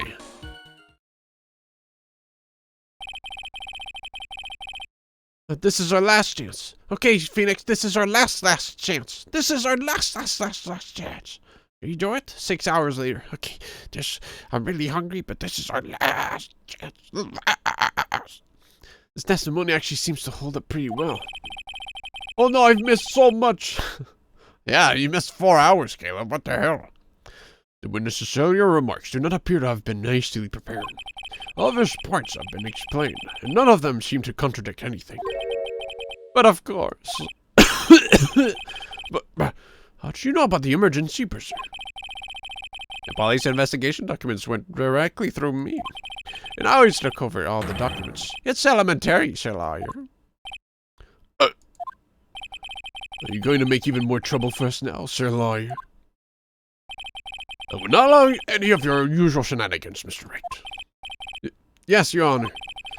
You cannot postpone Luke Atme's trial any longer. This is your last chance. Hang on a sec, just one chance? It seems that the party's about to begin. Well, Phoenix, there isn't any evidence that contradicts with that testimony. So it would seem. What do you mean, so it would seem? Listen, Phoenix, pointing out contradictions doesn't always mean you have to present evidence, does it? At any rate, this is our last chance. If you can't point out a case-breaking contradiction, you lose. You lose. Use all your followers. That's all there is to it. Cup number 17, the last cup. It seems like the time has come to put an end to this trial. I have to find a fatal contradiction in this testimony. And I need to point it out without presenting evidence. Which means that all I can do is find a contradictory remark and press it. Remember, you only get one chance. One chance or infinite time traveling powers? Very well then, Mr. Wright. Please begin your final cross-examination. Oh, I can't believe Shu Takumi rolled a time where he wasn't a murderer and then he was. You missed that part that wasn't in your playthrough where Phoenix killed a guy. Leopard? Or Leopard? What? I got cancelled?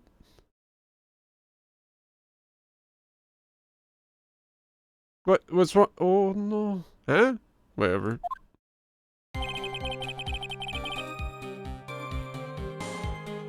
Upton. Pensioner.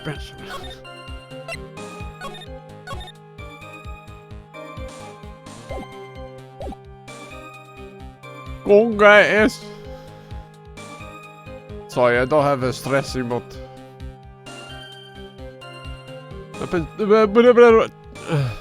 Did I die if I pressed?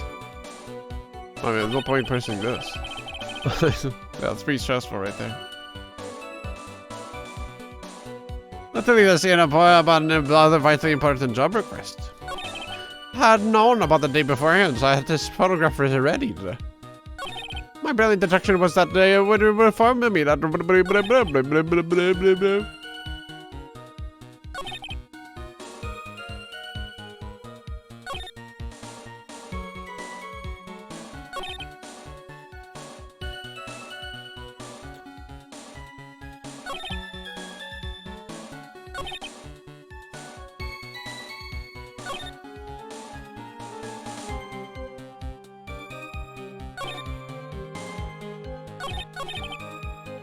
What would he know about?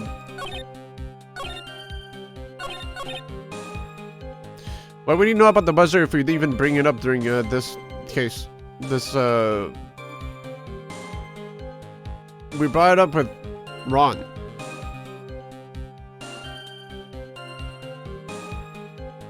You went through a police report? That happened during his trial? We straight up just snagged him. He's bullshitting.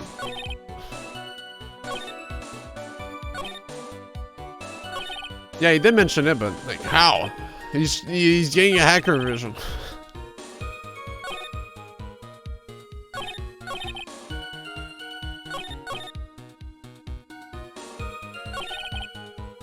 Wasn't being arrested when he read it. Fine.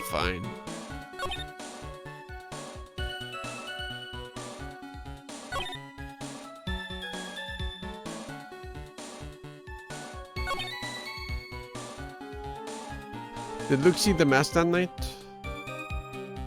Oh yeah, he was in the room.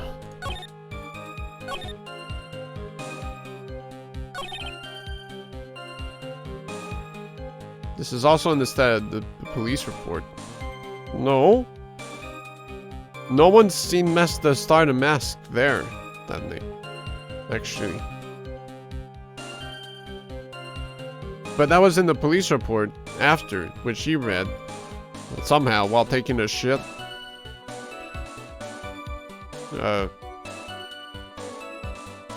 So we know it was the light in the mess outfit.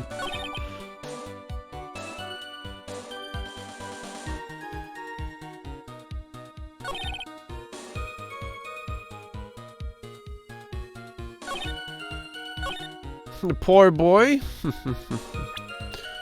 I'll have you know that he is actually 23 years old. He's a man now. Not a boy. How old is he anyways? Ugh! How old is Phoenix? Ugh! 12.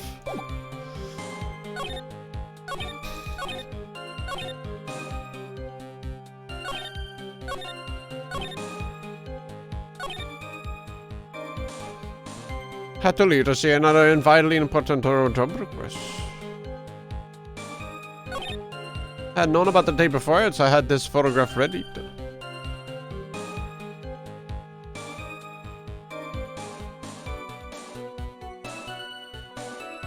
I know the date beforehand. Oh wait, does it say in the calling card? The 12th? Oh. The only date is from the blackmail letter though.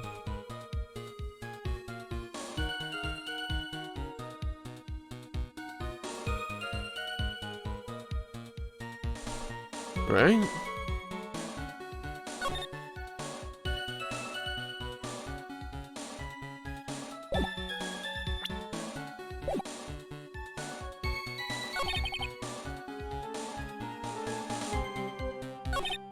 I had the photograph ready.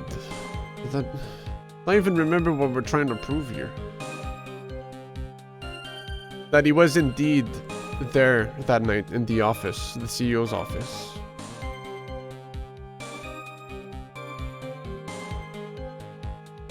And we're trying to catch one slip up so we can get an opening. And say, fuck you!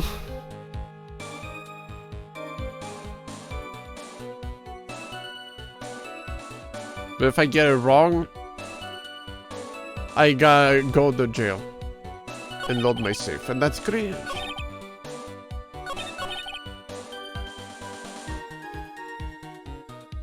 This just makes no sense. I know about the day beforehand, so I had this photograph ready. Yes. October 12th, I prepare a picture where I'm stealing something. Oh, wait. The date of this job request, okay. Which...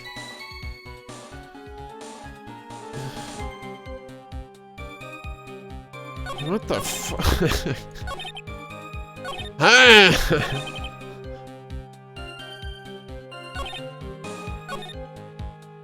had to leave to see another vitally important job request. I had known about the day beforehand, so I had this photograph readied.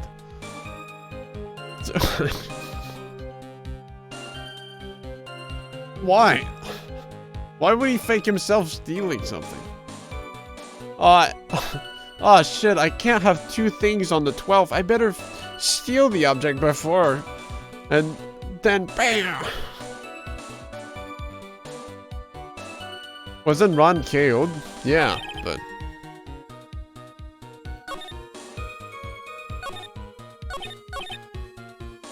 I mean, unless we prove that he's there in the office, then... Who knows if the KO thing is, like, an actual thing. Because here he says... The buzzer sounded once, no fingerprints, wearing the outfit, wearing gloves. So the killer sounded it. So maybe... In this case, in this point of view, Ron DeLite didn't actually get KO'd. ad. He just sounded the alarm, and he's just making stuff up.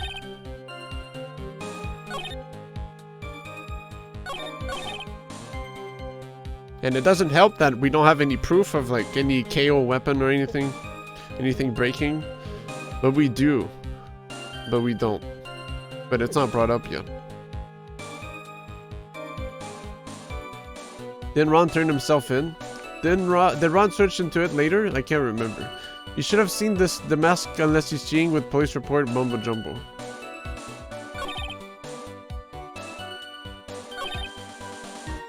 He turned himself in, but can I really point that out?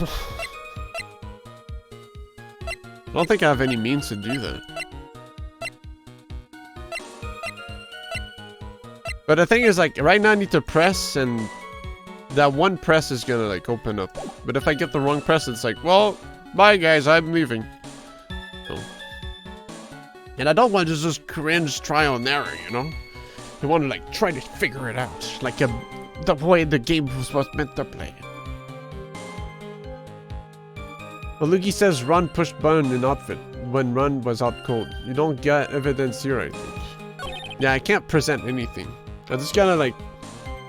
I gotta press the absolute contradiction in his testimony.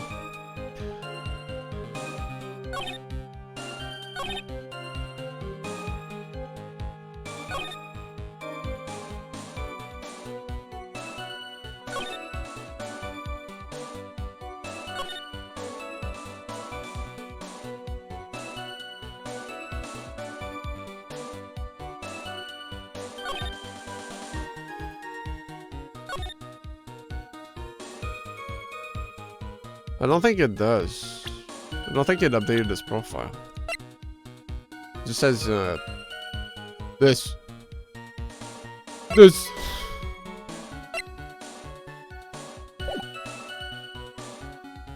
But I still, like, he's... There would be no... I think I just gotta take shots here.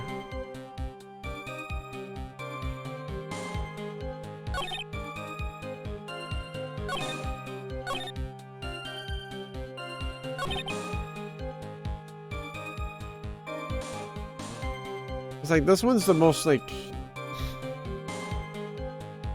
But if he read it, like, the whole... If he read the police report before coming in here...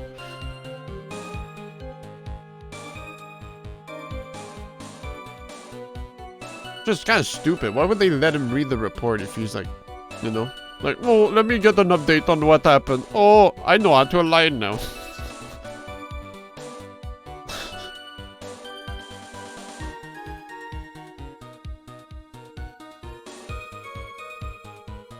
Oh yeah, which only sounded once. Yeah, it goes... And it basically went for 10 minutes on, too. Because if he was knocked out...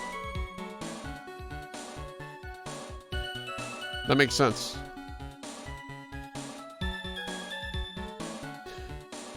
But yeah. How does he know he was there in his outfit? That's also like, with your police report statement.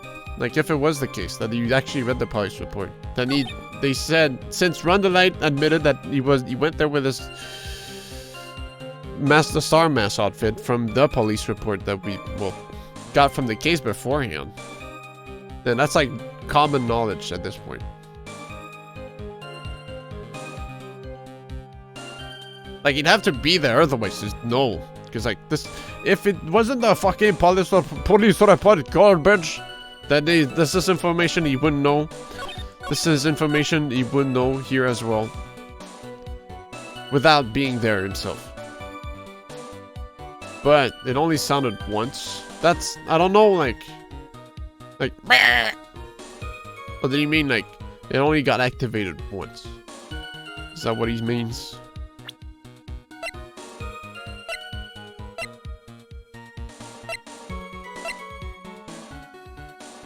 It says the buzzer went off once. So I don't think that's what's implied here. Can I see the people tab? You want to see the cool art? Well, the thing Mask was never mentioned at the building until Ron mentioned it. So it wouldn't be in the police report.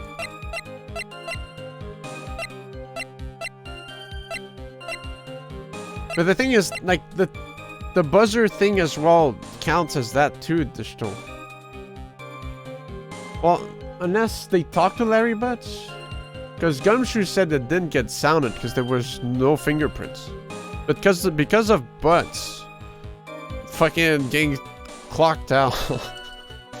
And then checking afterwards like, oh fuck, I just checked the case. But they could have been updated after that. So the only like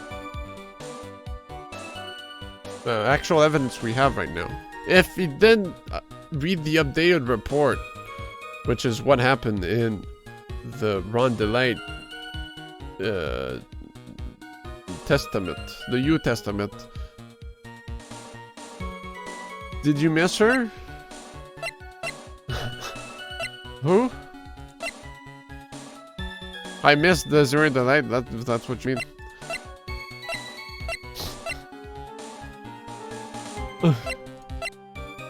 If only she could be on my screen. Well, that's what I said earlier, the show, but then you were like, no, he didn't. But I guess I said specifically about the buzzer, which could have been updated by that time. But for the fact that he was... No, didn't I bring this up?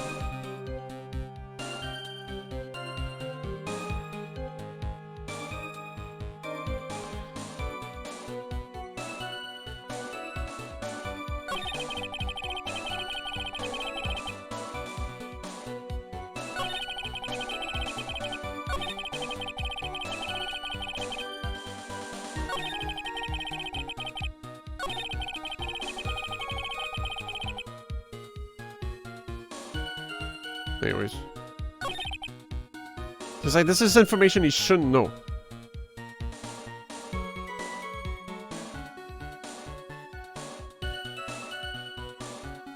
I'm done thinking.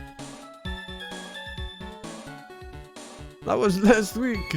Well, most of the stuff that happened last week is somewhat irrelevant at this point. Something else in it? Okay, no problem, okay. Oh, Larry does mention Old Bag. Wendy Old Bag, but she doesn't show up. Because she's on vacation, if that's what you mean.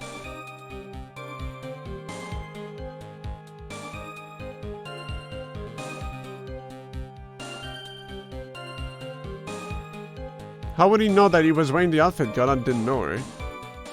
Also missed the first 2 hours, so that didn't help. Alright, what? I'm pretty glad actually, Caleb. I didn't want to see a stupid face. Mr. Admi, about this last remark. I lost! You still don't get it, do you, Trey? This isn't the time to be pressing the witness on every little statement. But this is the good one. I'm afraid you're the one who still doesn't get it, Mr. Godon. What? Mr. Admi, it seems you have finally admitted that you were in the CEO's office on the night of the murder. How can you say that? Let's review your testimony, shall we, Mr. Admi? The button did not have any fingerprints on it. Why? Mr. Delight was wearing his Master Mask outfit, is that correct? Indeed, that's what I said. My deductions are absolutely foolproof. Well, like, your deductions prove that you are a fool. I'm sorry, whatever do you mean? For some reason, I'm starting to get really thirsty. When exactly did we learn the fact that Rondelai was dressed as Master Mask when he went to the scene of the crime? That was, it was just a few hours ago. Back when my sixth cup was looking at me with a cold stare. Huh? Oh, did I forget to mention it before? I'm sorry, I just never had a chance to mention it up until now. That's right. The defendant had yet to tell anyone else this fact before this morning. Therefore, the only people who should know this are those who have been watching this trial. Do you understand now, Detective Admi? There's no way that you should have known about that!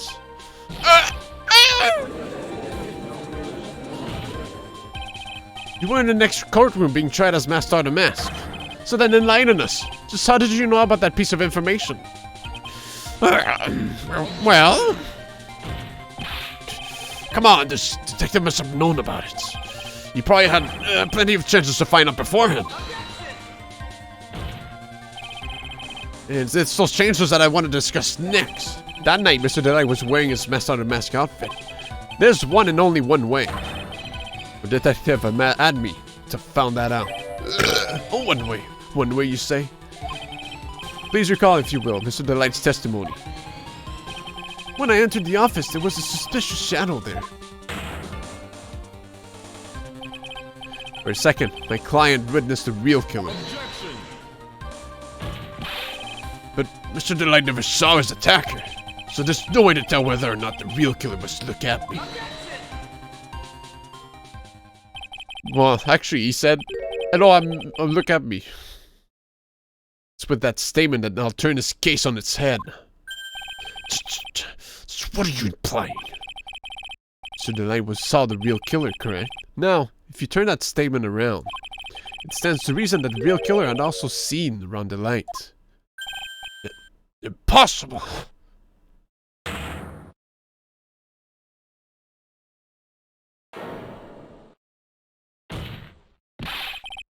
Detective Adme, you saw Master Star at this murder scene that night. You saw him when he killed King Bullard and assaulted Ron Delight. That was the only way you could have known what Ron was wearing. Oh, she's powering up.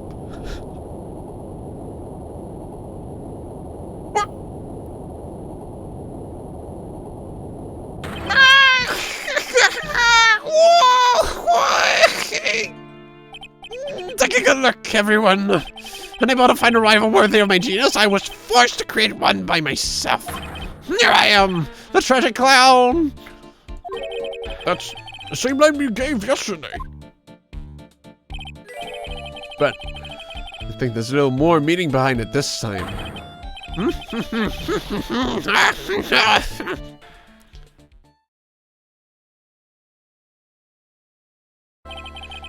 What awfully complicated incident.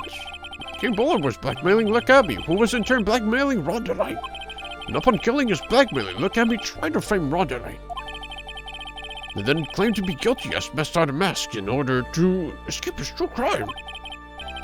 To that end, he came up with his plan. To use the double jeopardy rule when making this alibi. At any rate, it would seem we finally found the truth. Excuse me. I came perilously close to besmirching the record of an innocent young man. Besmirching him with the title of murderer. Don't ignore me!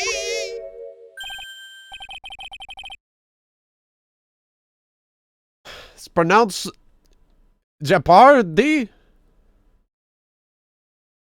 Jeopardy? Why? That's stupid.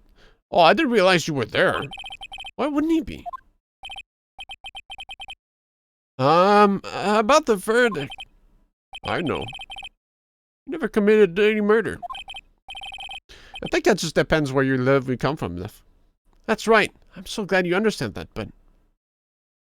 Because there's this one song by The Sounds that I really like, and it's called Jeopardy, where they go like, "What's left?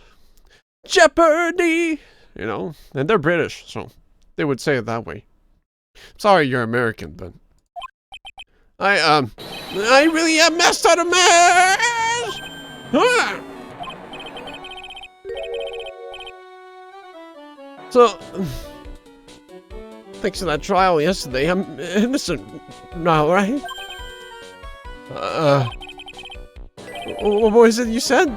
Double jeopardy? Now that you mention it, I've been careless. It's pronounced Jeopardy. Why? Oh, okay. My bad. Careless? What do you think, Mia? As the defendant says, the rule of double is absolute. A defendant can never be tried twice for a crime in which he was once found innocent. Then, Master Mask is really innocent. It would seem so. For now. For now? Now then, this court finds the defendant not Guilty. Don't think it fully works that way, but you know what? Boy, this is really lucky. Wait, this isn't so good after all. You see, the thing is, I think I saw the mask after all.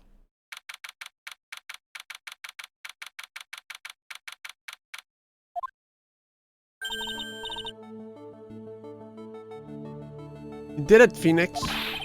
Thanks, Mia. It's been a long time, hasn't it? Yeah, it's because Maya doesn't call on me much these days. Well, this is a forgotten mechanic, you know? I'm just joking, Phoenix. Don't take everything so seriously. But on the other hand, Maya, she seems kind of torn these days. You mean about becoming the master of the Korean channeling school? Becoming the master means saying goodbye to her mother. Misty Faye, right? Watch over her, will you, Phoenix?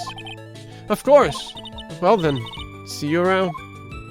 No. Mia. Mr. Wright! I don't know what to say. Congratulations, Mr. Delight. Thank you so much. No, wait. Nothing really matters anymore, though. Now that all of this has happened. Come on, just be happy already. Maya, you've been cleared of the murder charges and got off as Master to boot. And you have a hot wife. But in exchange, I lost everything. Huh? What do you mean? Oh no, his hot wife. Stealing security information from KB Security, becoming Master the Mask. I did it all for one reason. It's for her. You mean your wife, Desiree? She hates criminals more than anything. Come to think of it, she was once held hostage by some robbers, wasn't she? She always said how she hated sneaky criminals. I knew that, but once I got fired from KB Security and lost all the money I had, she wouldn't have had any reason to stay with me. I thought she would leave me for sure. So that's why you became Master the Mask? Yes, but it's all over now. The broken bowl can never be put back together. That's not true, right, Nick? Right. Really? Can we go back to the way things were? You'll be fine, and Nick can prove it. I can? I kind of wish you would check with me first. Mr. Light, even if a bowl is broken, there is always a way to put it back together. Really, man? The basketball. I'm gonna present this. Coach, you gotta come in and say, "No, you didn't." It can't be. It's gotta be.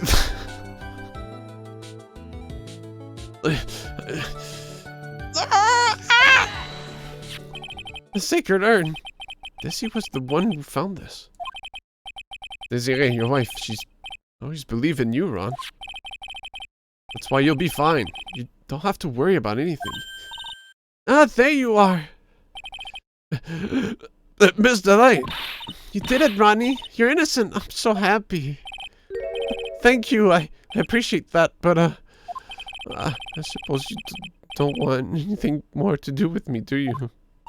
Ronnie, why didn't you talk to me about what was going on? I had no idea you'd quit KB Security. Never imagined that you were really Master Star Mask either. Mr. Light, what are you going to do now that you know? You're not going to really leave him, are you? Come on, it's obvious, isn't it? How could I ever let a wonderful man like him get away? After all, my bike's really fast. So fast that there's no way it could ever get away. But didn't you say that you hated criminals? Oh, I only hate people who act all cowardly and sneaky. Like that detective. I see. My Ronnie went and declared his crimes before he committed them like a man. I just love a man who's so chivalrous. Chivalrous? Oh, sorry, the correct spelling is chivalrous. I knew I was right about you. Every day I spend with you is filled with thrills and excitement. Desi. Desiree, you really do love Ron, don't you? Nicky boy. Yes! I'm really glad I asked you to defend my Ronnie. Thank you so much. I'll never forget what you've done for us. Oh, well, take care of yourself. You too, Nicky boy. I can feel my face going red. Mr. Nick, Mr. Kaya, congratulations! Talk about bad timing. Mr. Nick, how could you? With a nervous rife, if I mistake my... No, you got it wrong. I'll never forgive you, never, ever. No, Phoenix, he's dead.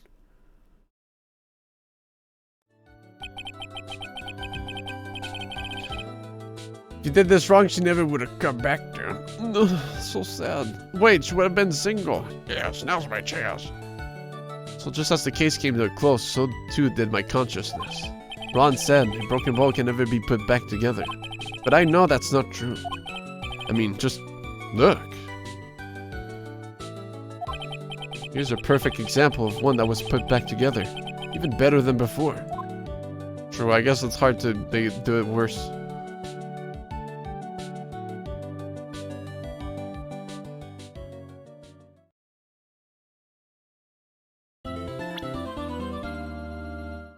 What? No. No, please, not the maid outfit.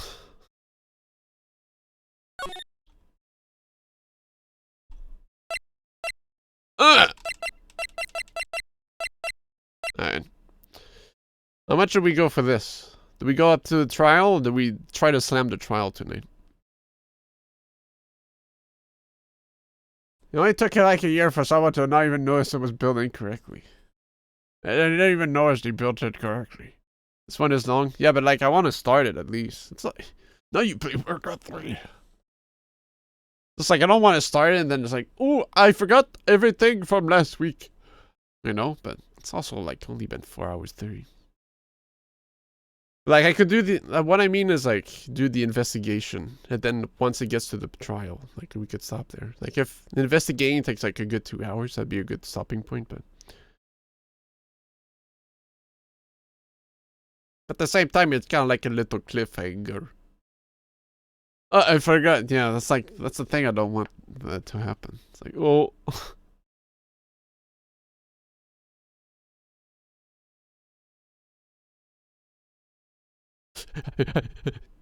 And Caleb just arrived like 30 minutes ago. Isn't that like a little mean, you know? I gotta give him a bit more at least.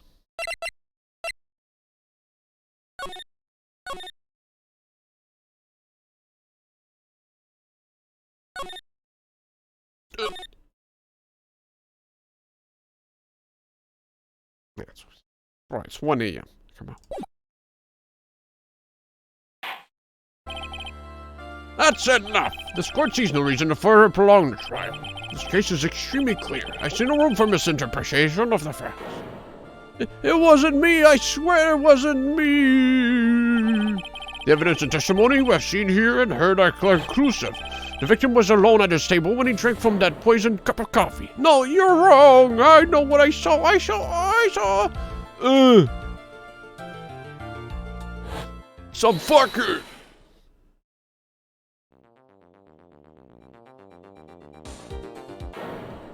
I saw someone else there. A man. He's the real killer. Not again.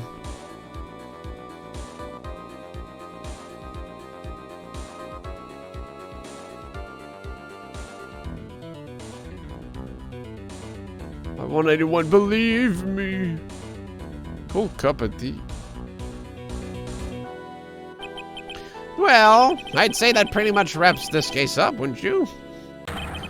Mr. Wright? This court finds the defendant.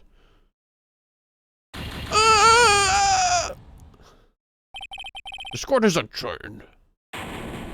What? Kaba was right.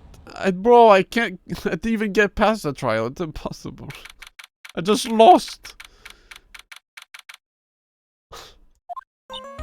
The start of the new year always makes me feel like I can take on the whole world. I bet it does, Maya. 12 hours. So I decided that our resolution should be Svari. take on the world. What do you think? Sure, whatever, Maya, but I think maybe you had more than enough mistletoe cake. Never gonna eat a lot of cake during New Year's. It's practically a tradition. Like watching the fireworks on TV or playing a board game. Hey, pal. Am I home? Detective Gumshoe. Happy New Year, Detective. Huh? Likewise. Now listen up, Wright. I wanna... It's another fruitful year of lawyer police cooperation. Yeah. I meet you. Alright, pal. You've got some explain to... Have you got a holiday present for me, Detective? What? Well, here, have this. It's really nothing much, but... Yay, thanks. A pen.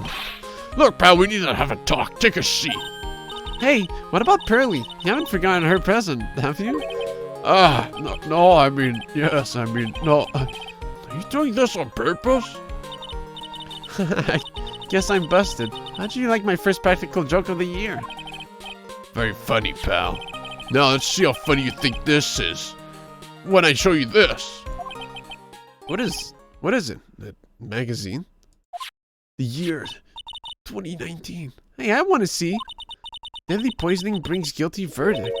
Defense attorney Wright trounced. Trounced? Let me see that. The defense attorney gave an almost childishly amateur performance yesterday. What the heck is this? It's a report, pal, about you. Listen to this. Mr. Wright must take full responsibility for the ruling of in this case. Well, and don't tell me you don't remember anything about it. But I don't remember anything about it. What was that issue from you, anyway? December of last year, which I guess it makes it last month. Which makes it old news, you mean? But I wasn't involved in that poisoning case in December. So, what do you think this is all about, Nick? If it wasn't you, pal, then that leaves only one possibility. No way! You don't mean... A phony Nick? A phone Nick. This must be Gumshoe's idea of a joke. Guess he's starting off the year with one, too. The article about December 5th says I was trounced and my client was found guilty. So? What are you gonna do about it, pal? What do you mean, what am I going to do about it? Well, it's your fault that the judge found the defendant guilty in this case. My fault? How did you figure that? Because the Phoenix Wright is super famous now. Well, maybe only sort of. Yeah, see what happens when you hotshots start getting too full of yourselves? But I didn't do anything wrong. At least not that I can remember. You better make this right, pal. Now! That means taking the case back to court, got it? Sounds like we got our first case of the new year. Let's tackle it with guts, though. I don't know. The judge already issued a guilty verdict once in this case. It's not going to be easy to get it overturned. I guess that New Year's resolution is going to have to wait until next year. So you're taking the case, right? Good, I'm gonna head over to the courthouse then. After that, I'll go back to the precinct. Drop by if you need something, okay, pal? What? No investigation? Guess people are starting to know the name Phoenix Wright. Isn't this, like, illegal? This is Maya's fault. She asked for this last case. The first case of the new year, and Gumshoe's threatening to drag you there himself. The client entrusted a case to me based on my reputation. I guess I am kind of responsible. Why would someone want to impersonate me? And why would they not just go to my office and, like, meet up with some random stranger that looks like me? What sort of a guy would do that? A cosplayer? No! So, what's our first move? I guess we go down to the detention center and talk. Well, wait a sec, Nick. This person's behind bars because of you. Whoever it is isn't going to be jumping at the chance to meet you, right? Hey! Let's get one thing straight. It wasn't me. It was a fake me that did this. What if he looks exactly like you? Your phony... Zero, I mean... Actually, it's pronounced Bupukanka. I hope not. What kind of name for an evil double is Genselp anyway? Nick, I've got it. You're going to ask whether I've got a twin brother. The answer is no. Spoils weren't. Hey, Phoenix, someone stole your login info for lawyer.com and brought a bunch of guilty verdicts. What? But my password was right. Yeah, exactly. What? Did you notice Gumshoe was acting weirder than usual? Or was it just me? What do you mean? I mean, he was really worked up. Like a guy who just found out he's going to be a dad or something. Yeah, I guess he was acting kind of strange. Maybe you realize he's got strong feelings for you, Nick. Considering how we interact, I seriously doubt that, Maya. Well, if he wasn't nervous because of you, then maybe it's because of our new guilty client? Guilty Gear? I can't believe court verdicts are crypto now. I can't believe you've got an impersonator. You can't either. Ugh. Oh, but look on the bright side. Only famous stars have people impersonating them. This isn't funny, Maya. It's not just an impersonation. This guy stole my identity. Someone may have been wrongly convicted as a result. Guess you should have gone into showbiz, huh, Nick? I'll never understand how your mind works, Maya. Her new Metal Gear. How's my plant doing? Sort of a keepsake, something to remember Mia by. Sure, the office is a mess, but I never forget to water this little fella. No clues here. It's my desk. I don't get to use it much, so it's still super neat and tidy from when Pearls cleaned it. Continuity? That's crazy. Live Charlie reaction. Difficult looking legal books and in a forbidden world. They mock me. Actually, I've neglected them for so long that they're covered in a layer of dust. So I should at least pretend to read them once in a while. Pretend the... No movie poster. Apparently this was the first movie that made Mia cry when she saw it. New? No new dialogue. New? No new dialogue. New?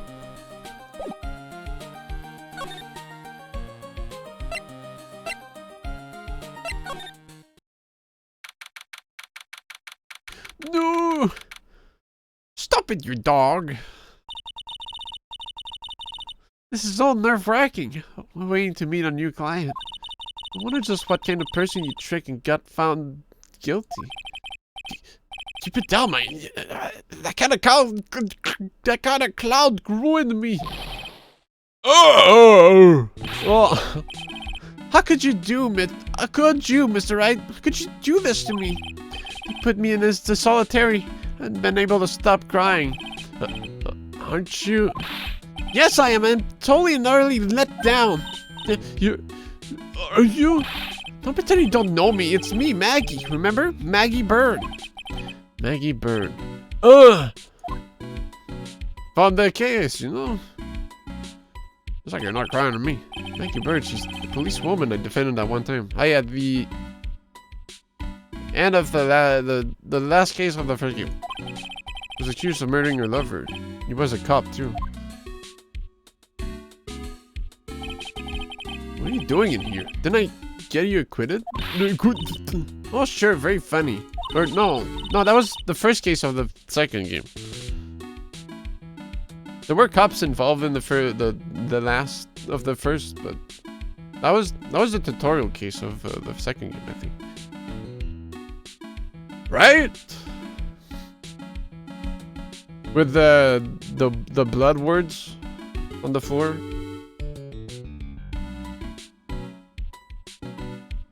I forgot how that ended up. Who did it? Well, guess I have to replay the second game. After that fifth-rate defense job, you come in here and start making jokes? You better hurry up and tell her what happened, Nick. The banana baseball glove. Oh, I see. That's where we stand right now. I'm sorry you've been caught up in another murder. My whole life has been nothing but a whirlwind of bad luck and failures. Vaguely remember her saying the exact same thing last time. But I don't mind. What's one more disaster in my life? At least now the real Mr. Wright is here with me. I won't let the world keep me down, sir. I'm crying already.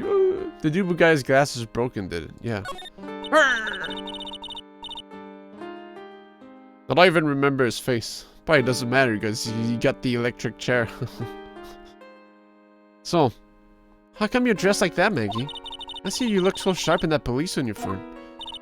Huh, I was fired after that incident last year. Oh, I'm sorry. It's okay. Don't mind one bit. I enjoyed being on the force, but I think it was time for me to move on. So, what do you do now? In the second act of the life of Maggie Bird, I'm playing the role of a waitress.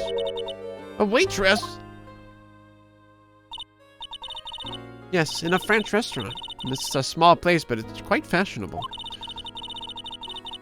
My charming smile and shapely figure came through for me. And the owner, Mr. Armstrong, hired me straight away, sir. And then you got into this mess straight away, right? Yeah, you could put it that way. Mr. Armstrong? This whole mess started on the 3rd of last month. It happened at Tribulations. Tribulations! Yes, it's a restaurant where good service and a friendly smile are always included. Oh. Ugh! Is that a saying? There were 2 men at the table, both drinking coffee. And then...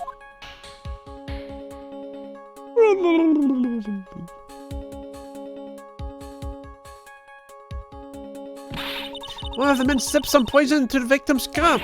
The victim just took 1 sip and was gasping for air. I was so shocked I passed out. Hey, hold on there, Maggie. What? You keep calling the guy the victim. Didn't you know the guy who was killed? Not at all. I'd never seen the guy before. Oh. So she wouldn't have had a motive to kill him then, I guess. The other man, the killer. You saw him, right? Of course. A good waitress must be attentive to the clientele. So you saw the killer, but you were found guilty of the crime anyway? How come? You tell me, Mr. Wright. Guess the answer to my question is my phony. Anyway, she saw the killer, but to see if I can get a description of the guy. So if you saw the murder, why were you still convicted? Because no one else saw. Saw what? The other man, the one who put the poison in the victim's coffee. Everyone testified that way. So Armstrong, the customer, everyone. The victim was sitting alone at this table the whole time. But how's that possible? I don't know, but nobody, not one person would believe me, sir. But Phoenix Wright, my one last hope for a fair trial, failed me. What a pathetic defense. My granny could have done a better job. Look, that wasn't me, okay? And then, they found something a bit incriminating in my apron pocket.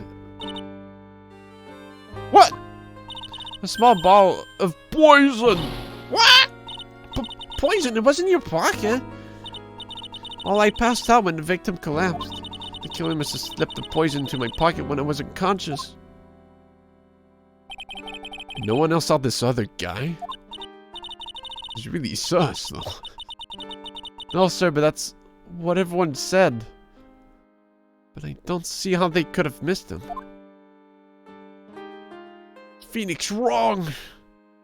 Note to self, maybe don't pass out when murder is committed in front of you. A free blame? I was the one who took the coffee to the 2 men. Oh, and what was your impression of them? Well, when I first saw them, I kind of thought they might be in the music industry. In music? Oh, God. One of them had some sort of earpiece and an emo musician's look about him. There was a sample CD on the table, sir. An earpiece? Yeah, sample CD, huh? Did you get a look at the CD at all?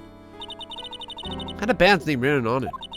I think it was MC something. They must have been preparing for their debut, I guess. So it was a band's CD. Maybe a promo disc? Maybe it was MC Screwdriver. Get serious, Maya. Would you buy the CD of a group named that? What was the name of the group again? MC Hacksaw? No, MC... Oh, MC Hacksaw. LOL! Hey, you get it? It's like a tool, but it's like not MC Hammer. The joke. The screwdriver, you know? What about the killer? What did he look like? Well, I don't really remember. Only that he was a young man, but no built like the victim, really. I don't get it.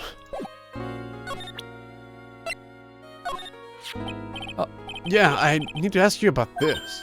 Hey, this article's about my case. Can you tell me anything about the guy who was pretending to be me? Yes, sir. It was the morning after I'd been arrested. I met you in the visitor's room here. You were wearing one of your super sharp suits. Me? Yes, you, Mr. Wright. Hey, Maggie. Was my evil double I am here too? No, I don't remember a phony you, Maya.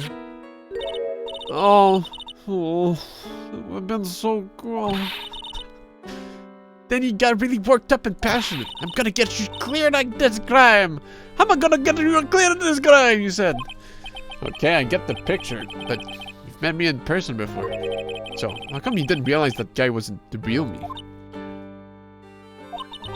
I guess looking back now, it was a little strange. Only a little? Well, okay, so you were a bit taller than normal, and you looked a bit shady. And your voice was a bit weird. Oh, and you had this kind of funny accent, and so the guy was nothing like me then. But he had your spiky hair and blue suit. Is that all it takes for someone to imitate me? How about everyone else in the courtroom, like the judge and the observers?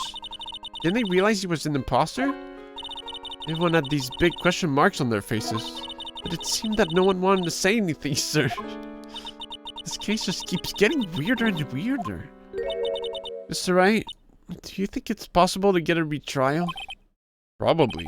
The court ruled in the absence of a genuine defense attorney, so we should be able to get a retrial. Mr. Wright? Do you think we'll win next time? Sir! My life has been a full-course meal of bad luck, complete with defeat for dessert. Since I was 6 months old when I fell from the 9th floor of my apartment building, I've been hit by all sorts of vehicles, gotten sick from all sorts of foods. I've failed at almost every test I've taken and experienced almost every kind of disaster. I even landed a phony lawyer when I had the misfortune of being accused of murder. But I will survive, because Maggie Bird always lives to fight another day. And one day I'll find it. Just you wait and see, sir. Hey, you didn't get lucky when I covered you in the first case. Come on. Hey, it ain't all that bad. It ain't all bad luck, okay? I'll find out one single moment of good luck. Ah! Yo. How do you usually say Zen? Like, in Mandarin? Or Chinese? Like, Jin? Nope. He's really gotta pay for this.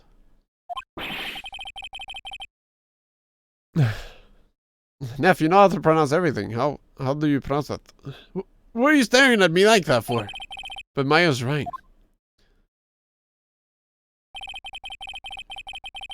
Whoever it is that thought it was a good idea to use my name. Get an innocent girl convicted of murder, I'd better watch out. We'll find him, don't you worry. We'll get we're out for you. You pronounce it as Phoenix backwards. Thank you. I'll tell you where très bien is then. Right, the restaurant where the murder took place. Yes, sir. When you go, please tell Mr. Armstrong I said hi. Sure. All right, Nick. Let's go check out this restaurant and its food.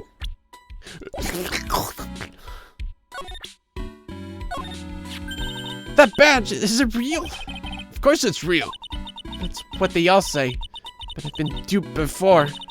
Give it to me for a second.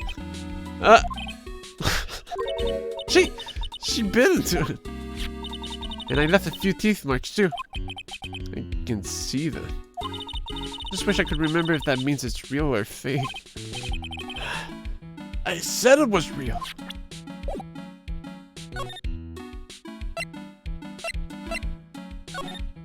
Go see that gumshoe. There's that dang old guy again on the damn PC. Been ages since we came down to the precinct, huh, Nick?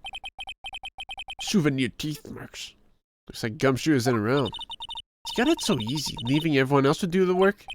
No, he's out there somewhere. I bet he's in the courthouse. Why are you trying to arrange a retrial of this case? Guess that means we should go to the detention center and chat with our killer, huh?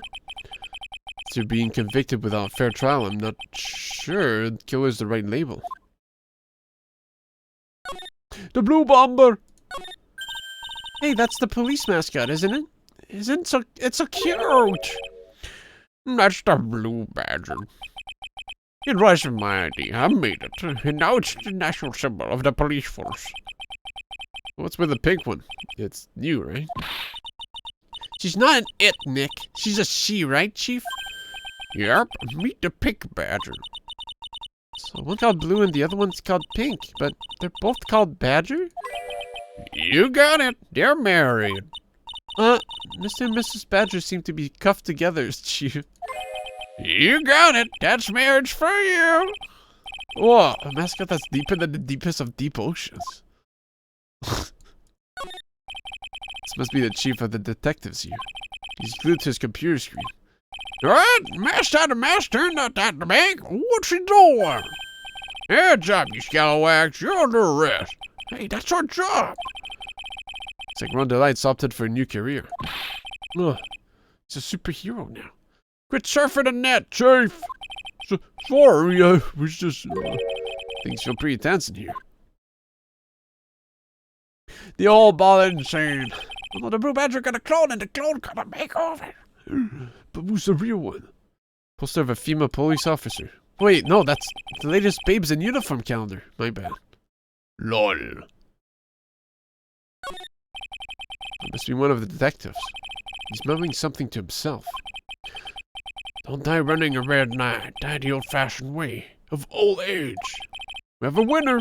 You inject a bit of humor, that's the key. Huh? Must be coming up with slogans for safety campaign, I guess. These are the detectives' desks. There are computers and files on each one. Funny, they're a lot tidier, tittier than I expected. I guess the detectives don't spend a lot of time at their desks. They're always out there on the field, doing their damn job. Wonder what that says.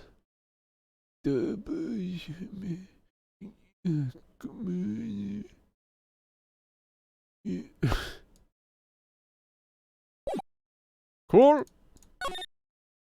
Who's this Mr. Armstrong? What? Well, from here? I gotta be that way, huh?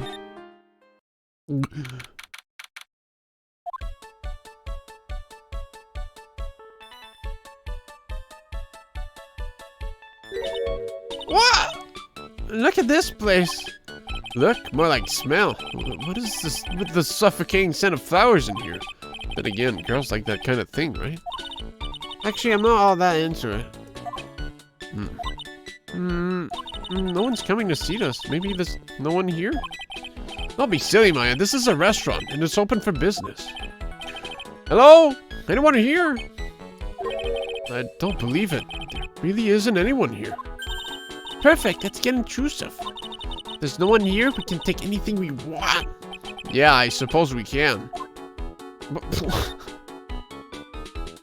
Okay. Oh no. I've seen that face before. Look, it's one of those magical boxes that spits out money. You know, you're the only one person who would ever describe a cash register in that way. Ugh. Look at all the little trinkets tucked away in here. Bet Mr. Armstrong collected all these personally. Let's see, a bouquet of flowers, some potpourri, and look! Fine bowl and china cups.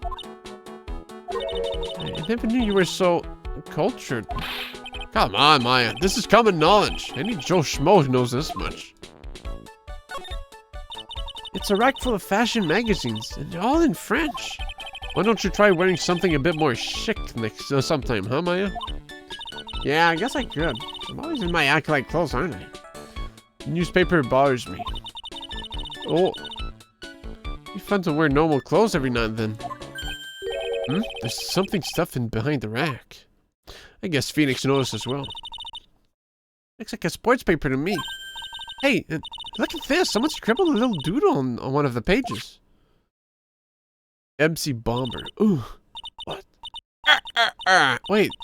Mastarda Smith. MC Bomber. 1, 2, 3, 4, 5 zeros. 100,000 dollars, maybe? I wonder what MC Bomber is supposed to be. This paper, it's from December 3rd. This paper's from the day of the poisoning. Damn, they really clean badly in here, huh? A paper from the day of the murder. This has got to be a clue. Should see if I can find out some more about this paper. Fermé.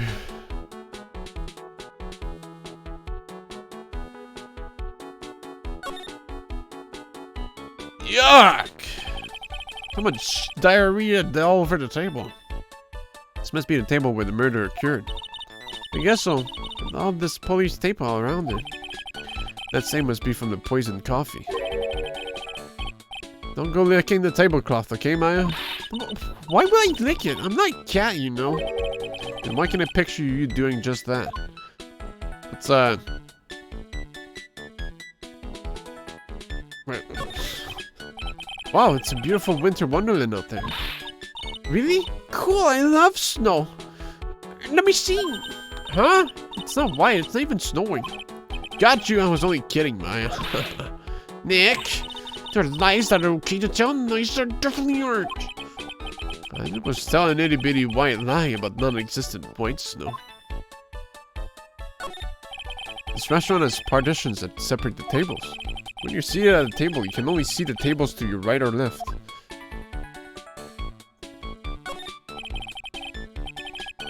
I think the poisoning happened right next to the entrance, like right there. I guess that's the most subtle one. It's the one you think about looking at the least. This table said nicely. It just needs a customer. What do you think this flower is, Nick? Let's see. Well, it doesn't look like a tulip, and it's not a sunflower, I don't think. Duh, even I could have told you that. Well, those are the only kinds of flowers I know. Dagnabbit, I'm a lawyer, not a botanist.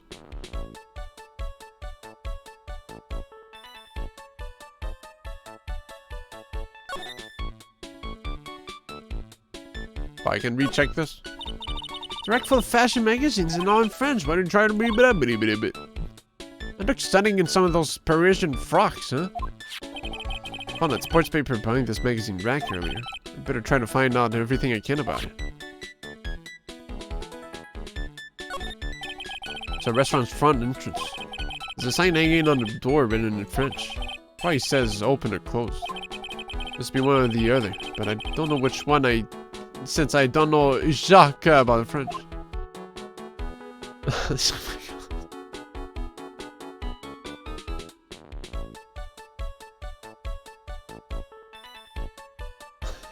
The French joke, that's for going. I was made for this game. This is my game. No one else gets to stream it.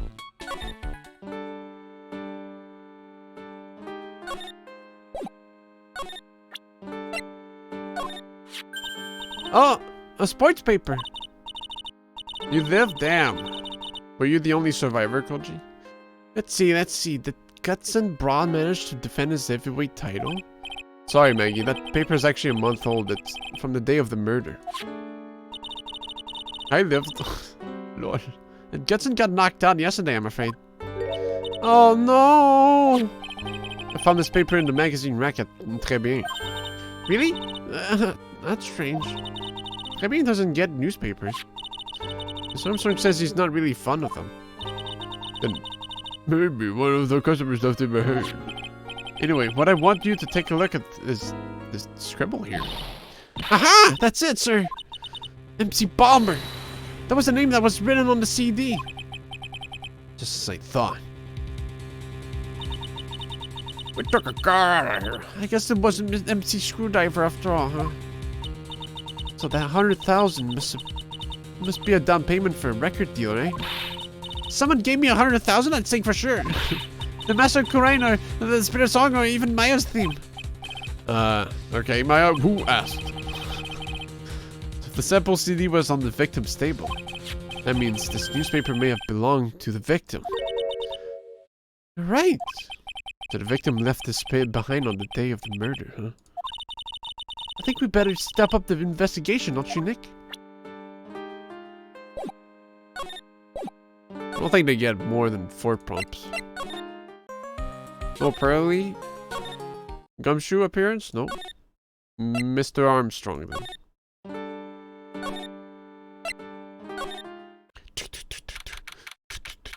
Oh! Oh la la! Bonjour! Welcome to La Très Bien! Oh, hello! Oh, what happened to Maya? She's frozen stiff. Bienvenue! Welcome to my petit restaurante! Huh? Bienvenue! Oh no, my petite tulipe! Huh? Me? Look at this face, like a kitten rejected by its own mother. You are fatigued, no? Alors, you need this. An aromatic bathroll mélange of la neroli and la rose. My personal recommendation. You think I need what? Oui, oui, just add a couple of drops of this mixture to la bath water, and voila. How it suits your body and your mind. It's simply fantastic. Finally, the drink raw. Really? And for a monsieur. Who? Me? Look at that face, like a puppy rejected by life itself. You're fatigued, no? For you, monsieur, I recommend this. Of bergamot. Maybe a hint of... Oui, oui. De la peppermint, de la clarissage, fragrance exceptionnelle. Such an invigorating recipe will bring out your delicious beauty, monsieur. My beauty. Alors, if you will be seated, I will bring you the special menu of the day. Actually, we're not here to eat, we're lawyers. Mais bien sûr, I know this already, monsieur. You are La Phoenix, right, no? Yes, you know me? Mais oui, oui. Never forget a man who flirts with me. Especially in court. He was cross-examined by a mysterious help. Looks like everyone to do with this case knows who I am already. I wonder what sort of impression Zen Hyop's been leaving on people, don't you? Not you? Allow me to introduce myself to you again. I am Jean Armstrong. Enchanté. Très bien. So what does très bien mean? I know très, that means 3, right? No. Très bien is français. In English you would say very good. Oh, very good. Oui, exactement. L'atmosphère is très bien, and la cuisine is très bien. The food's so good, why aren't there any customers in here? My cuisine is not for all. Some people, they do not appreciate la haute cuisine. I thought everyone liked hot cuisine. Since I have lost Maggie, I do not have enough hands. So you're running this place on your own now? Oui, for a moment. No one has answered my advertisement. Oh, pour moi. Please don't eyeball me while you say that. Trees bean. I am la chef. I am la manager. I am also a trained aromatherapist. Roaming what? Hey, practitioner. Aromatherapy. The art of soothing the soul with delicate floral aromas. delicate. The smell coming from that bottle earlier was anything but. I'll show him my badge.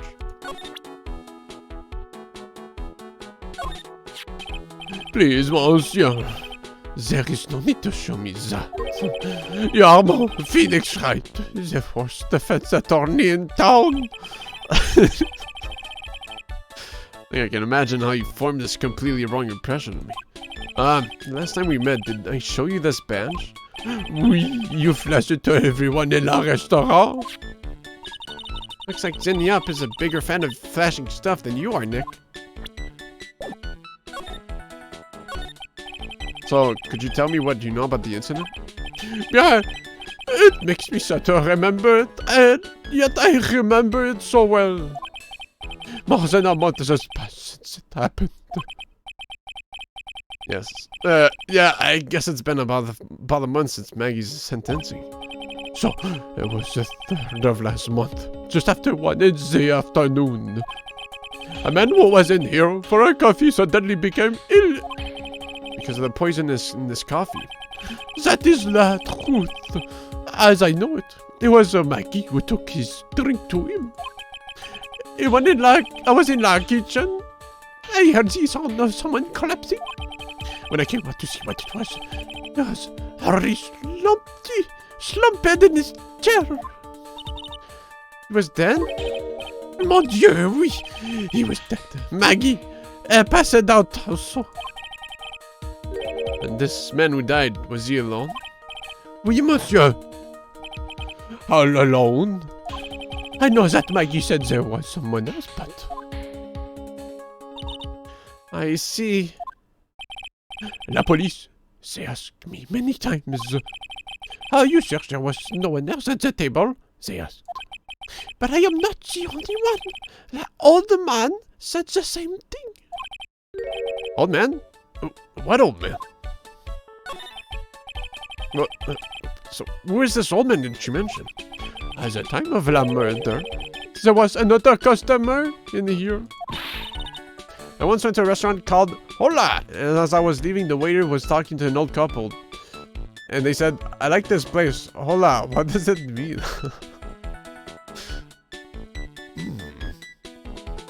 But someone else saw it. Maybe, as usual, he came alone that day. At the time of the murder, I was there. He was here. He saw it too. But he said the same thing. There was no one else at the victim's table. The victim's table. I gotta de-translate some words that are the same. But Maggie swears there were 2 people. Mais, mademoiselle, la lawyer could not prove this, no. About the lawyer, that was me, I suppose. Mais bien sûr. Wow, he's the first person who said it wasn't me. Don't kid yourself, Nick. Now, who's the one making stuff up? Big fan of that. I am not a lawyer myself. I do not wish to speak out of turn. But your defense in court that day was a little... how would you say? Lacking, perhaps. Even a Frenchman cannot speak any English could have done a better job. You were really cool though. Oh, oui, so handsome. Well, I wonder just how bad the defense could have been. Every time you open your mouth, the whole courthouse starts. Oh man, that is something I don't want to imagine.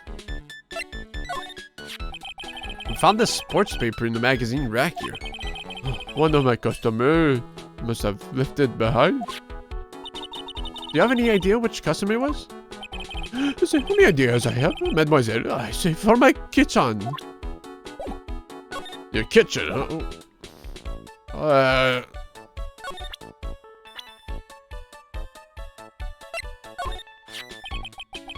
Maggie was a policewoman once, n'est-ce pas? Yes, but she had to quit for, reasons beyond her control. Oui, she was a suspect in a murder investigation, no? Oh, you know about that? That is why I gave it to her. La perfume for la happiness. Happiness perfume. Oui. Blended from Bergamo, like I have given to you before. But she's been arrested again and found guilty this time. This is true. Her natural aroma of unhappiness must have been very strong. Just admit it, your perfume doesn't work. I am not surprised she was the prime suspect. After something like that took place before my very eyes. Something like what? What's this guy talking about? Does this mean Maggie did have a motive? You've got to ask this guy for more info. Stat! What do you think of Dick Gumshoe? Mais, je ne comprehend. Nick, don't just make something up. Félicitations, mais qu'est-ce que c'est? No hablo.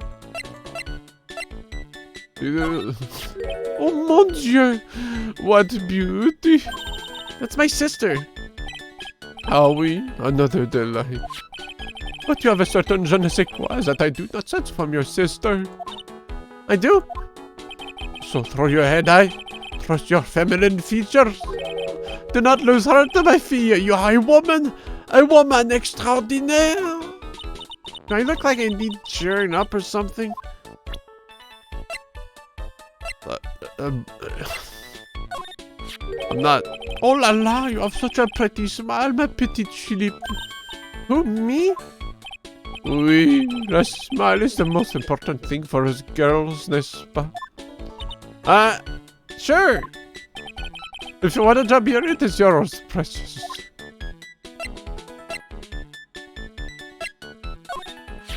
It is hard to imagine, I know it. But I was an apprentice for 5 years in La Gay Paris. Wow, in Paris? It was something the chef said to me that made me decide to open my own restaurant. What was it? That Offerman said to me, you must train for another 10 years. Oh, it was such a shock. So unexpected. But you would have to be a fool to do this, no? Do this. When Maggie took the coffee over to the victim, did anything happen?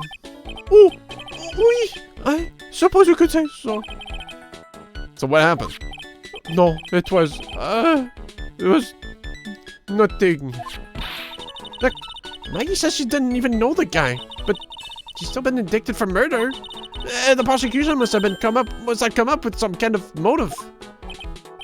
Oui, it is true. If there wasn't anything at all between Maggie and the victim, they could be relevant. So, please tell us anything you know.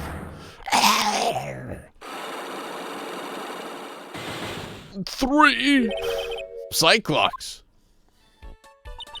No way, what are we going to do, Nick? We'll just have to What the? What's wrong? The Megatama, it's gone. Oh yeah, I was wondering, like, was missing something. Huh? I had it in my pocket, but it's vanished into thin air. Ah! But I could see the Cyclops. Maybe that means the Megatama's nearby? Mr. Armstrong, could I just confirm something with you again? The table's where the victim was sitting. Was anyone else sitting there? That is a question you will have to ask him yourself. Huh? I'm? That old man spends all of his time dans la parc. La park? Oh, a park. What park's that? Behind la restaurant. It is called Vitamin Square. Thank you. Je vous en prie, my dear. Let's go check out this Vitamin Square right now, Nick. Move. Uh-oh. There's a lot of vitamins in here. So this is Vitamin Square. Yeah, I see where they get the name from now. The fruit scream vitamins at you. Hey, Nick! That's the guy, right? Isn't that the old man Mr. Armstrong was talking about? That grouchy-looking grandpa? He's throwing seeds out for the pigeons. Hey, he's not throwing seeds for them. He's throwing seeds at them. My grumpiness threat level has been raised to red. Oh, no, not Grandpa. Bro, this is the final boss, man. Excuse me. Would you mind if I had a word with you? Yes! I just want to ask you a couple of questions. Oh, what's the matter with you? Can't you see I'm busy? Say you don't like my seeds, eh, pigeons? He's really chucking those seeds at them. That's got to hurt. Go on! Eat this! Excuse me, sir. Can I ask you about Maggie Bird? I don't know any Maggie Bird. Yes, you do. Maggie, the waitress at Tribulations. Yeah, it's a disgrace, I tell you. Another disgrace. Disgrace? You see a young girl revealing herself like that? Revealing? You mean her uniform? You thought today they don't have any shame. No shame, I tell you. None more else. Whatever happened to your Bushido values of Japan, like honor and modesty? The Bushido Code. At least one man still respects it. What about me? I'm not wearing anything revealing. You? The problem is you lack any sense of grace. Talk about hitting a girl when it hurts. The American Bushido Code. Watashi wa samurai's son. Do you go to Tribulations often? A lot? That miserable excuse for a restaurant. Like obviously serving there's not food. Where's the sushi with the tempura and the rice? Tribulations is a French restaurant, sir. What do you think we are, boy? In Paris? I want real food, not those snooty snacks. And what about those shameless girls? You mean the waitresses? I can see all the way up to there. Yes, the waitresses. They're practically naked. It's a disgrace, isn't it? Well, listen, it's not my restaurant. Yeah, it's a miserable excuse for a restaurant on police. Miserable. Sure, he knows the place. He must be a regular. No sushi in a Los Angeles restaurant? But if he hates it so much, why does he keep going? A little bit of tsundere. Are you a regular at that restaurant, sir? I hate it so much I go there 9 times a week. It's just, if you dislike it so much, why would you keep going there? Sir? There you are, you filthy pigeons. You want food? Haha, take that. He must be hiding something, right? If he is, I should be able to see a psych-luck or two. Oh, wait. I don't exactly have the Magatama right now, huh? Remember, Nick, the Magatama is only on loan. You better find it or else. But if Charles ever gets wind of this, I'm going to be in for a world of pain. No, I'm throwing this. There you go, boy. How does some pigeon feed sound to you?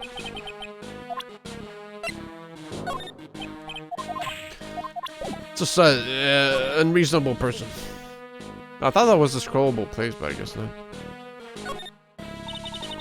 You used to love sandboxes like you wouldn't believe.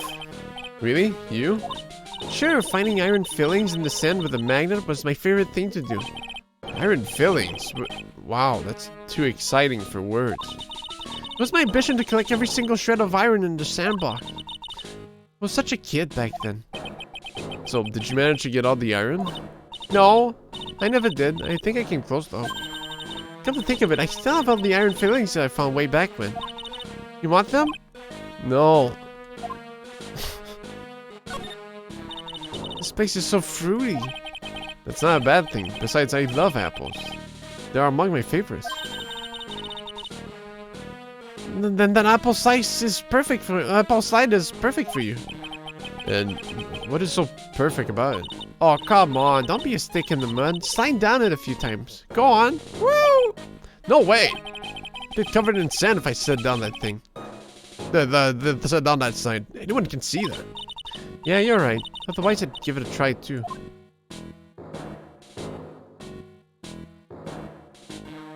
Job listings.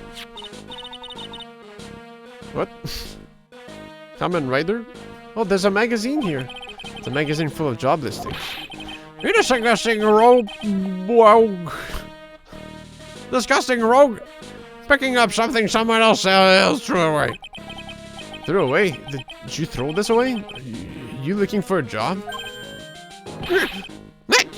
None of your business! Sorry, I guess I'll just take the magazine with me then. I don't want anyone else having it. Give it back. Too bad. Now that you want it so bad, I don't want you to. I don't want you to give it. I don't want to give it up. Thrown away by the old man. Hey, that's mine. Hey, look, pigeons. Yeah, heaps of them too. Did you know that pigeons are a symbol of peace? That's a dove, not a pigeon. Poor things. So they can't be symbols of peace and harmony just because they're gray? Is that it? You're overthinking this one by just a smidge, Maya.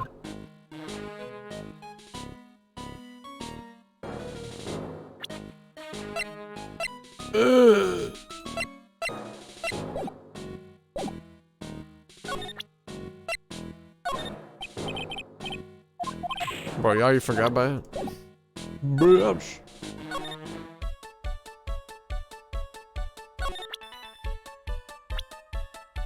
What? Don't think I can get anything else out of him anyways.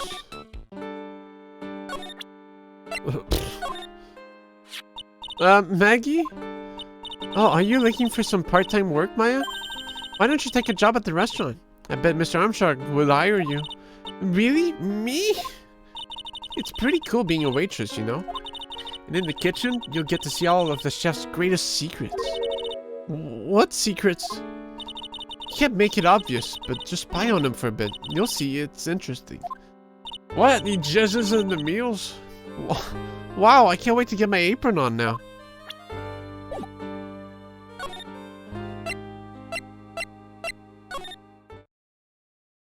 Hello?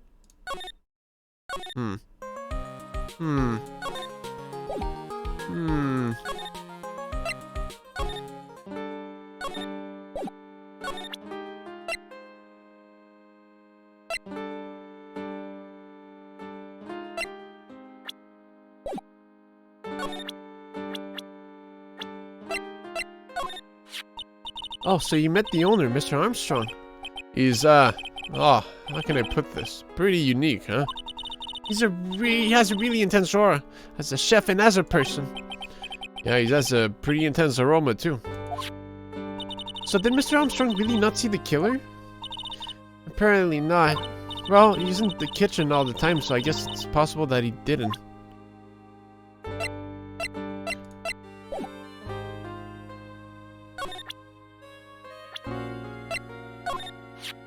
Oh, Detective Gumshoe! He really looked out for me when I was on the force. Have you seen him recently? No, he's never been to the restaurant. Guess he's not a fan of French cuisine, huh? He's an instant noodle type of guy, after all. Yeah, he prefers the simple things in life. Or he's just simply too poor to afford anything else. No.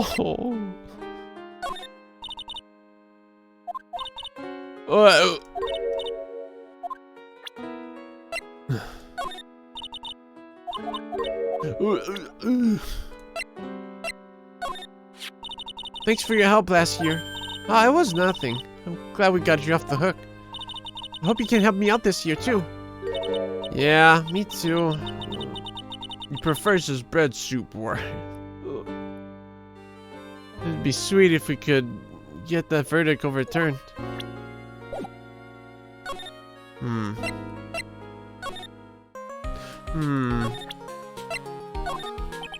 You think this about this? Or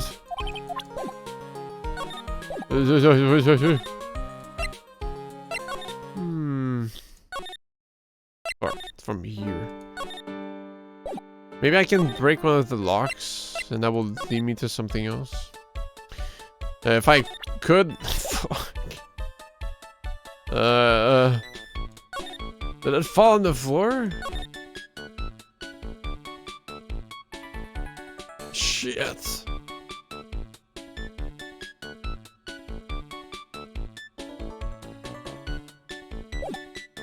I don't know why I'm backing up.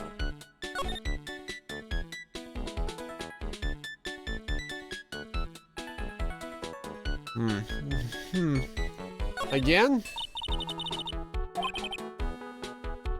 I say Miss Armstrong doesn't get any newspapers. Well, it wouldn't exactly suit the feel of that place, would it?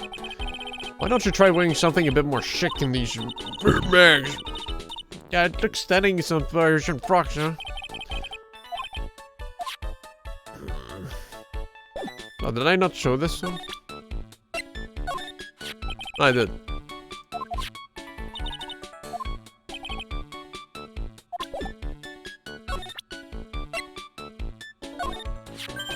Mademoiselle.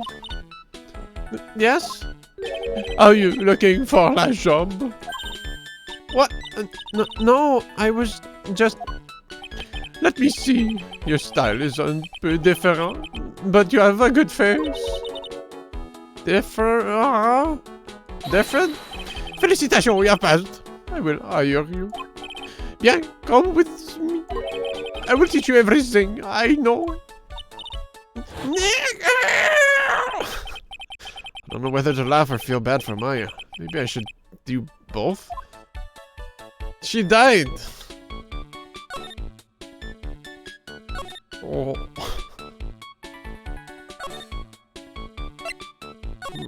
No. What am I to do now? Looks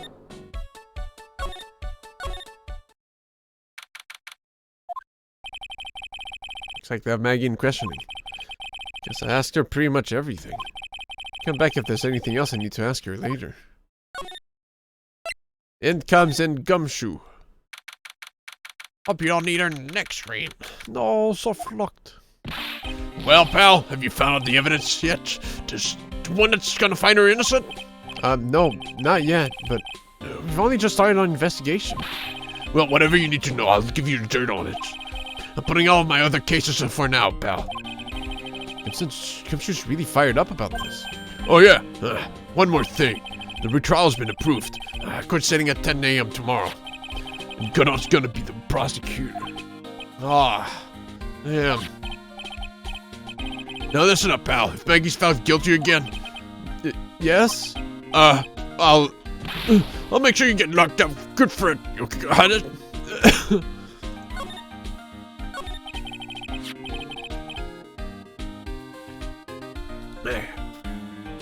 So the guilty party was Maggie Bird, huh? Yeah. Back when she was on the police force. You were her mentor when she was a rookie, right? Yeah, I could have kept a close eye on her. I mean, not too close. You know.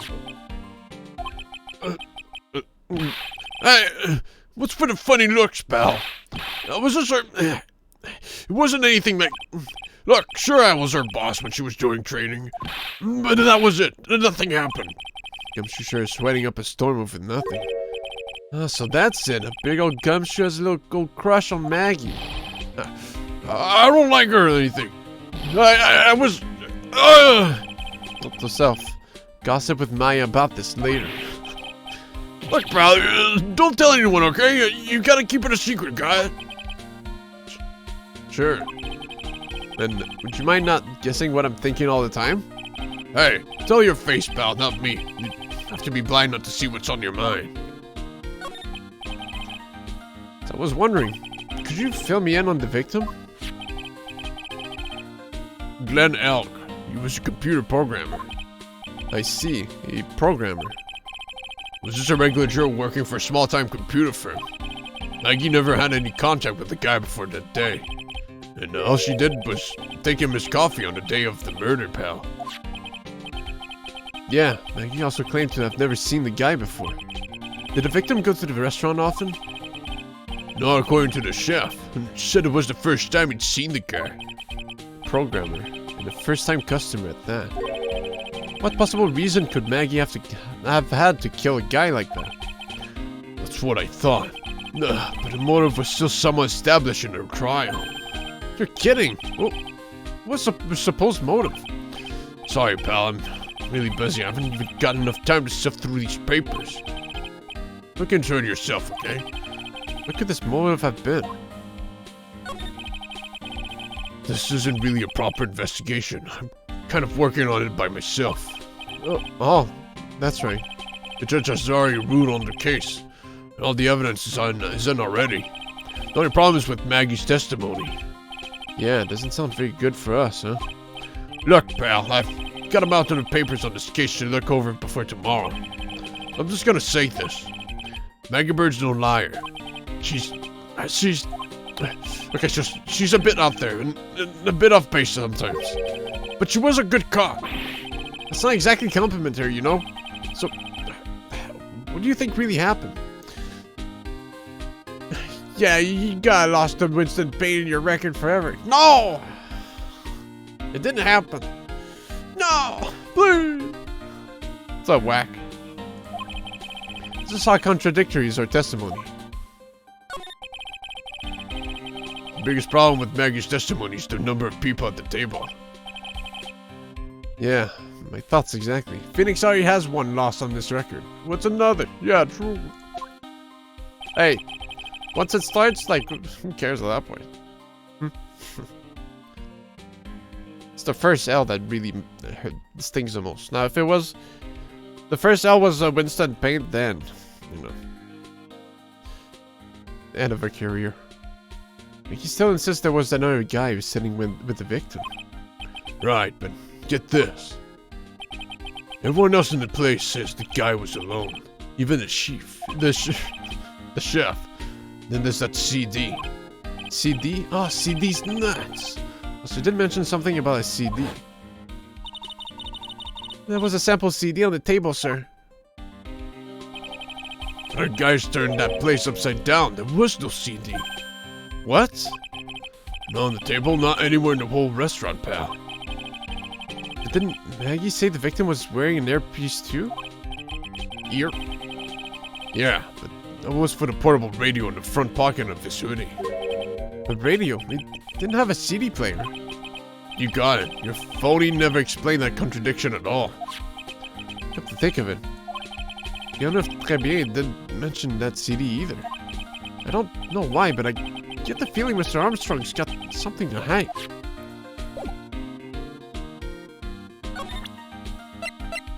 Oh yeah, got a job? No, I didn't mean it like that. Wait, what's the funny tidbit? What do you make of this? Sorry, pal. All I can think about is Maggie at the moment.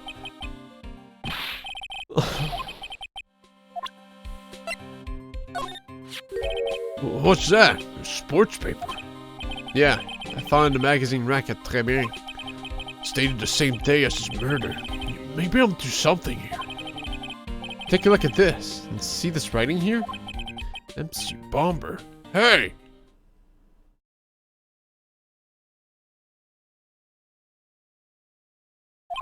What is it? I've heard that name somewhere before. Yeah, MC Bomber. Wow, he actually seems to be thinking for once. It's no good, I can't remember. And he goes back to being the gumshoe we all know and love. Hey, pal, I'm gonna borrow this paper for a bit, okay? I want to get a handwriting analysis done on this scribble. Handwriting, huh? Be good to know more about that in any case. Thanks, pal. I bet this will turn out to be an interesting clue. My clue! There's only one possible explanation. Your evil twin Phoenix Wrong finally passed the bar exam and lost horribly to Winston in your name. Damn it. He looks so fat, too. Looks stupid and dumb.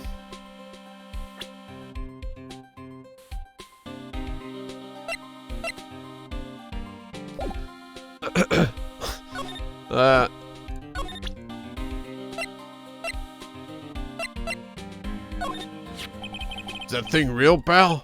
Why does everyone keep asking me that? Wonder what this phony of yours is like. You had Maggie found guilty of murder. Doesn't that tell you? Had to track this creep down. Did I show up? No, that's what he gave me. I wasn't at the trial myself, but I asked this on one detective I know all your defense was. And what did he say? He started off by saying, I'm at a complete loss for words. He must have found some quick because he went on about how bad you were for an hour. But you said you suck so much, it seemed like you were trying to get Maggie found guilty. Like I was trying to get Maggie found guilty.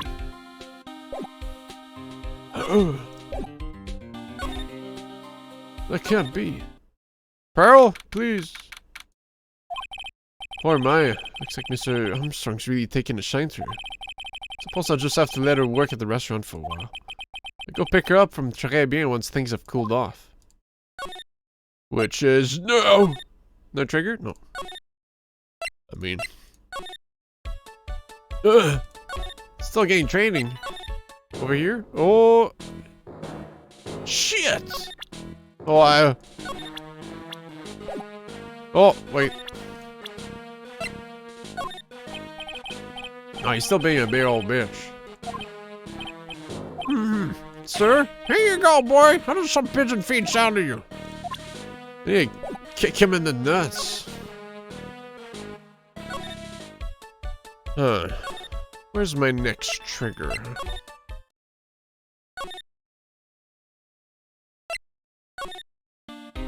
Maybe I can, What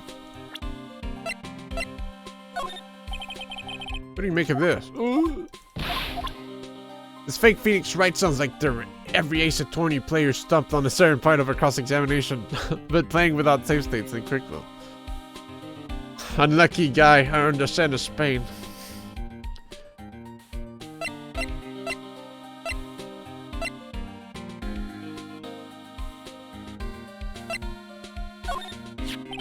Have you gone to see Maggie? Of course I have, but I wasn't much good at consoling her. I'm not very good with words. Oh. Yeah, I guess I must have looked a bit down. Maggie was really supportive of me. It was great to have someone to talk to. Did he go for her or for himself? I'm such a loser. I had high hopes for Maggie. I was gonna make her the best detective there ever was. Then all of a sudden she was charged with murder and arrested. I never saw it coming. I never imagined I'd find her guilty of being a girl. I hate myself for not being able to do anything. It's okay, Detective Gumshoe. We still have a chance to make this right. You know what? You're not such a bad guy after all, pal. Where is Glenn? What? Glenn Elg's real cause of death was that he saw the power level of a certain person was over 9,000 and died from shock. Yeah. The scanner sent a shock straight to his brain. Just instant game over. And then his head fell in the cup that was poisoned, and he accidentally, from the brain aneurysms he was getting, and he died. I can't figure out she'd be Gully. She's a cold-blooded killer. Got new dialogue? Let's this computer screen. What? Poison coffee? Poison coffee waitress gets a retrial? I knew there was something funny about the taste of this coffee. Okay, who brought me this coffee today? Hands up! Yes, have a little faith in your subordinates. Quit surfing the net, Chief. Sorry, I was just things feel pretty tense in here. I guess there's the no Mario dialogue. No matter what, whenever I come here, the mascot's there to greet me.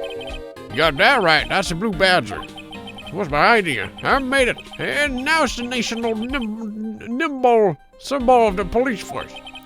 What's with the pink one? It's new, right? Yep, to meet the pink badger. One's called blue and the other called pink, but they're both called badger. You got it. They're married. So should I expect to see baby badger next time I'm here? No. Impressively, the chief is not a key figure ever, despite looking exactly like the prosecutor paying. Ugh. No, he's got less hair, to be honest. The blue badger? No. Whitefrost, you need to stop with these spoilers. Hitting the gas is like hitting the fast forward button on your life. No, that's too obscure. You don't really get the you'll die before your time idea. You need something more direct, something a bit more lighthearted. Something like hitting the gas is your passport to paradise. You must be coming up with slogans for safety camping, I guess. Doom, doom, doom, doom. Dun, dun, dun. Man.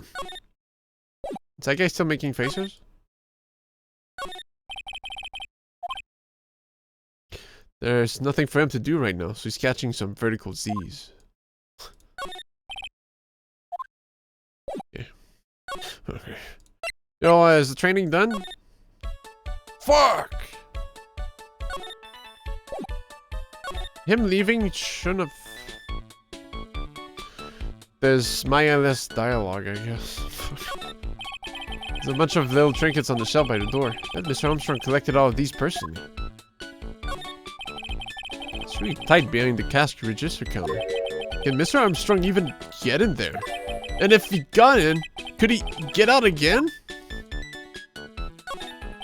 It's a rack full of fashion magazines, and all in French. Ah, the clothes in these are absolutely atrocious.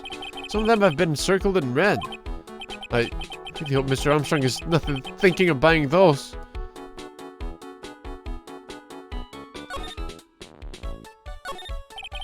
This must be the table where the poisoning occurred. The stain tells the story well. The whole area is still cordoned off with the police tape. I guess it must still be under investigation. Mr. Armstrong must be a pretty big neat freak. He already has this table ready to go. Now, if only the food in this place was edible. Such a critic, Phoenix. Come on. Looks like pretty cold out there on the streets. Peaceful though. It's nice that people can take it easy after the all-day rush. Afatator the Rihuir. Huh.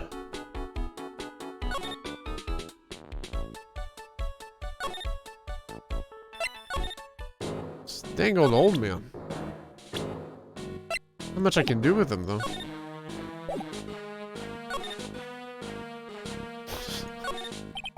When I think back to when I was young, I wonder what I found so great about playing in the sandbox.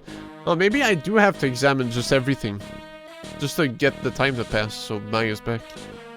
Wonder what I found so great about playing in the sandbox. Maybe I'll come back here in the middle of the night one of these days to relive it. On second thought, being arrested by GAUNSTREAM would be too embarrassing to bear. You don't see many parks like this anymore.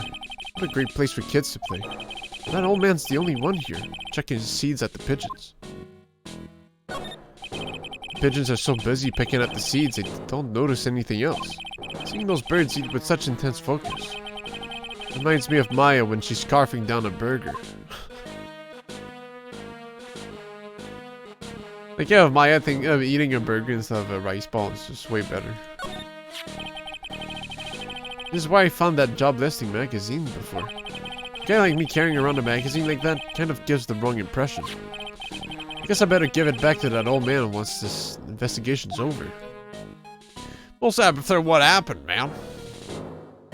I'd burn that thing just in case. Who cares about this ratty old man?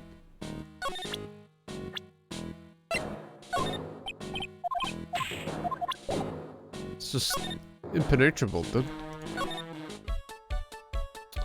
Fuck!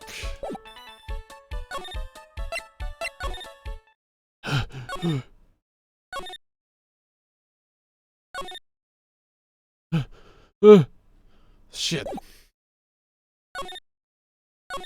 Is there anything else with Gumshoe? There could be potentially a fourth option. But what is there else to show? Hey, so how come she's not with you today? Okay, I guess that makes sense. She's working down at the restaurant right now. Working, huh? Yeah, it's tough being broke, I wouldn't know. Okay. Next time I see her, show her how to make the world's best instant noodles. We low earners have to stick together. It's the only way. Why is he shaking my hand with such enthusiasm?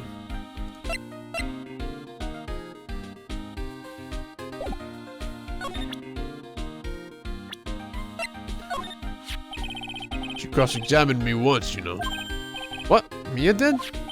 Yeah, that was us. The big guns locking horns. Witness versus lawyer was about cutting tactics and tricks. But the witness isn't supposed to play any tricks. Can't believe she's gone.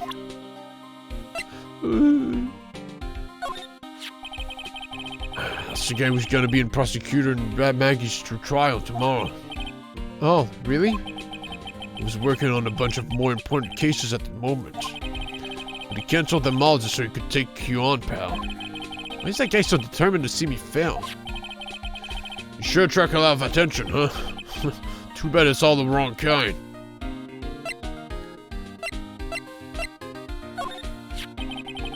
Chef of Tribulations, huh? You know what that chef said to me? Oh la la, your body's full of like toxins. Then he gave me this bottle. What's in it?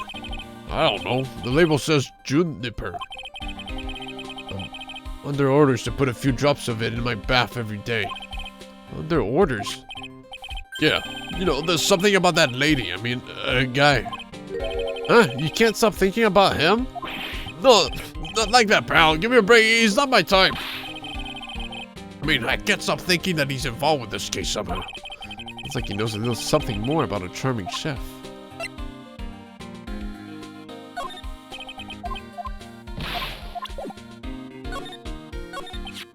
So, what exactly is it that you caught your attention about the chef at Tribulations? It's, kind of hard to say. Guess probably not even connected with the case anyway. Hey, come on, detective. Did you say you'd give me the dirt on anything? Well, this sort of stuff is kinda unimportant, gossipy stuff, you know, pal. Look, how about this? You go to Tribulations and investigate the place yourself. And if you find out anything suspicious about the guy, you report back to me, okay? Don't suppose I got a choice in this, huh? Guess I better find out more about the chef in Tribulations and report back to GAUNSTREAM. And that's my cue. I'll have a little trigger, thank you. Yes. The scent of flowers sure is strong. It's almost making me dizzy. Hello? Who was that just now? Customer? She had sort of a dark aura about her. Welcome, bienvenue! Wow, what a good voice.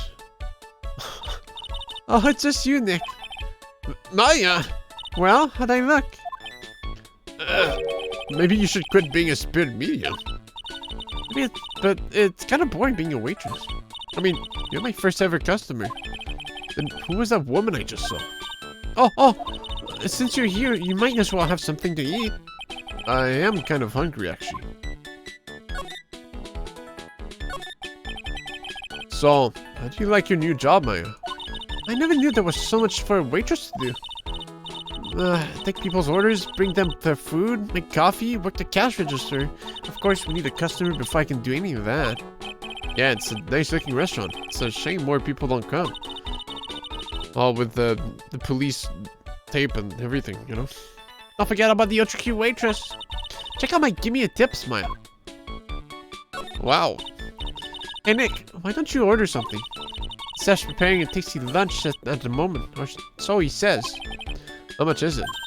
It's a 20 cent, so it's $20 of course. 20 cent. I believe I'll be taking a pass on that. It's kind of expensive. What? But you can't. Come on, Nick. It's not every day I get to be a waitress. I want to try carrying plates and working the cash register. How about cleaning the toilets? That should keep you busy. Yeah, right. Maybe later. About the lunch. Oh, a fine choice, sir. No, Get your lunch special, please. With all the extras, drink, side, salad, dessert, and I don't need any of that. Just a moment, please, sir. It's really getting to this. So how much is the set lunch then? $20, huh? With the drink, side salad, and dessert, it's $45. Hey, wait a sec, Maya. Sorry to keep you waiting, sir. Here, you are. Our deluxe fortnight lunch set. Whoa! I know I didn't say that, but... A dish inspired by lobster in a ballon fricassé with a balsamic vinaigrette. Bon appetit! Thanks? Come on, Nick. Hurry up and try it already. Inspired by Elden Ring. Lobster, huh? Alright, and down the hatch it goes. Well? Are you hungry, Maya? I'm starving. Here, it's yours. Really? Remember, Maya, my wallet doesn't print money, so you better polish off that plate. I just remembered, I've got to clean the toilets. Hey! You can't be in that much of a hurry to clean the toilets. This fucking fried rice stinks! Cost $20 despite how unbelievably bad it tastes. Have you spent a lot of money on the meal and then regret it immensely? Not really, because I never go to the restaurant, so... And usually whenever I do, I never pay for it because I'm invited, so... No, I only order good food. How does that guy manage to make good food taste so bad? Hey Nick, you want to take a peek at the kitchen? The kitchen, huh? Not a bad idea. What was it that Maggie said again? In the kitchen, you'll get to see all of the chef's greatest secrets. In the kitchen? That sounds tasty. Hey, wait up, Maya. What is it? I'm pretty busy right now. Aren't you going to show me around? It was my plan to find some cool clue and show it off in your face. Better conduct a search in the kitchen myself.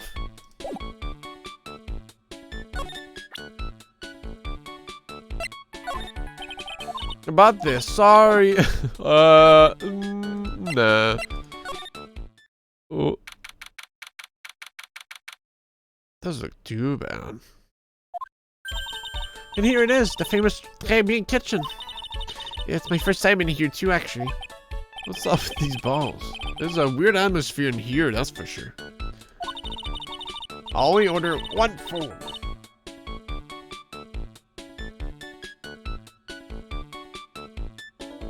So Armstrong will be back soon, so we better search quickly. Chop chop! Chop chop! What the fuck? Now, I know I'm in a French restaurant. I've never heard of most of these seasonings. Hey, Nick, this container has oyster sauce? What's that? Is that used in Chinese food? Doilies catch fire. Ah, look, right there on the counter. My Megatama, what's it doing there? What indeed? A loan from Maya, recovered in the kitchen of Tribulations.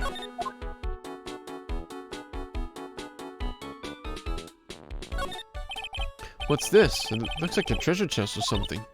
Wow! Look at all these little bottles. Oh, they're aromatherapy oils.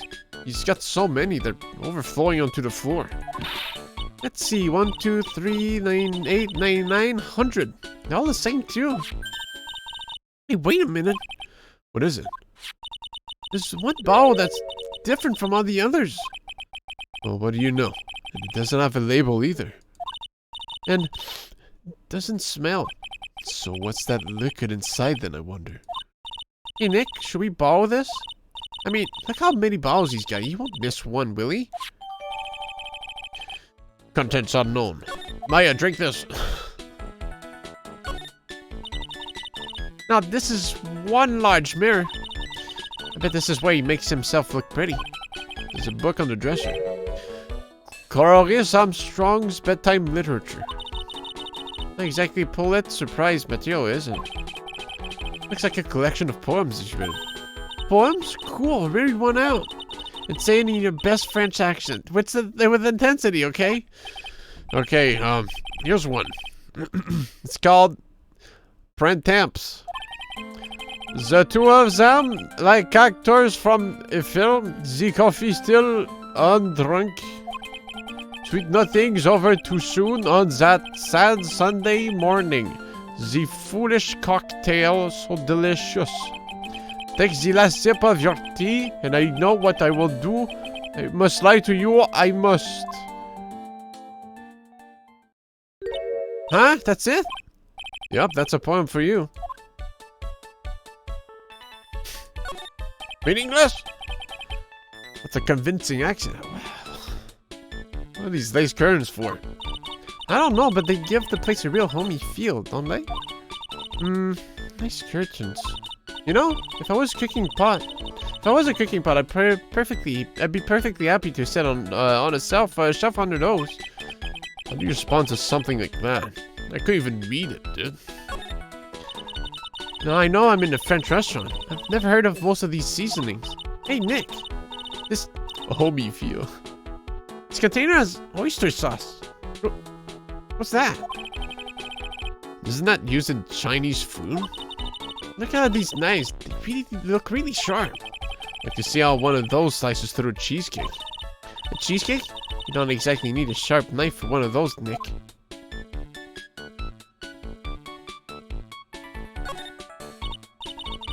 That smells good. Something's bubbling away nicely in that pot. It must be the lobster in the abalone fricassé with the balsamic vinaigrette. Is that what I just ate for lunch? Maybe. What you ate is the only French dish I know the name of.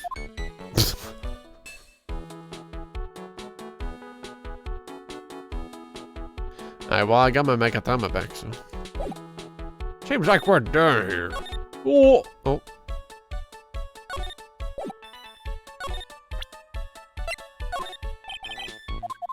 There. Alright, yeah. I think that's pretty good stuff for Gumshoe. I'd like to unlock him, but well, he's not here, so. But Gumshoe did ask me to report whenever I got some sussy shit. Hey, you're just in time. What is it, Detective Gumshoe? The lab got back to me about that newspaper you gave me. Must mean the sports paper with the memo scribbled on it. So? What did they say? Did the analysis turn up anything? They said the doodle was written by the victim, Glenn Elk. No doubt about it. I expected as much. The victim took the paper with them to the restaurant on the day of the murder. That's a misinterpretation of the facts at the moment. Not by victim. Duos and victims in writing. MC Bomber. I get the feeling I've heard that name somewhere before. Oh well, guess it'll come back to me. Don't forget to report back to me with whatever you find in the restaurant, okay, pal? Since when did I start taking orders from Gumshoe? Although, I get the feeling there's something I need to show him. You got one of those aroma bottles too, huh? Only this one doesn't smell. Huh? I don't get you. This was mixed in with all the other aromatherapy bottles, but it's not the same. It doesn't even look the same. Wouldn't you agree? Cologne bottle that doesn't smell, huh? Smells like a skunk to me, pal. Might let me borrow that bottle for a while. I want to send it to the lab for analysis. The victim was poisoned, so the contents of this bottle are pretty important. I had a hunch there was something funny about that chef. You suspect Jean Armstrong? Got that guy's number. I know what his secret is. It must be the same secret Gumshoe was talking about before. Analysis at Slipstick. I guess I'd better fill you in on the details. About this Armstrong guy's secret, I mean. Oh shit. We got the music. Ooh, it's gonna get spicy. So what's Mr. Armstrong's secret? You ever had lunch at Tribulations, pal? Yeah? So what was it? To put it nicely, it was inedible. Hey, don't worry about it being nice around me, pal. You and I both know the reason that place is haunted is because of the food. I mean, the police is clean and he's got a girl like Maggie as a waitress, so... Yeah, I guess it's probably the food. Did I say police our place? Whatever. The real scoop on the guy is he's up to his ears in debt. Really? How much does he owe? This is a copy of his loan contract. He's about $500,000 to red. $500,000? Are we talking dollars? Yeah. Hey, if it was sterling, you'd really be in trouble. Sorry, that figure just took me by surprise. Yeah, this case is full of surprises. I'd be willing to bet that chef's got something to do with most of them.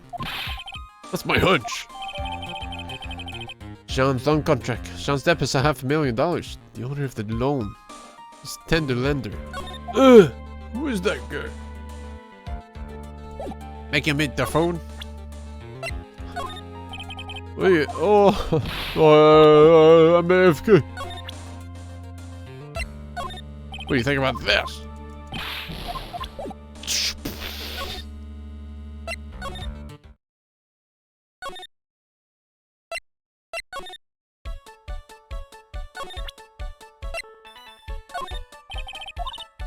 What?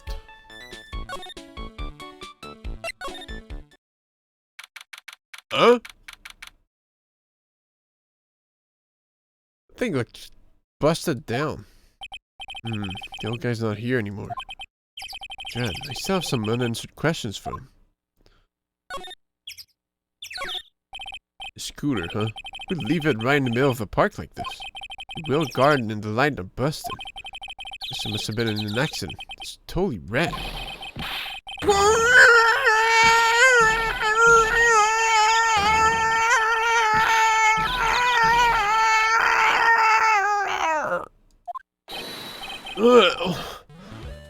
Hey, what do you think is doing with my bike? Really? You something messing with my new ride? Is that what you've been doing? Is that Why isn't gonna pay for this? really? Maggie fell for this? It wasn't me, I was just passing by. Hey, then it wasn't that that covered my saddle that crap, huh? She's gonna pay, you catch my drift? No, wait a sec. I'm not a pigeon. I could have done it. Wise guy. How did I beat you so hard it'll feel like you were smooching the express train? Uh-oh. You better watch your back. This ain't over. I'm gonna run up a group of lawyers and then you're gonna pay. Actually, I'm a lawyer myself. What'd you say? I'm Phoenix Wright. Phoenix Wright? You just say to you, Phoenix Wright? Yeah, I am. So you a wise guy too, huh? Cause I'm Phoenix Wright, the one and only. What? Very convincing. Dude, I didn't know Phoenix Wright had portrait art. This whole thing probably wouldn't exist if Maggie just said, wait, this isn't the right guy. Out of my way, I gotta cruise. He's gone. Surely that guy wasn't my phone, was he? He wasn't anything like me. Guess I better make a note of the scooter.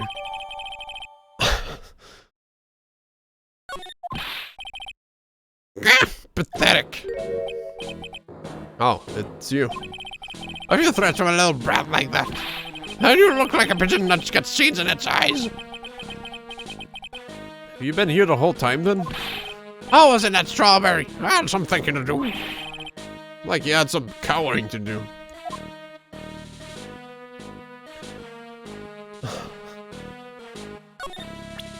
Well, they were too shy right now. They didn't want to bring it up.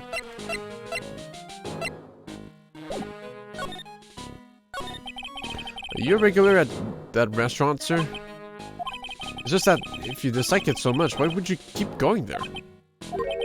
Sir? There you are, you filthy pigeons. You want food?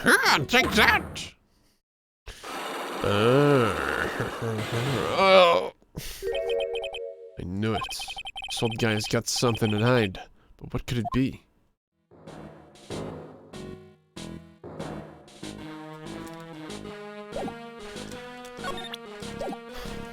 Oh.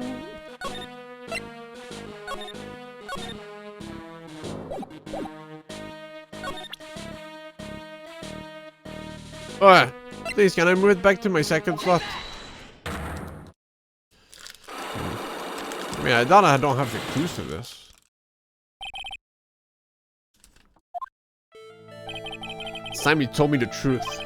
Why are you regularly at the restaurant that you dislike so much? Isn't it obvious? People only have one reason to go to restaurants. To eat! To eat? Is that the whole truth? Oh, what do you mean? I don't think you go to that restaurant for the food at all. Good so bad. Now that you accuse me, what proof have you got? I can tell that not you nor anyone else in the world would go to that place for its food. Yeah! Well, take this! You're a disgrace, an idiot, a closet fool, you're only worthy of the pigeon feed. Oh well, looks like the evidence, wasn't it? Why, maybe you wanted to have a job there. Is he a pervert?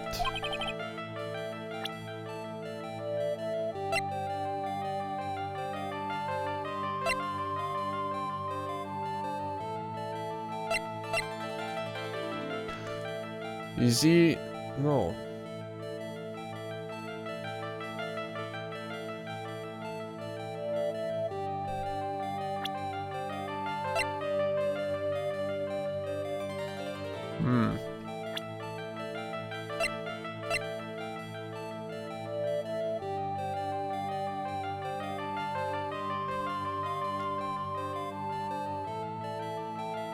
Alright, just cause I guess I present this because it's like it tastes like crap. So that's the reason. The proof is in the pudding, or in this case, the lunch menu. That's a twin tea set. Food at Tribune is terrible and expensive. You're wrong. It's cheap. Huh? I'm rich. I inherited money when I was a boy. Yes, I'm stinking rich. I've been out of work since I was born, other than feeding the pigeons. What a load of crock. Now that's another story, but the price is nothing to me. So you're saying that you go there because you've got money to burn? Exactly. I have so much cash, I go for a swim in my money vault every day. Fortunately, that's a lie. What? You don't have money to burn. You're flat broke. Sounds like the life for me. This is yours, right? My magazine? Who would a rich retiree be looking for a job? I was... Oh? So what? I was looking for a job. I'm buying a lot at the moment. I need spending money. Oh? I don't go to restaurants for food. I just go for the cappuccino. Yeah, I think you mean a cappuccino. Anyway, how much does a cappuccino cost there? $8. Does it better be some golden beans? What's your problem? You think a poor man would be better off drinking dishwater? Do you? Is that it? No, I wasn't thinking that. I was wondering if the coffee there is really that great. No, it's not. But anyway, yes, the place has free newspapers to read every day. Newspapers? Exactly. You don't want me hanging around at home, so I go there. Sorry, sir. But there are no free papers to read at Tribune. Those prices are made to sound like an exaggeration, but they seem normal to me, which is really fucked up. Yeah, at this point, what? Take a look at this. You know, it's inflation. Like, that $8 would probably be like 16 now, you know? What is it? It's a newspaper I found behind the magazine rack at Tribune. So, what of it? This was the only paper there. It's dated more than a month ago. What? You see what I'm getting at? That restaurant doesn't get newspapers.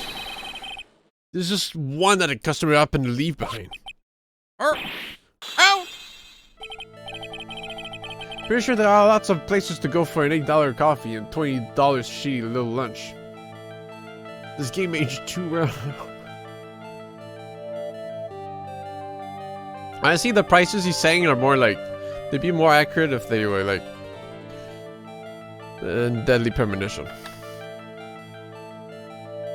Tell me, why are you so determined to hide the truth? I'm not hiding anything. We're gonna have to put this guy out of his misery.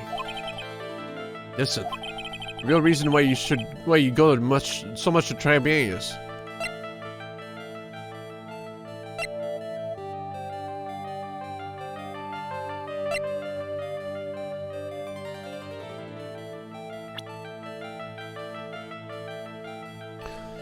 Does he like... peeping at the waitresses? Yeah! What are you asking me about that girl for? She was the waitress at Tribulations. Therefore, the answer to the mystery is, a fine old man would drink expensive coffee at a terrible restaurant. It's the waitress! But I don't recognize that face. And you are probably telling the truth here, because you weren't looking at the girl's face, but at her outfit. What? That's the truth, isn't it? You became a regular at the restaurant because of the waitress's uniform. That uniform is all you can think about, isn't it? You little sick freak, little coomer. Little coomer boomer. I can't take it. To you, that waitress was your... Enough! Please, no more! Stop saying that word. Stop saying waitress. Stop it. Stupid old fuck.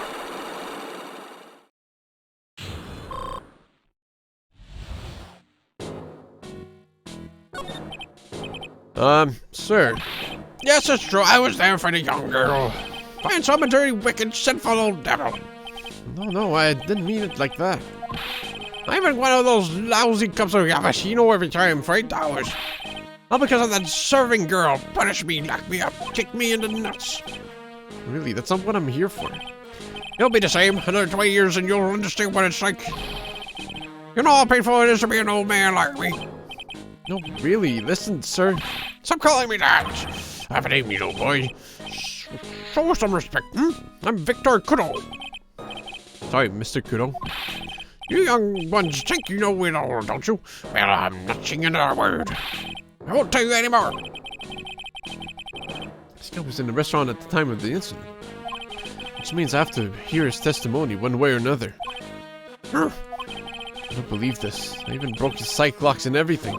I guess I'll have to try to get him when he's in a better mood.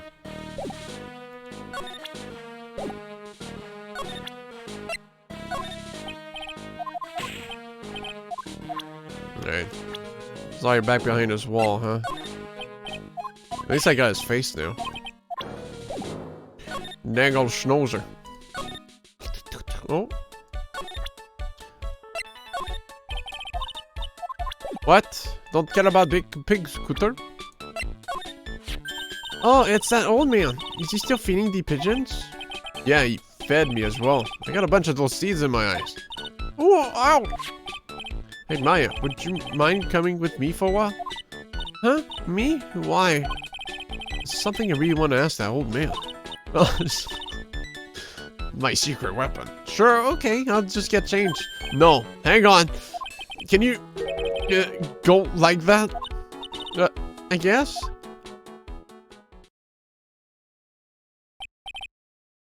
Sir. You again. Well, I see. Nick, his eyes are burning into me. It's okay, I think it's going pretty well. Phoenix, why are you subjecting her to this? Huh? You're still just a little child. Run along and play on the slide, alright? But play on the slide? We're so close. Just a little more and you would have spilled. Pigeon. Let me crack this guy. Excuse me, please, sir. Oh, the goth chick. Quiet, can't you see I'm feeding the pigeon? What? Oh! Mia! What? If you don't mind, sir, I'd be left to talk with you. Wait, so they see her then? What did Phoenix say earlier? He said, like, it's only to me. Yes, please, yes. You crazy, Victor. Victor Kudo. Even from beyond the grave. Wow. Wow, docking cleavage. Nearly everyone else doesn't see the... Okay, this is just the way Phoenix implied it yesterday. Or, no, I guess... I don't know, I can't read. LOL. About the incident. You mean the man who died after drinking the cappuccino? He's a different person. That was quite a shock even for me. He was a strange-looking boy. That girl took the Yamashino over to him, you see. And was the customer alone? Definitely. He was the only person at the table. Then he took one sip of his Yamashino And and he said something like, "Wah!" and then collapsed dead. oh, how terrifying. You're so good at listening, aren't you? I'll tell you anything, whatever you want to know. So he seems to be telling the truth now. Looks like Mr. Kuro didn't see this other man either. I think maybe you only can't see it's Mia though. It's not entirely explained, yeah. Wait, you had a scouter? Yeah. You like the food at Très Bien? Well, of course, I'm really quite a sophisticated man. I'm always a young businessman, once you know. I set up a casino in London. Really? How interesting. Eating your food at that restaurant really takes me back to my days in France. What a lovely story. London's in England, not France. Oh yes, France, wonderful. I'd love to show you around the city sometime. It's too much. I can take it. I want France. I can't believe Mia's laughing at the guy. Ugh. You visit Très Bien a lot, don't you? Of course, I mean, yes. I'd like to come and see you there. Really? Oh, you flatter me so. The owner would be delighted to welcome you, I'm sure. Be careful of that chef, my dear. The chef? You mean Mr. Armstrong? That's right. That man's an ex-con. He's an ex-con. What did Mr. Armstrong do? Oh no, those eyes, I can't take this. He has really got this guy eating out of her hand. He steals things from his customers. From his customers? Gloves, handkerchiefs, well, things mainly. He's a pilferer, so you be careful around him, my dear. Are you sure about this? Of course. He was arrested for it once. How was that when it happened, having my Yafashino? He really is a regular. Let me write you a little haiku about it. A haiku? A Japanese poem. I'll explain all you need to know about that chef. Convicted before, a wicked man or woman, repeat offender. If he takes anything again, you let me know. If it's not too expensive, I'll buy you a replacement. Poor guy, you couldn't do enough for me. Okay, Phoenix. That's about as much as I can do to help. Thanks, Mia. I got some really important information thanks to you. Honestly, I can't believe Maya called me for something like this.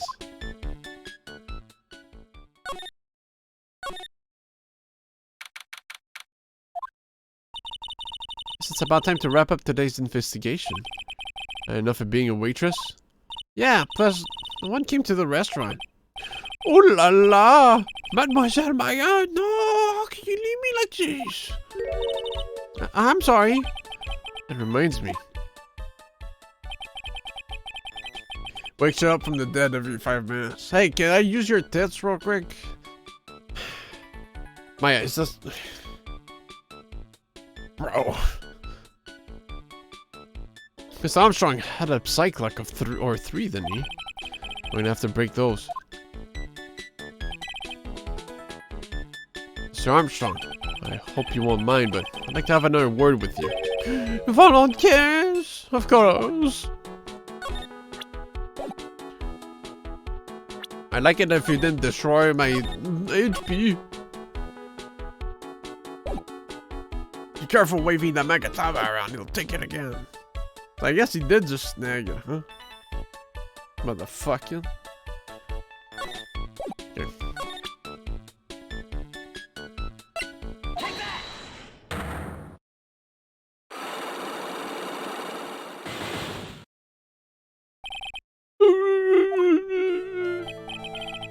What is happening? I do not like this horrible feeling.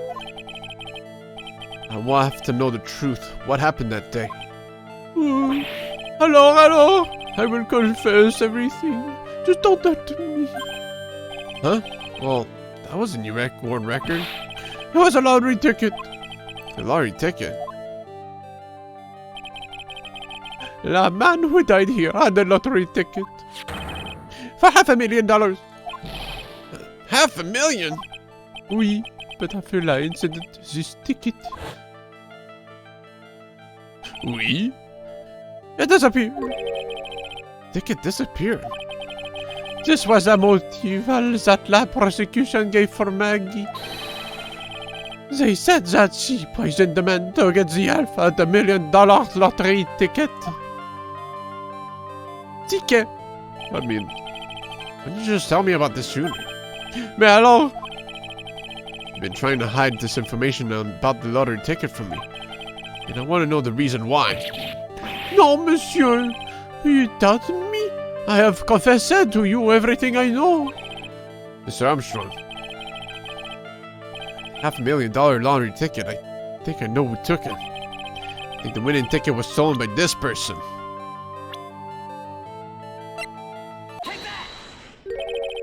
Mr. Armstrong? I believe there's a very high probability that it was you. Ah! Wow. That is a one piercing scream, even for a man like him. Mais pourquoi moi? Why? You have no evidence. Evidence! I'm not Mask Star, Mask Étoile de Mask. I am not the kind of person who steals the property of others. Sorry to disappoint you, Mr. Armstrong, but I have evidence to the contrary. I present to you proof that you have stolen from others in the past.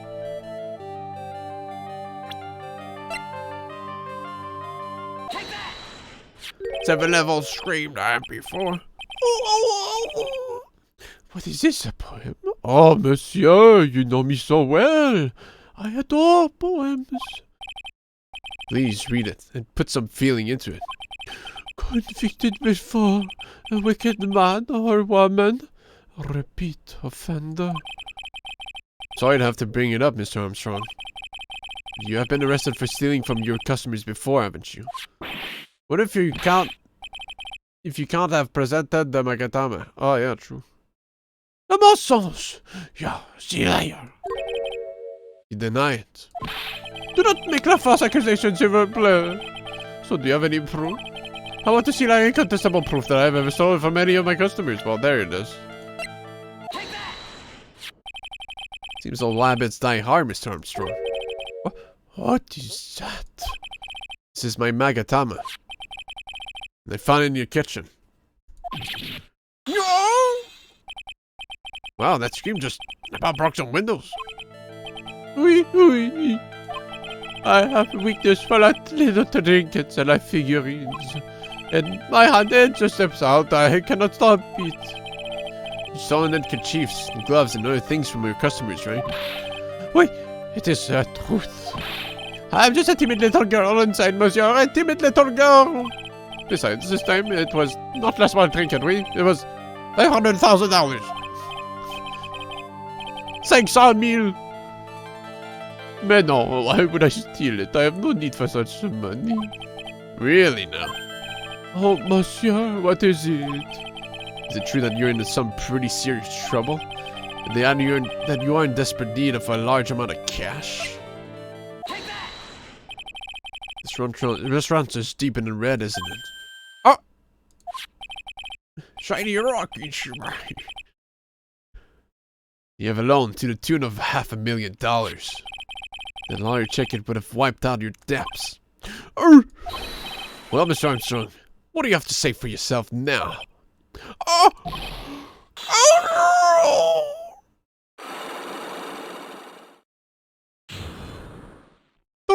Oh, no HP recovery. Maggie's motive.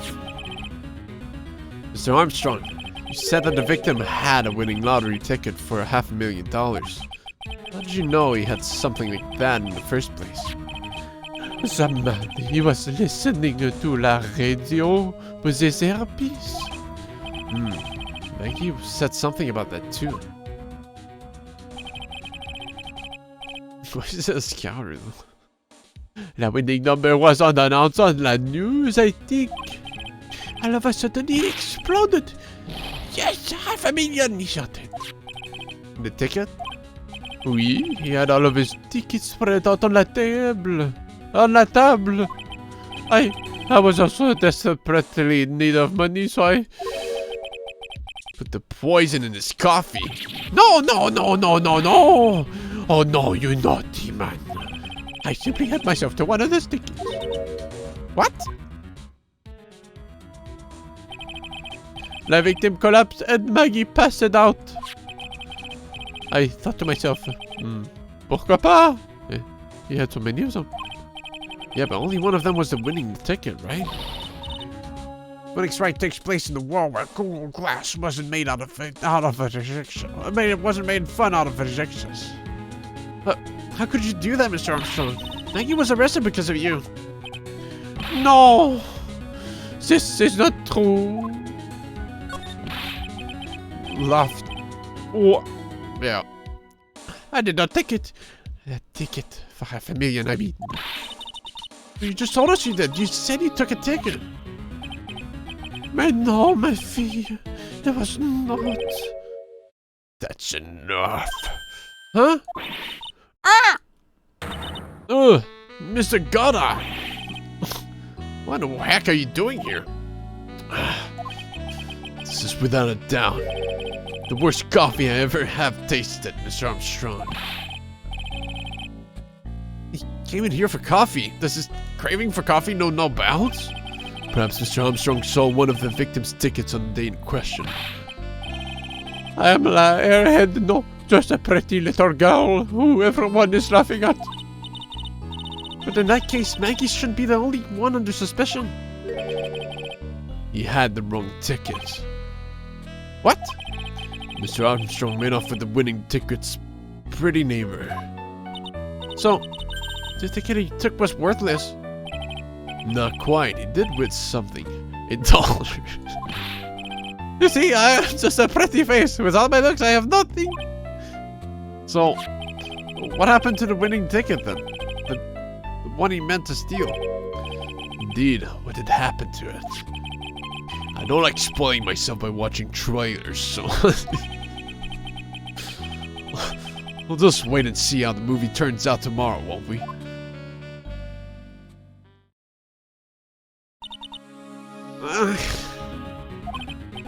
Voila, you two! Time to laugh at la pretty little airhead! Looks like I won't be needing this note anymore.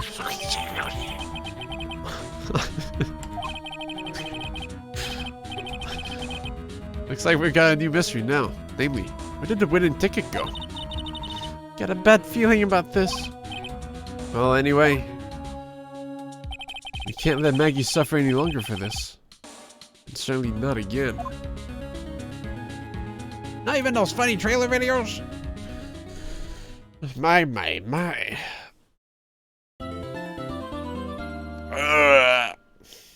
At least there's not too much information to remember, but I feel like this trial right here was gonna have like 60 million dupes and shit. So basically trying to understand what happened. Or, well, I guess we technically get a bit of clue, but blah, blah, blah, blah, blah, blah. Yeah, there's no way I could do it in the next hour or so, right? You know where in here?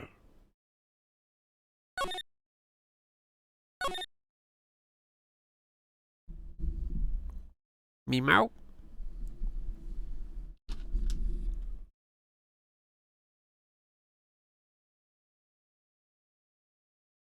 If you skip all the dialogue and get all things correct, pure guesswork, you can do it. Alright, this is a good stopping point then.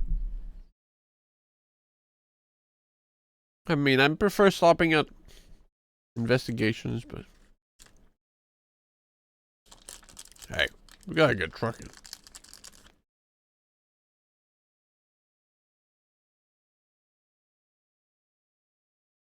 Alright.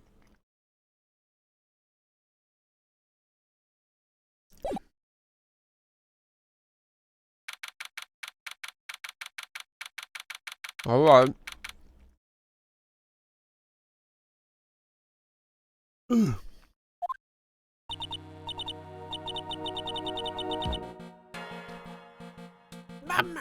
I know. Good amount for today. Somewhat awkward end, but you know. We'll just have to keep our memory brains in check.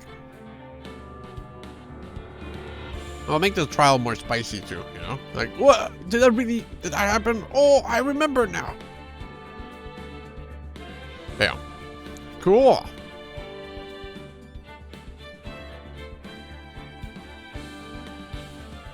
Time to watch the VOD directory to remember.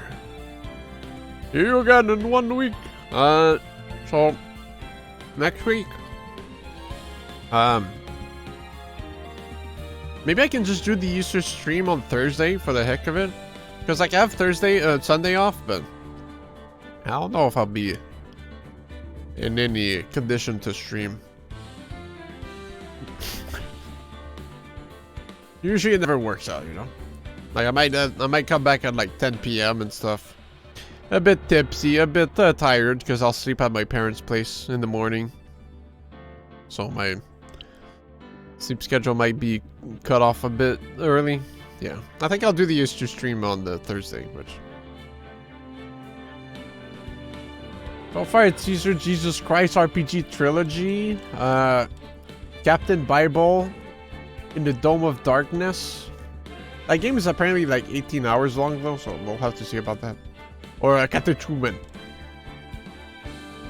A Roman FPS. Can you do Bibleman? But again, thank you. I mean, Captain Bible is kind of like Bibleman in a way, right? Come on. Damn, I should probably sleep now if I want to wake up and stream games. This guy streams? Everyone, shout out. Raga Fraga.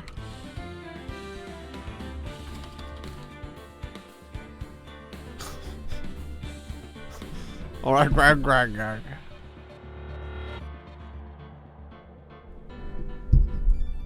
Check out them stream. Where's the Bibleman crashing? Oh. Anyways, host. Cool. But yeah, might do the Easter stream Thursday. Since as much as I'd like to get progress on the videos I do on stream, it's not really productive. So I'll try to kick myself in the arse to progress that along the way, but LOL! Might be a busy week for myself as well.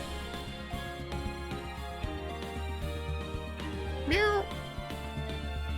Friday, more Chrono Trigger, plus the plus room hack, Chrono Trigger plus, and next Saturday.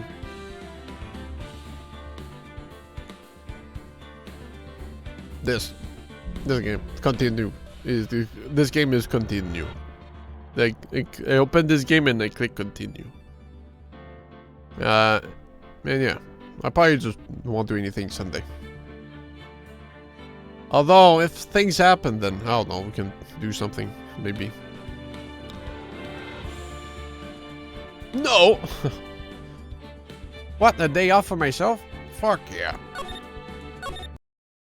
Whatever. Okay. Tried that name, but it was big. Alright. Anyways, thanks for watching. Thanks for the chat. Thanks for the funny jokes. Thanks for the memories.